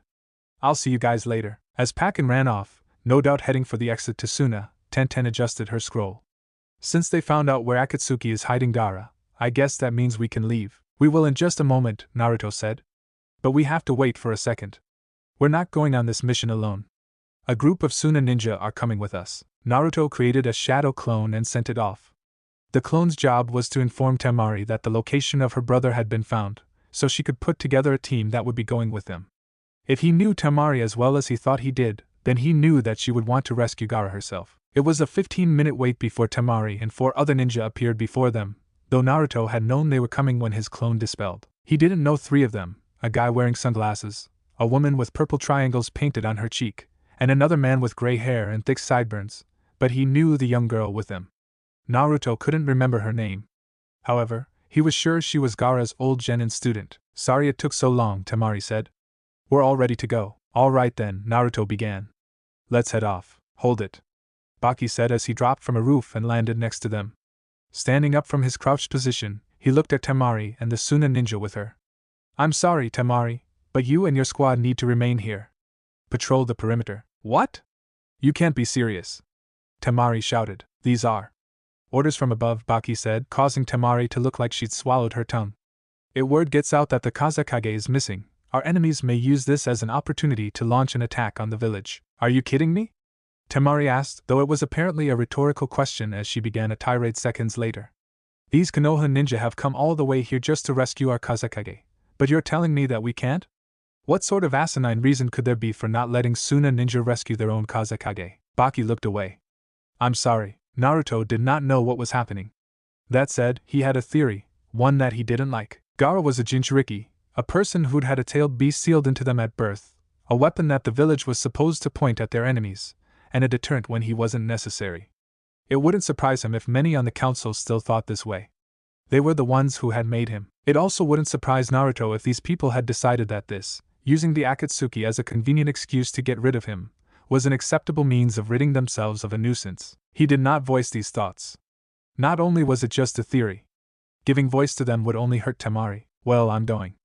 A voice shouted from above. Everyone looked up. Standing high on the building's roof was the old woman from before, Chiho, a former ninja and now retired old hag. If a Suna shinobi is needed, then I'll be the one to go, she declared with a confidence that belied her age. Granny Chiho. Temari uttered. Baki gawked. But you're so. I'm retired, yes? Chiho smiled. It was a carnivorous smile, filled with mischievousness that Naruto would not have expected to see on a woman this age. Which means, of course, that I am free to do whatever I want. Yes, but the journey will be difficult, the woman with triangle patches on her cheeks said. Bah! Don't treat me like a fossil. Chiho exclaimed before crouching down and leaping off the building. Naruto's eyes almost popped from their sockets as the woman fell head first toward the ground. At the very last second, she flipped around, landed on her feet, and bent her knees to absorb the shock of impact. Her face now lifted into a full-fledged grin. Chiho looked at them. After all, it's been a long time since I've had the chance to dote on my grandchild, she said, signifying an end to this conversation. Old ladies. They were some of the most stubborn people on the planet. Standing at the entrance to Suna, Naruto and his party, now with Chiho, looked at Temari, Baki, and several other Suna ninja. I'll try to convince the council to overrule their decision, Baki said to them, though Naruto knew it was an empty promise if his thoughts on the council were correct. We'll catch up with you when we can, Temari added. Naruto grinned. By the time you catch up, I'll have already rescued Gaara. I'll hold you to that, Temari told him. Count on me. There was little time to waste, so their goodbyes were brief. With Naruto leading the pack, the group now consisting of 4 ninja and 1 retiree journeyed through the desert. According to Kakashi's ninja dog, Pakken, Gaara was located several dozen kilometers outside of the desert, closer to the land of fire. The location was in a small canyon containing a river and surrounded by dense foliage. Crossing the desert took exactly 1 day. They were fortunate to not have run headfirst into a sandstorm, which allowed them to make great headway. Naruto drove them hard too.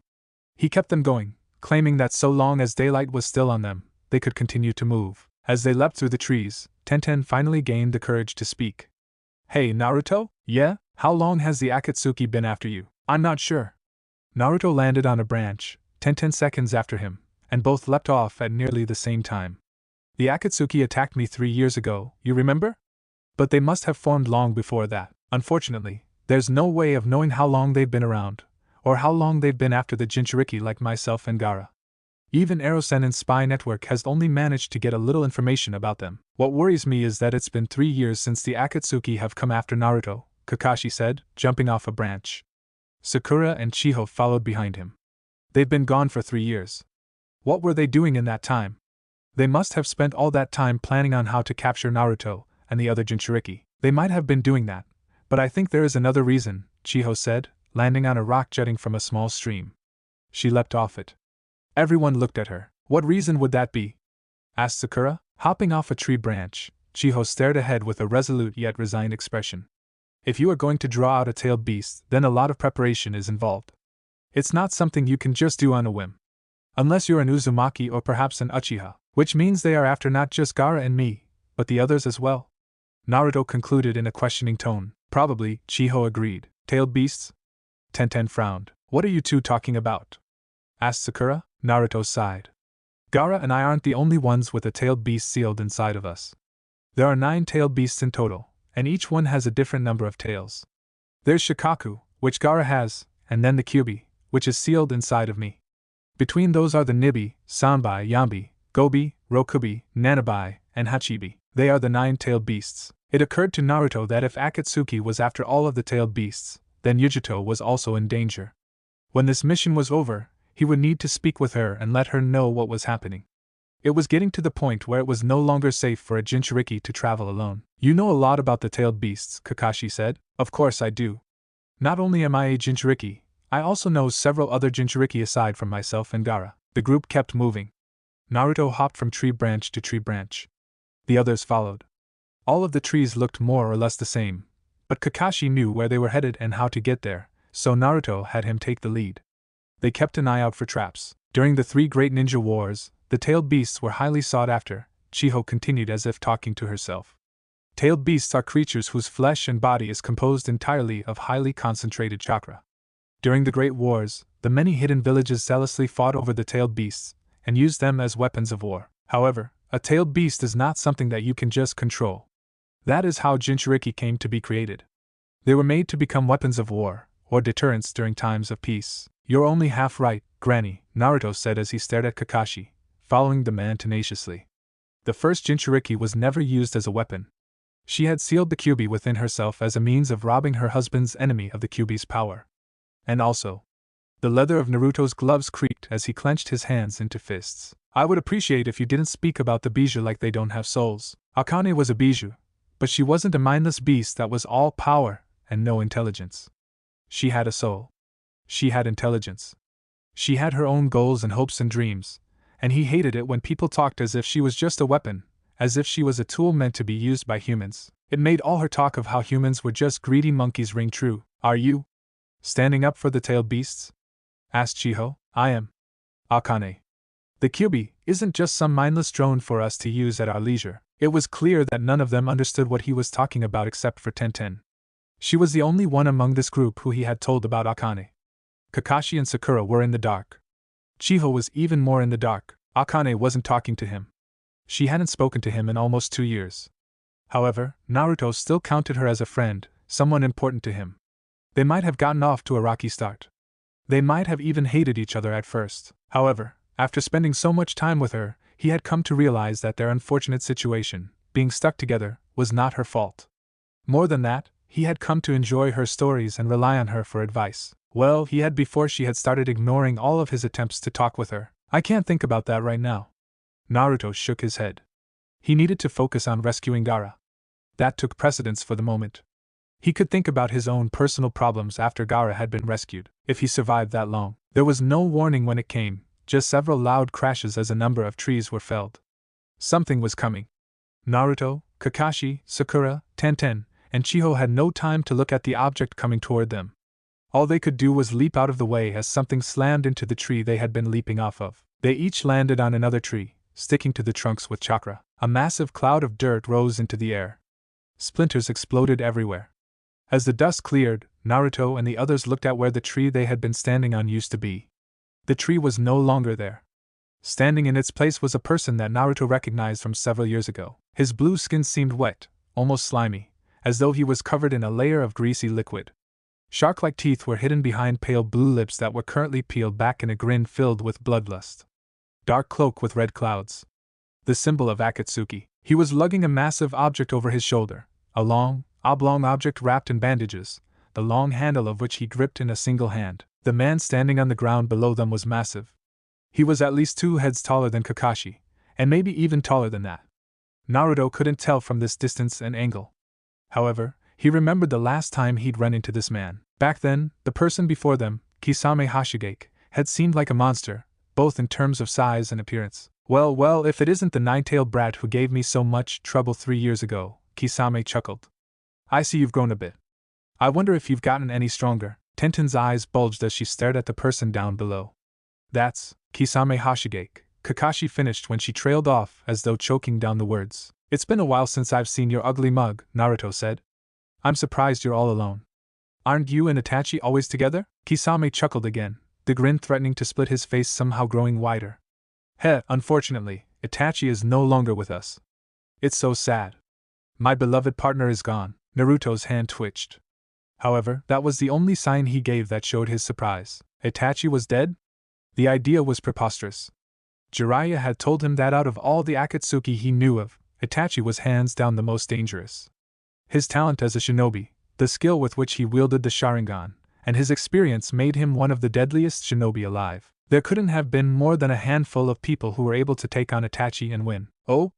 Who did him in, if you don't mind my asking? Asked Naruto. Curious, are you? Kisame taunted. Naruto shrugged. I'm just wondering because Sasuke will be disappointed to know that his brother died before he could kill him. Sasuke? Snickering some more, Kisame pulled the massive oblong object off his shoulder and slammed it into the ground. Samahata, the sentient sword that Kisame wielded. If you want to know who killed Itachi, then you're gonna have to defeat me and pry the information out. Kisame was clearly here to stall them. That much was obvious.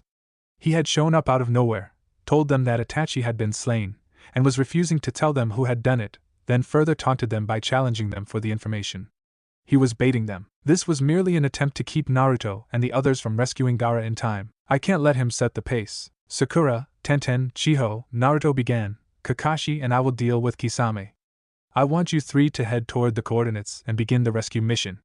We'll catch up once we finish with him. Sakura and Tenten looked like they wanted to complain. However, they were also experienced kunoichi, and they understood that Naruto was in charge of this mission. Even if they disagreed with his decision, they steeled themselves. Right, Sakura said. We'll begin rescuing Gaara. Hurry up and finish this guy so you can back us up. Otherwise we'll finish the mission without you. Be safe, Naruto, Tenten said. Chiho, Tenten, and Sakura leapt off in the direction they had been traveling. Kakashi had said that Pakken was near the Akatsuki's hideout, so he wasn't worried about them getting lost.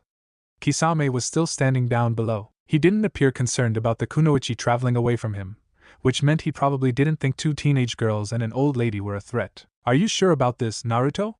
Asked Kakashi. I can't go all out if I'm worrying about Tenten and Sakura, and Chiho is too frail to fight this guy, Naruto said. In a battle with someone like Kisame, less is more. If you say so. Are you 2 done chatting? Asked Kisame as he raised Samahata above his head. Because if so, I'd like to get this battle started. I'm itching to see some blood. Kisame tossed Samahata into the air, high above the trees, and then clapped his hands together. Chakra so powerful that even Naruto could feel it amassed inside of him. Whatever he was doing, it was gonna be big. Get ready, Naruto, Kakashi said as he bent his knees. Naruto steadied his breathing and began circulating his chakra. He was gonna go full out right from the beginning. Don't worry, sensei. I was born ready. Sui Tunbaku Sui Shoha. Water sprayed from Kisame's mouth, massive amounts of it, so much that it grew in height and size, expanding like the surging of an enormous tidal wave. Riding on top of this wave was Kisame, who continued pushing more water out of his mouth. Seeing this made Naruto wonder about how much chakra this guy had. It was no wonder people nicknamed him the Bijou without a tail. Naruto flinched as water splashed against his face. The massive wave fell toward him and Kakashi, forcing them to jump before they were crushed by several hundred tons of liquid. Trees splintered as they were crushed. The water spread. More trees were hit, toppling over, unable to hold up under the intense pressure that slammed into them. Kisame rode the water and tilted his head, looking up at him and Kakashi as they landed on one of the larger trees, which had been able to withstand the impact due primarily to its size. This didn't mean much. Kisame grinned at them as the water he rode on crested and swelled, rising above even the tree Naruto and Kakashi stood on. Kakashi-sensei, I'm on it. Kakashi had already lifted his headband to unveil his Sharingan eye. He went through a series of hand seals, bent his knees, and pointed his left hand down, while he gripped his left forearm with his right hand for support. Raikiri, lightning crackled from his palm, sparking and arcing out in tendrils that struck the tree, causing smoke and the scent of burnt wood to waft through the air. As the wave crashed down, Naruto threw himself away from the tree, while Kakashi leapt up toward Kisame. His Raikiri, the jutsu that was a level above Sasuke's Chidori, cut through Kisame like he was water, which might have been because he actually was water, a water clone. Kakashi gawked. When did he? Kisame appeared behind Kakashi and swung Samehada. It was dodged, but it was a near thing from Naruto's perspective. Kakashi was nearly hit. The Kisame we were talking to was probably a clone this entire time. Kakashi would have seen him create a clone and replace himself otherwise. While Kakashi was obviously surprised, he didn't let Kisame know and responded to this new threat by leaping through the air and unleashing a Konoha Senpomado Gai's and Bushy Brow's signature attack. It was blocked by Samehada. However, the attack had enough power that Kisame was still launched off the water and flew through the air. Now's my chance. Naruto took a deep breath, released it, and then channeled his chakra. His body was enveloped by a dark purple aura as chakra exploded from his pores. He could feel his body changing. His body became thinner, more streamlined, but his muscles became denser, harder, and more powerful. The nails on his hands and feet sharpened into claws. He groaned as the whiskers on face became thicker, and his eyes went from blue to purple. All of Naruto's senses became sharper. It hurt. His eyes could pick out each individual leaf on the trees still standing. His nose could catch the smell of salt in the water Kisame had released, and his feet could feel the particles that had become stuck in his sandals. It was annoying, however. With this increase in senses, Naruto also received an intense boost in power. I can keep this up for a full 2 hours now, but I hope I won't need to use all that time. I want to save this for when we confront Gaara's kidnapper. Before Kisame had an inkling as to the danger he was in, Naruto launched himself at the shark-like man, who was even now fighting against Kakashi in a taijutsu battle. You're not nearly as good at taijutsu as that green idiot, Kisame said. Yes, well, my specialty is ninjutsu, Kakashi admitted with an eye smile. But I'm still good enough to battle against you. Heh. You've got a mouth on. Kisame said no more as Naruto slammed into him with a heel kick. The sound of his foot hitting Kisame's face was like a cannon blast. It echoed across the now destroyed forest as Kisame, his body twirling around, was sent rocketing off. This one isn't a clone. Naruto pushed himself harder, rocketing after Kisame as though he were flying. Wind chakra blasted from his feet and hands, propelling him forward, and he caught up quickly, appearing above Kisame as though by Hiraishin. Naruto Uzumaki Rindan. Spinning around, Naruto drop-kicked Kisame in the gut. Blood spilled from the sharkman's mouth. Further proof that this was Kisame. Not even a second later, Kisame abruptly changed direction, shifting from flying horizontally to vertically. He crashed into the water his own jutsu had created. A large splash blasted high into the air like a geyser. As he landed on the ground, Kakashi appearing seconds later, Naruto looked around to try and locate Kisame. He couldn't believe that an attack of this level had done the man in. He was probably hiding underneath the water, waiting for the perfect chance to ambush them. Can you locate him? Naruto asked. Kakashi shook his head. Although the Sharingan can see chakra to some degree, it's nowhere near as good as the Byakugan. What's more, all the chakra in this water would make it difficult for even a Byakugan to locate Kisame. Well, damn. At that moment, water exploded in front of them. Naruto snarled and slashed it apart with wind-infused claws. Kisame burst into water. Just a clone. Another one came out behind him. Naruto tore through that one too. It was also a clone. Naruto grimaced as more water splashed him in the face, soaked his clothes, and made him shiver from the cold. To make matters worse, 3 more Kisames had appeared around him. All of them were probably also clones. The clones did not attack him right away, so Naruto looked to see how Kakashi was doing. Like him, his sensei was also fighting water clones. Kakashi tore through them like a scythe cutting through wheat. His Raikiri chirped as he used it like one might a sword, slicing apart everything in his path and using his Sharingan to avoid the water clone's attacks. He's not going to last long. Kakashi was an incredible ninja who had achieved mastery of the Sharingan despite not being an Uchiha, but that same mastery was also his biggest weakness. The Sharingan consumed a lot of chakra. Even though Kakashi was a Jonin with a large reserve of power, he didn't have Naruto's or Kisame's monstrous capacity. In a battle of attrition like this, Kakashi would run out of chakra long before Kisame. which meant Naruto had to do something. Thinking fast, Naruto decided to just go for broke, and leapt high into the air. Kisame's water clones followed him, but Naruto sliced them apart with wind chakra. He soon reached a peak. Now so high above the forest that he could see dozens of kilometers out, Naruto began to fall. He oriented himself until he was falling headfirst. Then he channeled chakra into his hand. A Rasengan formed. It was purple. The Rasengan grew bigger. Seconds passed. The Rasengan continued to grow. It soon became the size of Naruto's head, and then the size of his body. Once it had gotten that large, Naruto exerted his control over it, and gritting his teeth as he struggled to bring the chakra under heel, he forced the Rasengan to compress until it was just a regular-sized sphere no larger than his fist. He held the Rasengan out in front of him. Then he slammed into the massive waves of water like a pantheon of angry gods. The water around him parted as he drilled a hole straight through, going all the way to the bottom, where he released all of the chakra built up in his Rasengan.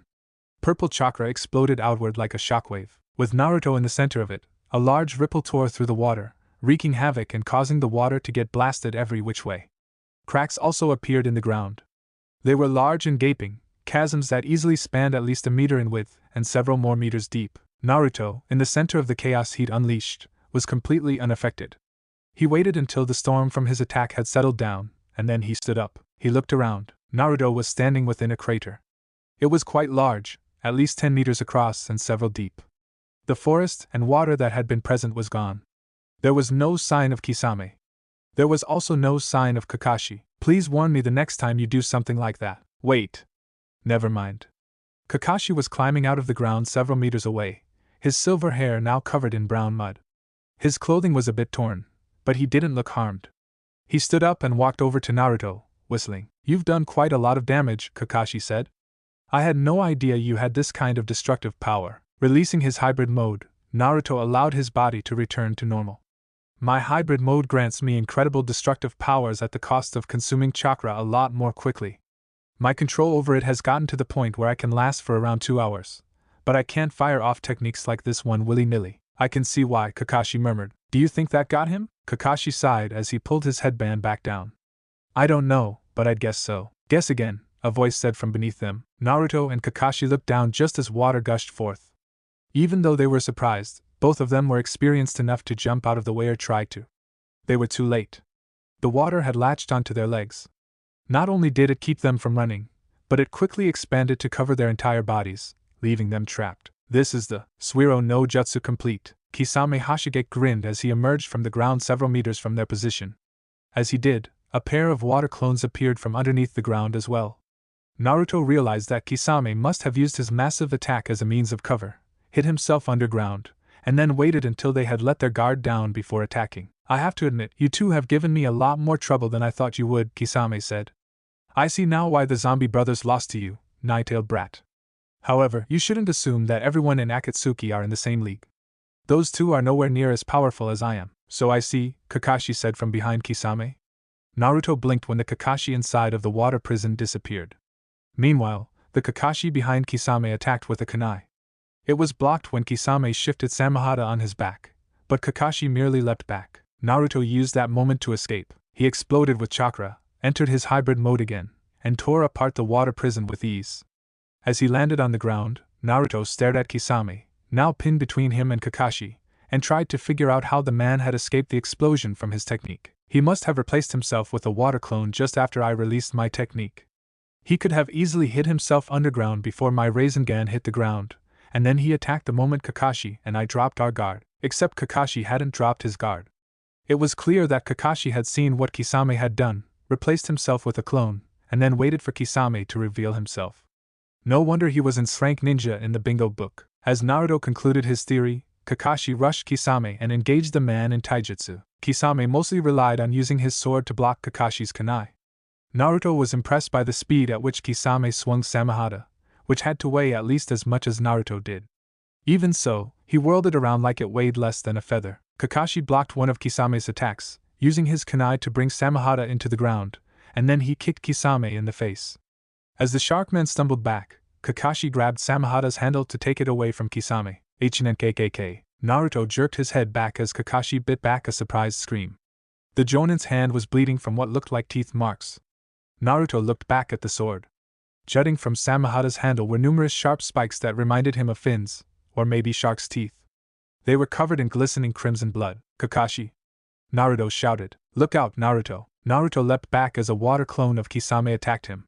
He slashed out with his hand and unleashed 4 wind blades that severed the clone into 5 pieces before it splashed into water. The real Kisame, or what Naruto assumed was the real Kisame, had grabbed Samahada once more. Naruto rushed toward him. A Rasengan appeared in his hand, which he thrust out. Kisame raised Samahada. Naruto's Rasengan slammed into the giant sword, but instead of grinding it apart like what would have happened if Kisame was using a regular sword, this one caused the Rasengan to dissipate. Naruto felt his chakra being drained and jumped back. I had forgotten that your sword can absorb chakra, Naruto said with a grimace. Well, now you remember. Kisame grinned. Not that it'll do you any good. Naruto knew they were in a bind. He'd been careful about not letting Kisame use Samahada to absorb his chakra. There was no telling what would happen if Samahada got a hold of his chakra in hybrid mode, which was exceptionally powerful. That would be a bad combination. You got a plan, Kakashi? Naruto asked the man standing on his left. I do, Kakashi admitted. I was hoping not to use this unless I really had to, but well, it looks like I really have to. Just hold him off for at least 30 seconds. 30 seconds. Got it. Naruto rushed forward, slashing his hands and unleashing several blades of wind that Kisame blocked with Samahada. The sword gobbled his chakra up like it was a delicacy. Naruto narrowed his eyes, but he didn't stop his charge and soon slammed into Kisame with a heel kick. It was blocked by a sword. Naruto bit back a scream as jagged teeth tore through the bandages wrapped around the sword. Pain flared in his foot as he hopped back. He couldn't withhold his grimace, but he wasn't given time to recover as Kisame swung at him. The massive sword dug into the ground as Kisame slammed Samahada into the earth. Futon Tatsumaki Senpu. Naruto punched the air in front of him, which exploded as a tornado emerged from his fist. It was blocked. Of course it was. Samahada could absorb chakra. However, the purpose of this was to distract Kisame so Kakashi could do whatever he needed to. Oedoma Rasengan. Creating another Rasengan, Naruto pumped more chakra into it, causing it to expand, and then he thrust it at Kisame, who raised Samahada. The Rasengan blasted against Samahada, which tried to absorb his chakra. However, Naruto refused to be beaten, and he pumped more and more chakra into his Rasengan, trying to overpower the Samahada with sheer grit. Brat, do you really think you can overpower me like this? Kisame asked. I won't know unless I try, Naruto grunted as he fed the Rasengan even more chakra. I'm confident in my chakra capacity. Ha! It's your funeral. As Naruto continued pushing against Kisame's blade, Samahada, Kakashi suddenly shouted, Move, Naruto. Naruto did move. He leapt back just as Kakashi's Sharingan eye suddenly changed.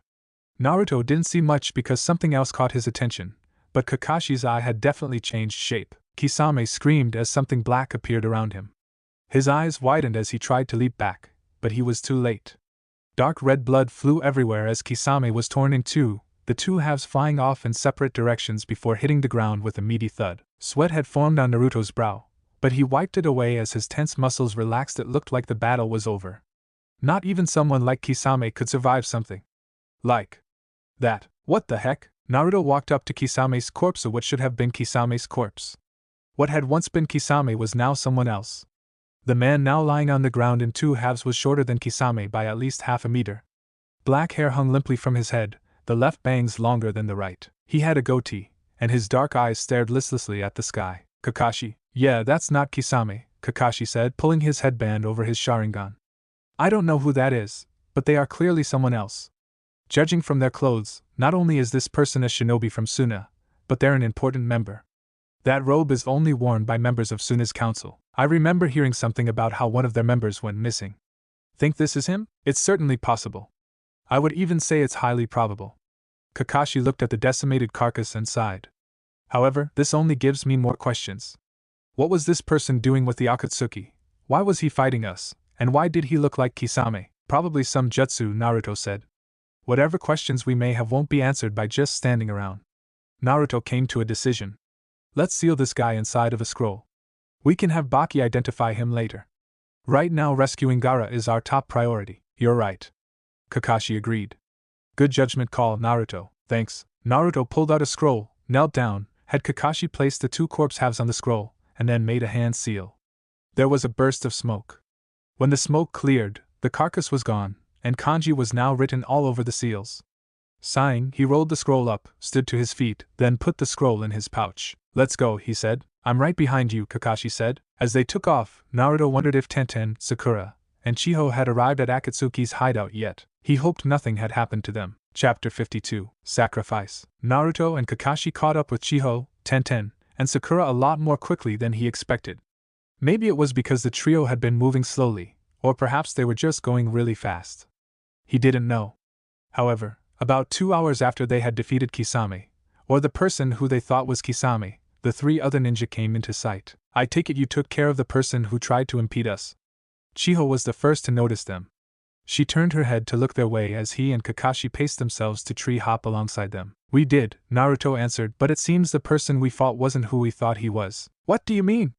Asked Tenen as she shifted her focus from the trees to him. What Naruto means is that they had some kind of advanced jutsu to make us think we were fighting against Kisame Hashigaki, Kakashi answered for Naruto.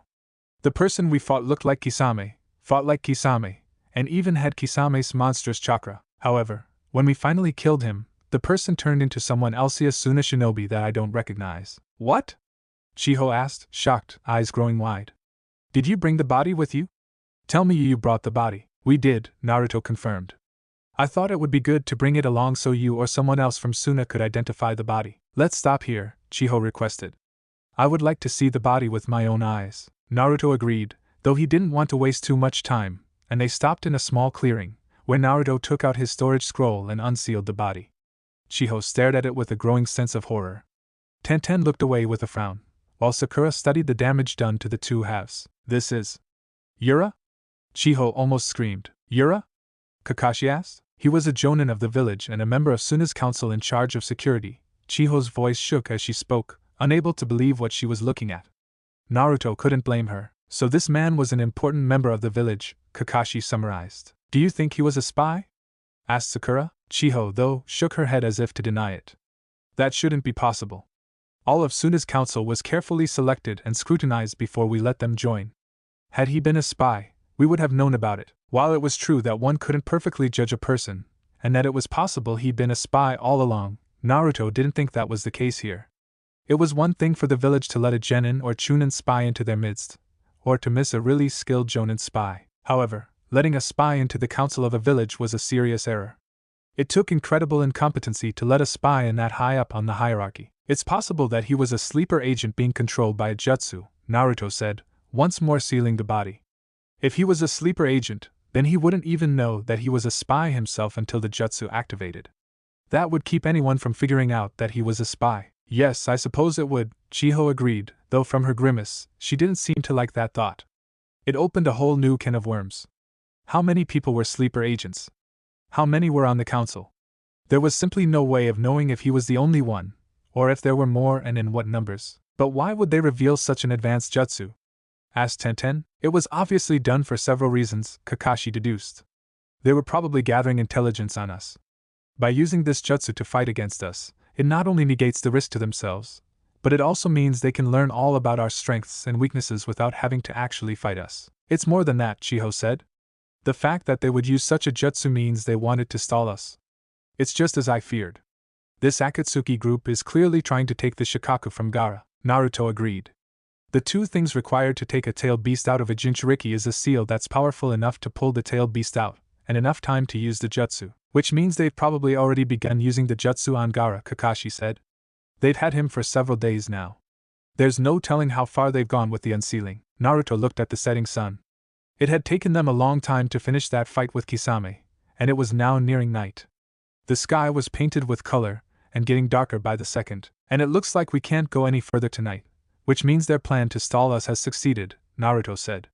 It'll take another 8 hours to reach the Akatsuki hideout that Pakken found, and that's if we keep going at the same pace we have been going. However, if we keep going now, we'll be exhausted and unable to fight. He bit his lip hard enough to draw blood as he came to a decision. Let's get some rest here. We'll sleep for 6 hours, and then head out again. Everyone got out their supplies and set them up within the clearing. Naruto had Kakashi go out and hunt some fish for them to eat. Meanwhile, he had Sakura start a fire while he set up a perimeter using a seal that he had created from scratch. Do you need any help, Naruto? Asked Tenten as she came up behind him. Sure. Naruto reached into his sealing pouch and pulled out several slips of paper, which he handed to Tenten. Could you please put these on some of the trees surrounding this area? I want them to form a perimeter around our camp. What are these? Fuinjutsu tags, Naruto answered. It's a seal that will alert me to whenever a chakra signatures walks past it.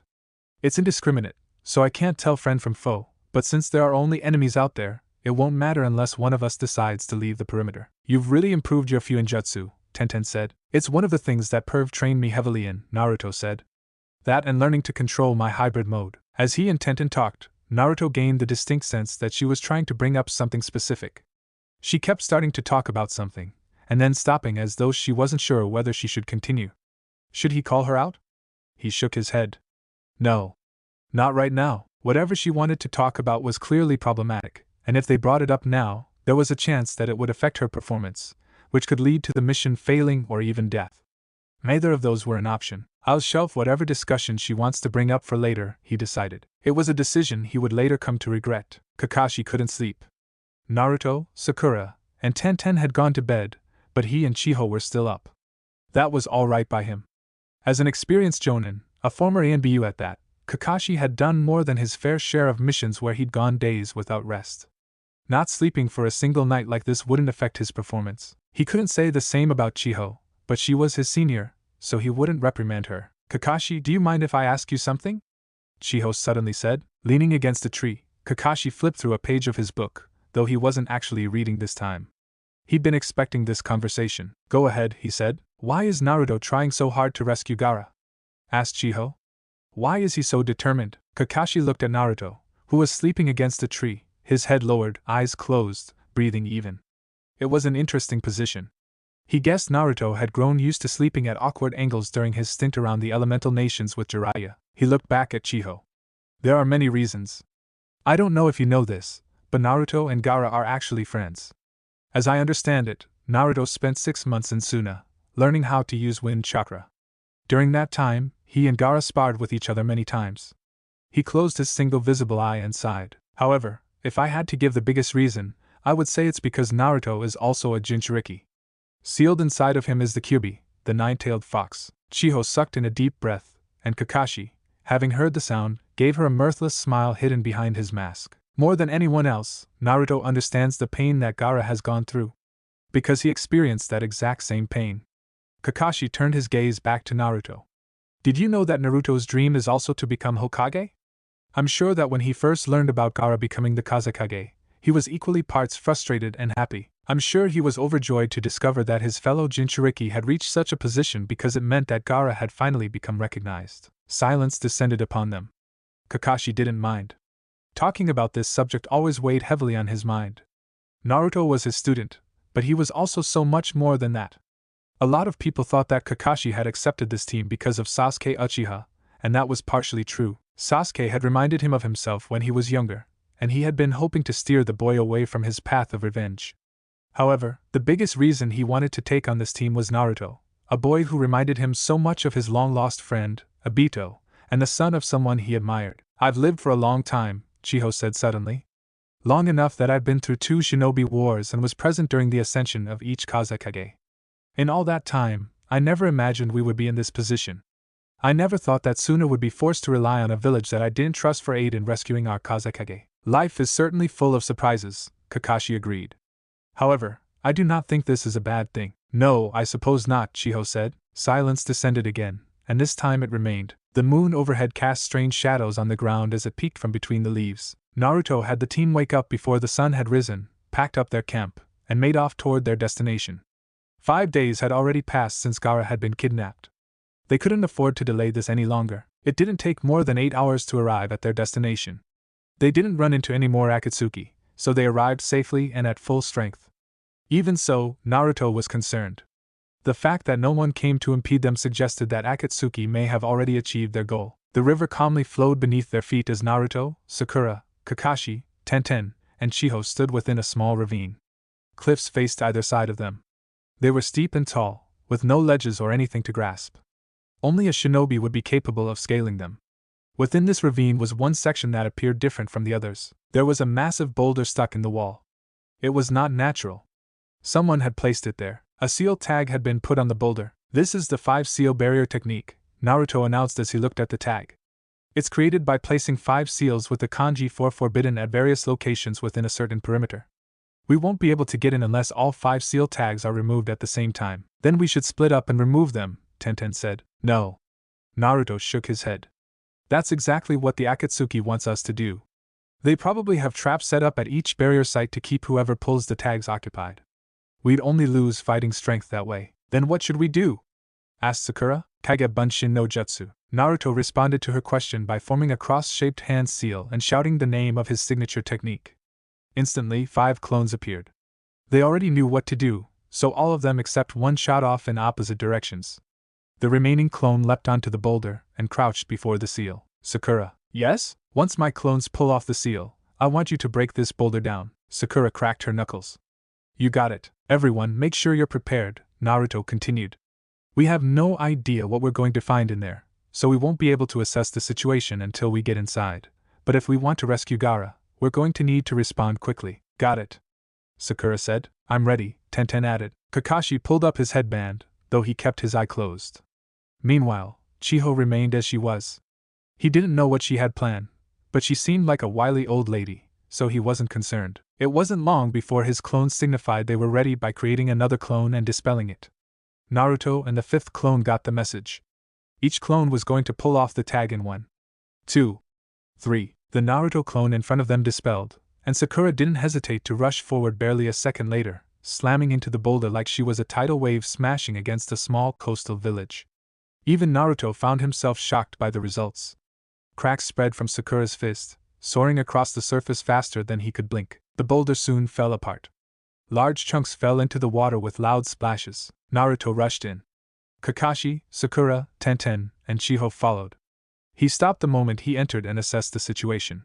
It wasn't that hard. Within the large, cavernous space were several objects of interest. The most obvious was the massive statue that sat inside of the cavern. It looked like a monster with multiple closed hands. Hands from the monster jutted from the ground, fingers splayed in a gesture that seemed pleading, as though it was anguished and wishing for salvation. The other objects were clustered together. It was 3 bodies. One of them was a hunched figure, another was a sitting, and the last was a figure lying on the ground, which the second figure sat on. Naruto immediately recognized Gaara. His red hair and the black rings around his eyes were a dead giveaway. The other 2 figures he didn't know, but they were wearing black cloaks with red clouds. Akatsuki, Gaara. Naruto didn't need to get close to see that Gaara was dead. If he'd been alive, there was no way he would have let that blonde-haired Akatsuki member sit on him like that. Damn these bastards. Huh, you guys are late, the blonde one said. Do you know how long we've been waiting for you? Now, which one of you is the 9-tailed Jinchuriki? A red haze fell over Naruto's eyes. He could hardly think. He could barely breathe. All Naruto could see was that blonde bastard sitting on Gaara as though he was a piece of furniture. It was a wonder he had the capacity to actually produce words. You. Naruto pointed at the blonde. I'm assuming that you're the one who kidnapped Gaara. He switched his finger from the blonde to the hunchback. Which means that you are Sasori of the Red Sand, the one who poisoned Kankuro. You hear that, Sasori? The blonde one said. This kid knows us. Are you Konoha's Jinchuriki? I was told that he was supposed to be a brat with blonde hair, but you seem awfully calm. Was our information wrong? Oh well, Kakashi, Naruto said softly, his arms trembling. I'm going full throttle right from the start. I'll separate those 2 from Gaara. I want you to grab his body and run for it. Take him somewhere safe. Kakashi opened his eye. The Sharingan's 3 tomo swirled. You got it, Sakura, Tenten, Chiho. You 3 can deal with Sasori once I've separated them. The blonde is mine. Sakura, Tenten, and Chiho didn't say anything, but they tensed at his words. He took that to mean they were ready. Even if they weren't, he wasn't waiting. Naruto didn't hesitate to release all of his chakra in a single burst and transform into his hybrid mode. Purple chakra exploded around him, becoming visible.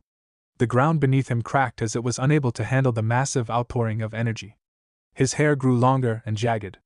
His eyes went from blue to purple as his vision sharpened. Claws grew from his nails, long and sharp, and his whisker marks thickened and turned jagged. Before his transformation was even complete, Naruto had burst forward.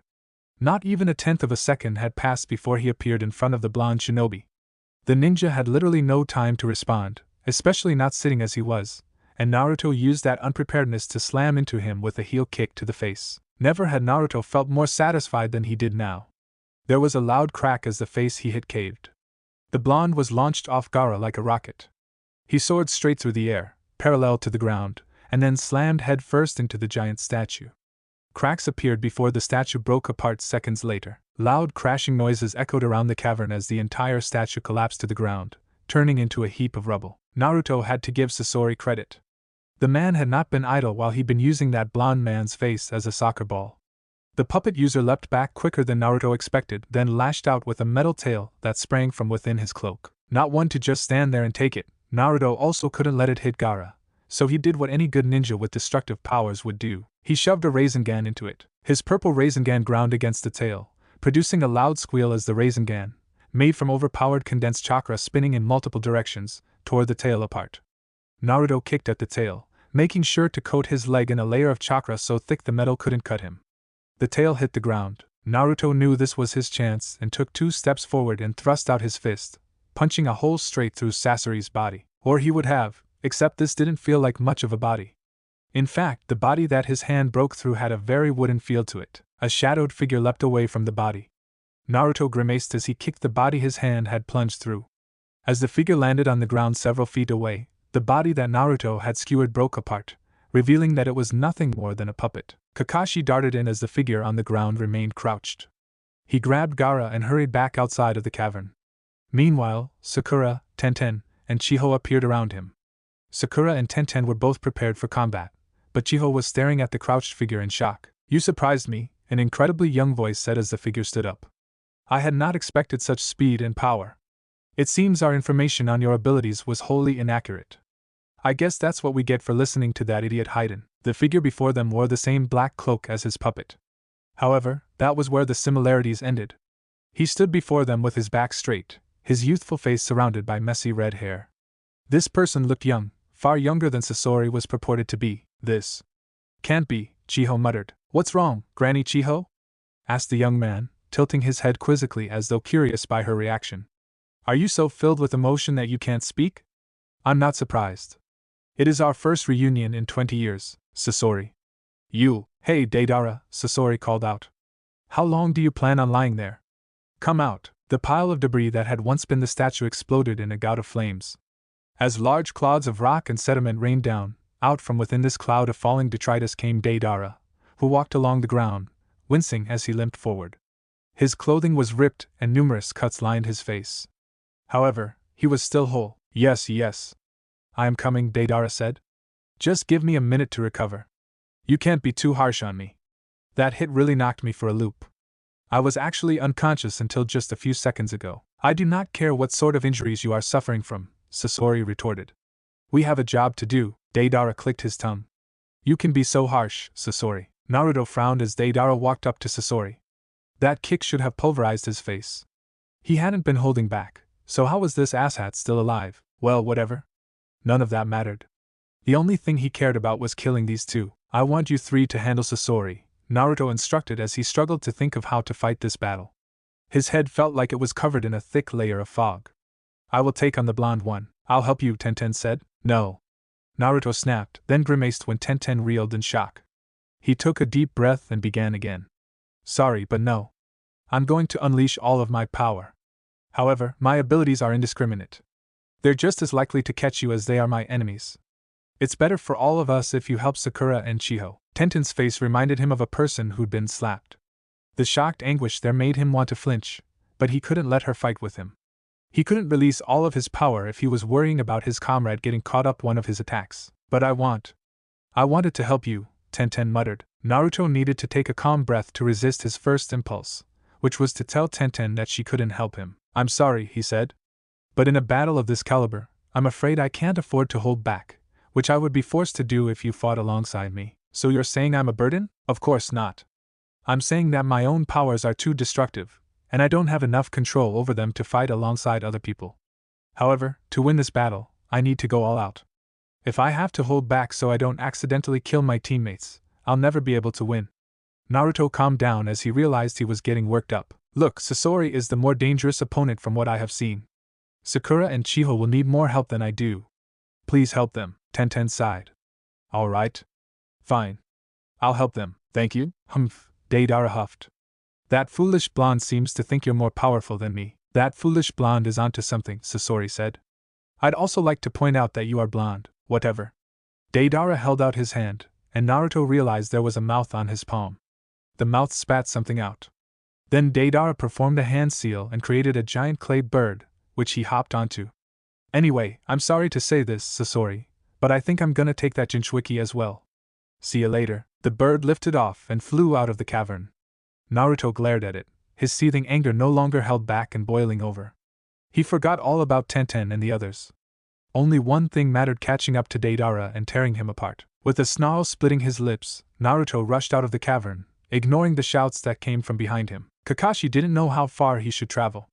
He was lugging the body of Gaara across his shoulder, racing through the trees.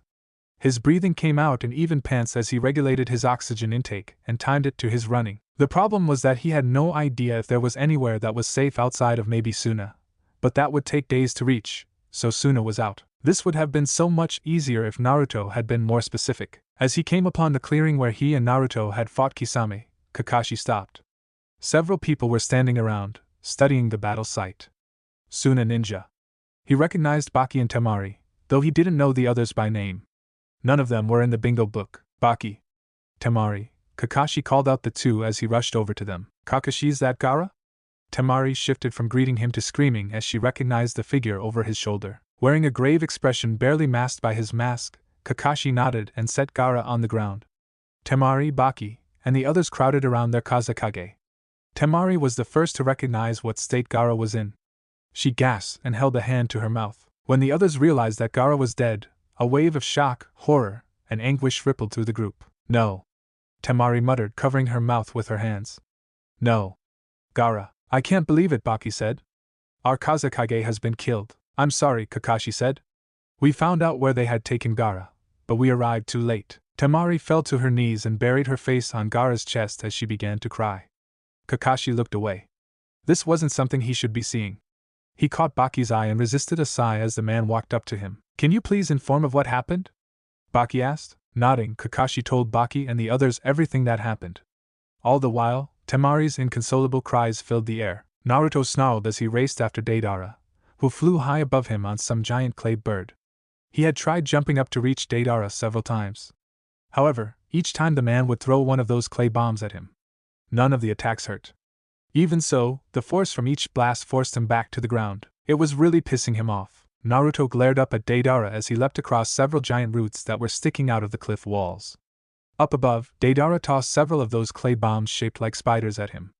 With a snarl, Naruto swiped his hand through the air, unleashing a powerful blade of wind that sliced through the clay bombs, causing them to explode. The heat from the explosion singed the hairs on his arms. Reason had lost its meaning. Slashing out his hand again, Naruto sent another blade of wind at Deidara.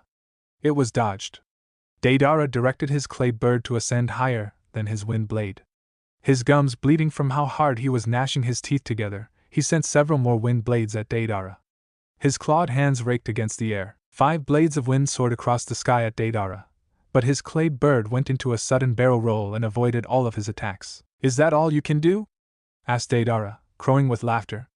If this is all the vaunted Jinchuriki has, then it doesn't look like I have much to worry about. This man is taunting you. Yes, he is. More bombs fell.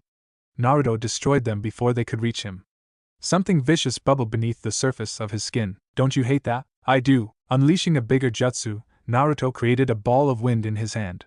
He compressed the wind further. The sphere, which had been about the size of his head, soon became half the size of his palm. With an action that was as violent as it was angry, Naruto hurled the wind sphere at Deidara, who had no time to dodge as it raced to them. The wind sphere struck the clay bird on the left side, tearing apart its wing as though it was made of paper, and then exploding to destroy even more of the bird. Deidara leapt away from it before he could be engulfed by the explosion. As the winds tore at Naruto's hair and clothing, he tracked the falling shinobi, his lips twisting as the red haze that had fallen over his eyes darkened to the color of blood. Then kill him. Make him suffer. Tear him limb from limb. Tear him apart. Kill him. Naruto placed his hands behind him, channeled wind chakra through them, and used the resulting propulsion to send him flying upwards. He soared straight at Deidara, who saw him and tossed several balls of clay. He formed a hand seal. The clay turned into birds that flapped their wings and shot at him. Naruto didn't even bother dodging or destroying them. Chakra poured from Naruto's pores in quantities so vast that his body became surrounded in purple flame.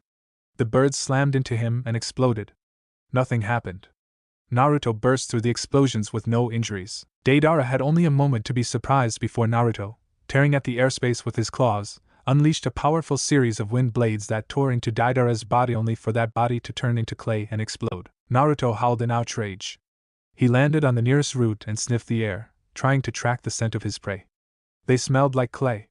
It should have been easy, but there was so much clay scattered around this place now that he couldn't find the scent. Glaring into space, he channeled chakra into his eyes. Colors faded as his ability to perceive the world changed. Every living creature around him, be they plants or animals, suddenly appeared green. Meanwhile, kilometers away, for large orange spots signified where Sakura and the others were still fighting against Sasori, there was another orange spot. It was much closer. You're mine. Naruto didn't waste time in forming a Rasengan and running toward the chakra source. The orange spot leapt away as if to avoid him, but Naruto followed it and slammed the Rasengan into it or tried to. A large blob of orange appeared between them and grabbed his arm. Before Naruto could pull his arm out, it exploded, sending him flying backwards. With smoke wafting from his body, Naruto felt a growl escape his throat as the orange blob ran further away. Was it trying to escape? It was trying to escape. He wouldn't let it. Naruto threw himself into a sprint. The orange blob came closer. Several smaller blobs flew at him, but they exploded against the chakra that cloaked his body. Before the orange blob could move any further, Naruto thrust out his hands, creating two large, purple claws, which latched onto the blob. What is this? The blob screamed as it was lifted into the air. There was nothing in our information that said you had this much power. What is going on? The noise coming from this creature was annoying, so Naruto killed it. He clenched his fists, causing the chakra arms to clench as well. The snapping of bones echoed around them as gray fluid gushed from the orange blob in his grip. The orange blob soon lost its color, going from orange to gray. Yes. It was dead. He had killed it, that annoying blob. That annoying. Annoying. As Naruto came down from his high, the world around him suddenly shifted. His chakra vanished, causing his transformation to wear off, and then color returned to the world. The chakra claws he had created were gone, so the corpse of Deidara was lying on the ground, a bloody carcass within an expanding puddle of crimson. Oh. Oh no. Naruto held a hand to his face and took several calming breaths. With the haze that had once clouded his mind gone, he could remember vividly what he'd been doing. The rage that had filled his heart, the violence he had committed, and the voice that had spoken to him from inside of his soul, of the Naruto that was him, but wasn't. He remembered it all. The seal must be weakening. I'll need to let Jiraiya know so he can check on my seal. If the seal was weakening, then that was a bad sign. It meant he was getting free, Naruto's other half. A weary Naruto made his way to where Kakashi stood around Gaara's body with Temari, Baki, and 3 other Suna shinobi. Temari's loud bawling could be heard from several dozen meters away. As he walked into the clearing, he saw that she had buried her head on Gaara's chest. Slowly, warily, he made his way over to the group of ninja, who parted to let him through. Temari. He muttered. Temari's head snapped up at the sound of his voice. She stared at him for several seconds as though unable to comprehend what he was doing there. However, after a moment passed, Temari stood up, wiped her eyes with the forearm, and then glared at him. You promised, she muttered harshly. You promised me that you would rescue Gaara. You said that nothing would stop you from rescuing Gaara. Was all that just a lie? Was your promise so worthless to you that you couldn't even save my brother? Naruto knew that Temari didn't mean any of this, which was why he didn't say anything back, why he didn't defend himself as she came up and began pounding her fists on his chest. All that rage and anguish had to go somewhere. In which case, it was better for her to let out her feelings there, with him, than it was to go on bottling them up. I'm sorry, he muttered. Temari leaned her head against his chest. She pounded her fists into him, but they had no strength, and eventually, she let them drop to her sides. Why? Why did it have to be Gaara? Hasn't he suffered enough? That was a question without an answer. There were many people who didn't deserve to suffer, but through no fault of their own, they did anyway. Consequently, there were also many bad people in this world who deserved to suffer but never did. Sometimes good people died. Sometimes evil people prospered. If the world was a place where only the evil suffered, then people like him and Gaara would have never existed. Naruto wrapped his arms around Temari as she cried, pulling her close enough that her sobs were muffled against his chest. This was the scene that Chiho, Sakura, and Tenten came onto. The three of them looked a little worse for wear. Sakura and Tenten were sporting numerous cuts on their arms and legs, which bled quite a bit. Likewise, Tenten's shirt had been torn, revealing a good portion of her side. If he had to guess, she had been injured, but Sakura or Chiho had healed her. On the other hand, Chiho didn't look too bad off, injury-wise. There was a haggardness about her that hadn't been there before. Baki, Chiho said. You all followed us? We managed to convince the council that it was necessary for Suna Shinobi to find the Kazekage ourselves, Baki replied. Still looking at Gaara, he shook his head. Though we arrived far too late to be of any help. Chiho looked at Gaara's still form, lying on the ground, almost as though he were peacefully sleeping. Sakura was also looking at Gaara with a sense of despondency. Tenten had been looking at him and Temari, but she did eventually look at the Kazekage. Her eyes grew moist. I see. Yes, I understand. Do not worry. I shall bring Gaara back. Everyone paused at Chiho's words, even Temari, who stopped crying and glanced at the woman as she walked up to Gaara's still form and knelt down. What do you mean, Lady Chiho? Asked Temari. I mean just what I said, child, Chiho told the girl as her hands and Gaara's chest were enveloped in a blue light. I am bringing the Kazekage back using a reincarnation jutsu. It is a jutsu that only I know. However, I can only use it like this once. Baki's eyes widened. Wait. You aren't talking about Kisho Tensei, are you? What else would I be talking about? But that's… I am old, Chiho interrupted. I have lived a long life, been through 2 wars, and seen many horrors. I was forced to battle my own grandson, even, and now, I have been poisoned by that very same grandson. Even if I wanted to live, I am not long for this world, Lady Chiho. Sakura gasped. Why didn't you say anything, and worry you needlessly? Chiho chuckled. What could you have done? There were only 2 antidotes, and you and Tenten are the ones who needed them the most.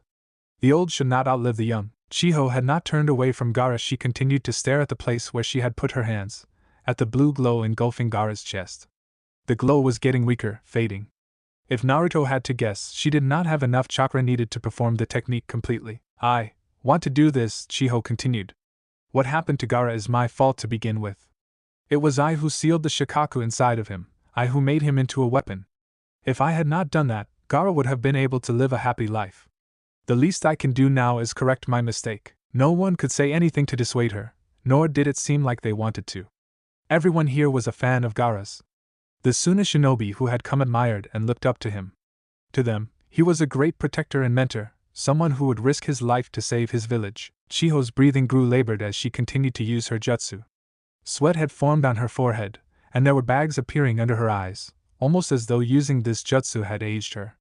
Despite this, she continued feeding chakra into her technique. However, Naruto wasn't sure if it would work, for the light around Gaara's chest continued to fade. Naruto removed Temari from his embrace and walked up to Chiho, placing a hand on her back and sending his chakra into her.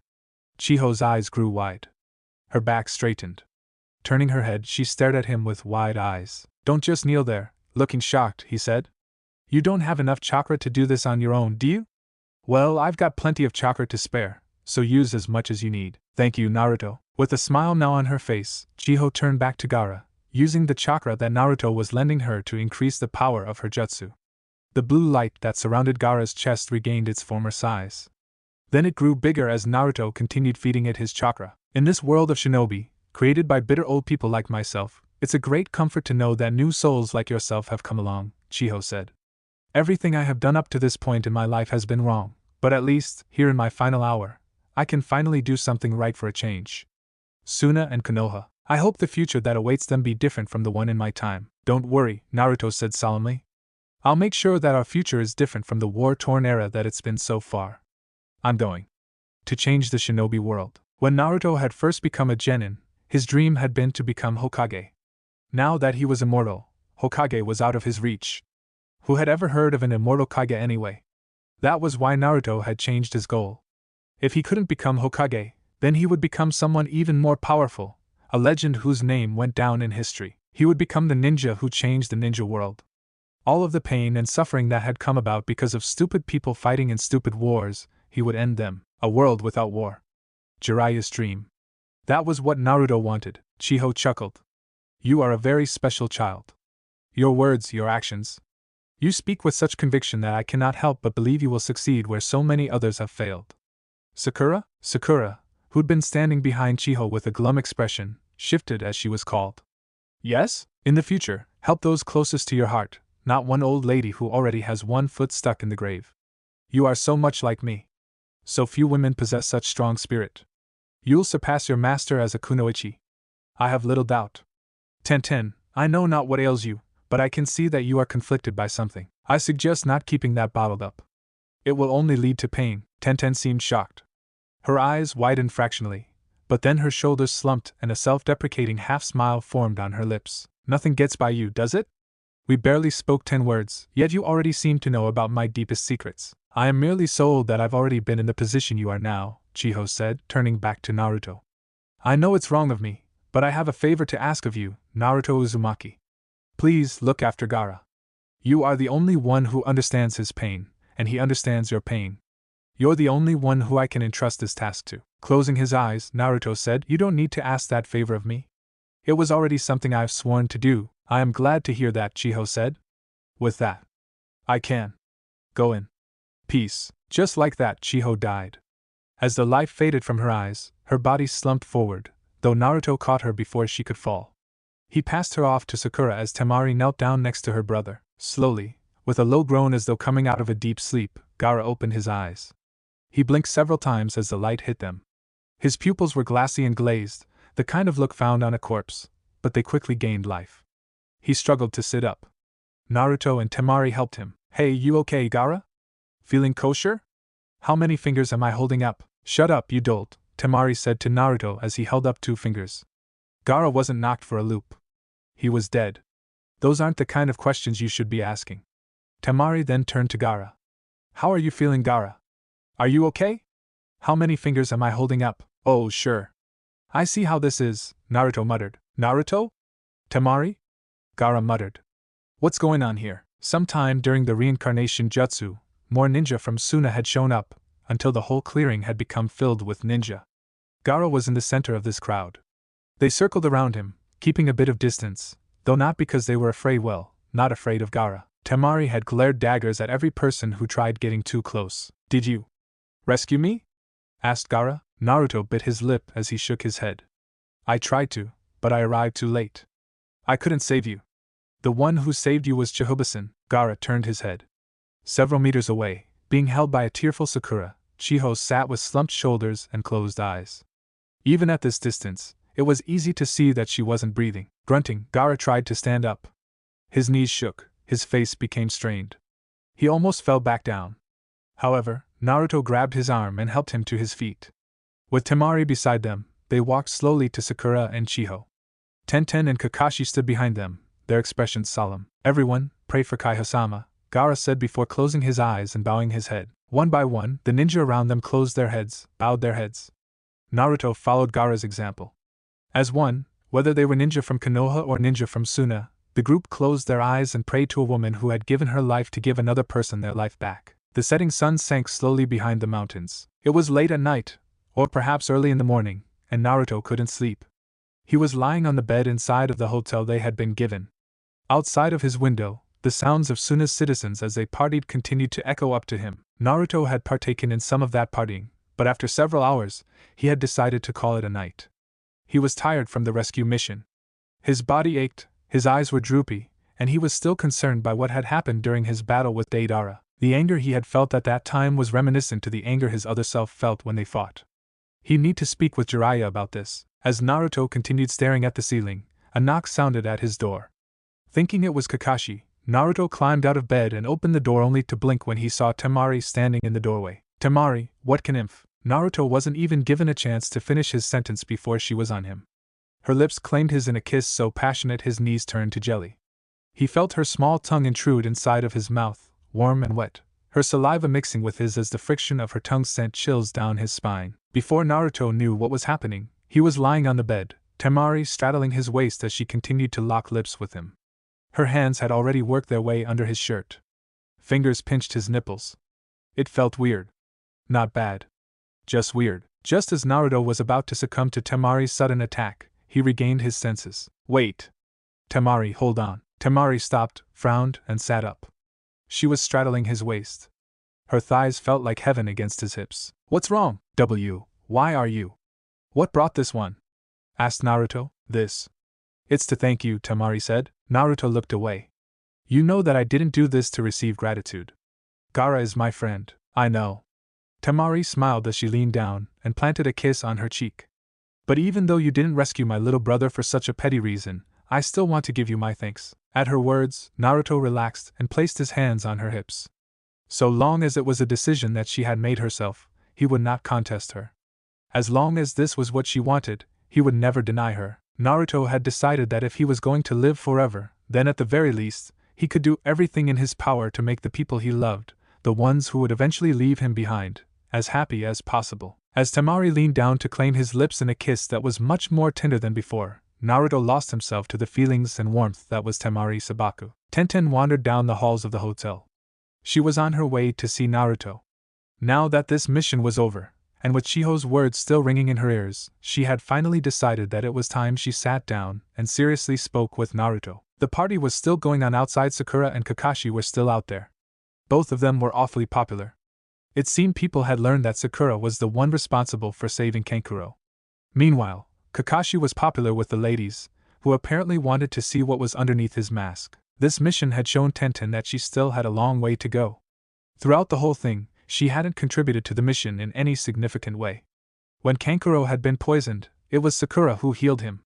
During the battle with Kisame, she had been told to leave. Naruto hadn't let her fight beside him against Deidara, and the one who defeated Sasori had been Sakura, not her. I need to get even stronger. The biggest problem was that she didn't know how else she could get stronger.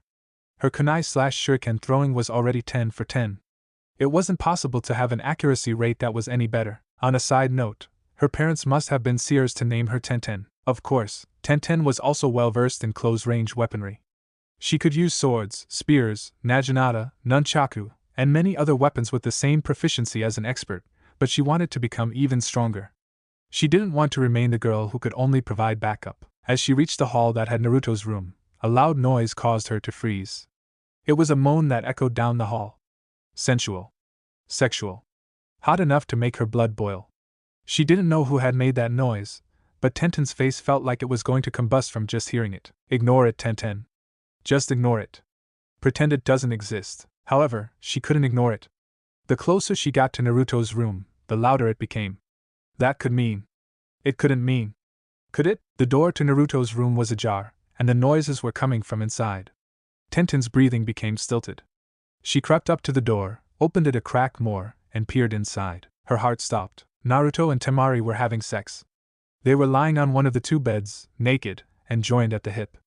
Even as she stared, Naruto was thrust himself inside of Temari, who had wrapped her arms and legs around him, crying out, urging him on with her voice and words. Before she could get too caught up in what she was seeing, Tenten jerked back and clamped a hand over her mouth. Tears sprang to her eyes as her tongue became lodged in her throat. Her heart felt like it had dropped into her feet, which became heavier than Rock Lee's leg weights. Unable to remain in that place for any longer, Tenten ran away from Naruto's room and the moans that were coming from it. It was early the next morning. The sun was still in the process of rising. Naruto stood before the gates to Suna alongside Kakashi, Sakura, and Tenten. Seeing them off was Gaara, Temari, Kankuro, and Baki. Naruto had woken up that morning to discover Kakashi giggling at him from his bed. It had taken him a moment to realize what the Jonin was giggling about, but then he remembered that Temari had sex with him the previous night, and she had still been in his bed when he woke up. Kakashi had not let him off the hook. After Temari had left, the Jonin had grilled him on the details of their relationship. Actually, the copy ninja had really just wanted the juicy bits of his sex life. Naruto had dealt him 1,000 years of death. While Kakashi had yet to stop staring at him with knowing smirks, Tenten strictly avoided his gaze. Every time he felt her eyes on him, he would look her way, only to discover her looking at something else. She'd occasionally glance at him from the corner of her eye. However, she'd quickly look away, a conflicted expression crossing her face. I'm not sure what's going on with her, but I should probably find some time to sit down and talk. That would have to wait until after they went back in Konoha, filed their mission report, and informed the Hokage of what happened via a verbal report. Since Naruto had been placed in charge of this mission, that was his task. Are you sure you don't want to stay for a while longer to recuperate? Asked Gaara. Despite having a tail beast pulled out of him, he looked fairly hale. Naruto chalked that up to Chiho's sacrificial reincarnation jutsu. Yeah, Naruto began. We've already spent a night here when we should have headed out. We need to deliver our report to Tsunadesima, Sakura added. Speaking of, I have already sent a preliminary report with Takamaru, Baki said. I appreciate that, Naruto said, nodding at Baki before turning back to Gaara. Anyway, I'll see you around. Maybe I'll be sent here during the Chunin exams and you and I can grab a drink. I would like that, Gaara said. Gaara held out his hand, and Naruto, grinning like a loon, accepted the hand, shaking it firmly. Behind him, Kakashi's eyes smiled while Sakura looked on with a warm smile of her own. Tenten still seemed to be ignoring him, but even she seemed warmed by the friendship they were displaying. The group was preparing to leave. However, just as Naruto had turned around, Temari called out to him, Naruto. Naruto turned around. Yezumph. Temari grabbed him by his jacket and pulled him into a searing kiss. She pulled away before he could actually respond, taking several steps back and winking at him. That was a good luck kiss for your journey home, she told him, winking. Heh. If you say so, Naruto replied. I think it's just so you have something to remember me by on those lonely nights without me. You wish. Everyone around them were staring at him and Temari with varying expression. While Gaara appeared relatively calm about the display of affection, Kankuro looked ready to shit a brick, and Baki was rubbing his eyes as though trying to figure out if what he saw was real or a genjutsu. On the other hand, Kakashi was giggling perversely, Sakura's eyes had bulged from their sockets, and Tenten? She looked away with a grimace. Naruto narrowed his eyes. I see. So that's the problem. Yes, he really did need to speak with Tenten soon. After the shenanigans brought about by Temari's kiss, the 4 Konoha ninja who formed Team Naruto left, traveling through the desert as quickly as they could. While there was no need to rush anymore, no one wanted to remain in that desert longer than necessary. I had no idea my pupil was such a lady killer, Kakashi giggled. Kenneth-sensei, there's gonna be quite a few girls in Konoha who will be disappointed. Are you planning to tease me the whole way there? Only until we reach Konoha. Thanks a ton for watching, Shinobi Squad. I hope you had as much fun as I did putting this epic what if together. Make sure to smash that like button, subscribe, and hit the bell icon so you never miss a single twist in the story. Drop your thoughts, theories, or even wild ideas in the comments. I read every single one. And hey, if you're craving more awesome Naruto content, go check out the other videos on the channel. I've got plenty of heat waiting for you. Until next time, stay sharp, stay awesome, and remember, even a shadow clone needs love. Peace out, Shinobi. Thanks a ton for watching, Shinobi Squad. I hope you had as much fun as I did putting this epic what if together. Make sure to smash that like button, subscribe, and hit the bell icon so you never miss a single twist in the story. Drop your thoughts, theories, or even wild ideas in the comments. I read every single one. And hey, if you're craving more awesome Naruto content, go check out the other videos on the channel. I've got plenty of heat waiting for you. Until next time, stay sharp, stay awesome, and remember, even a shadow clone needs love. Peace out, Shinobi.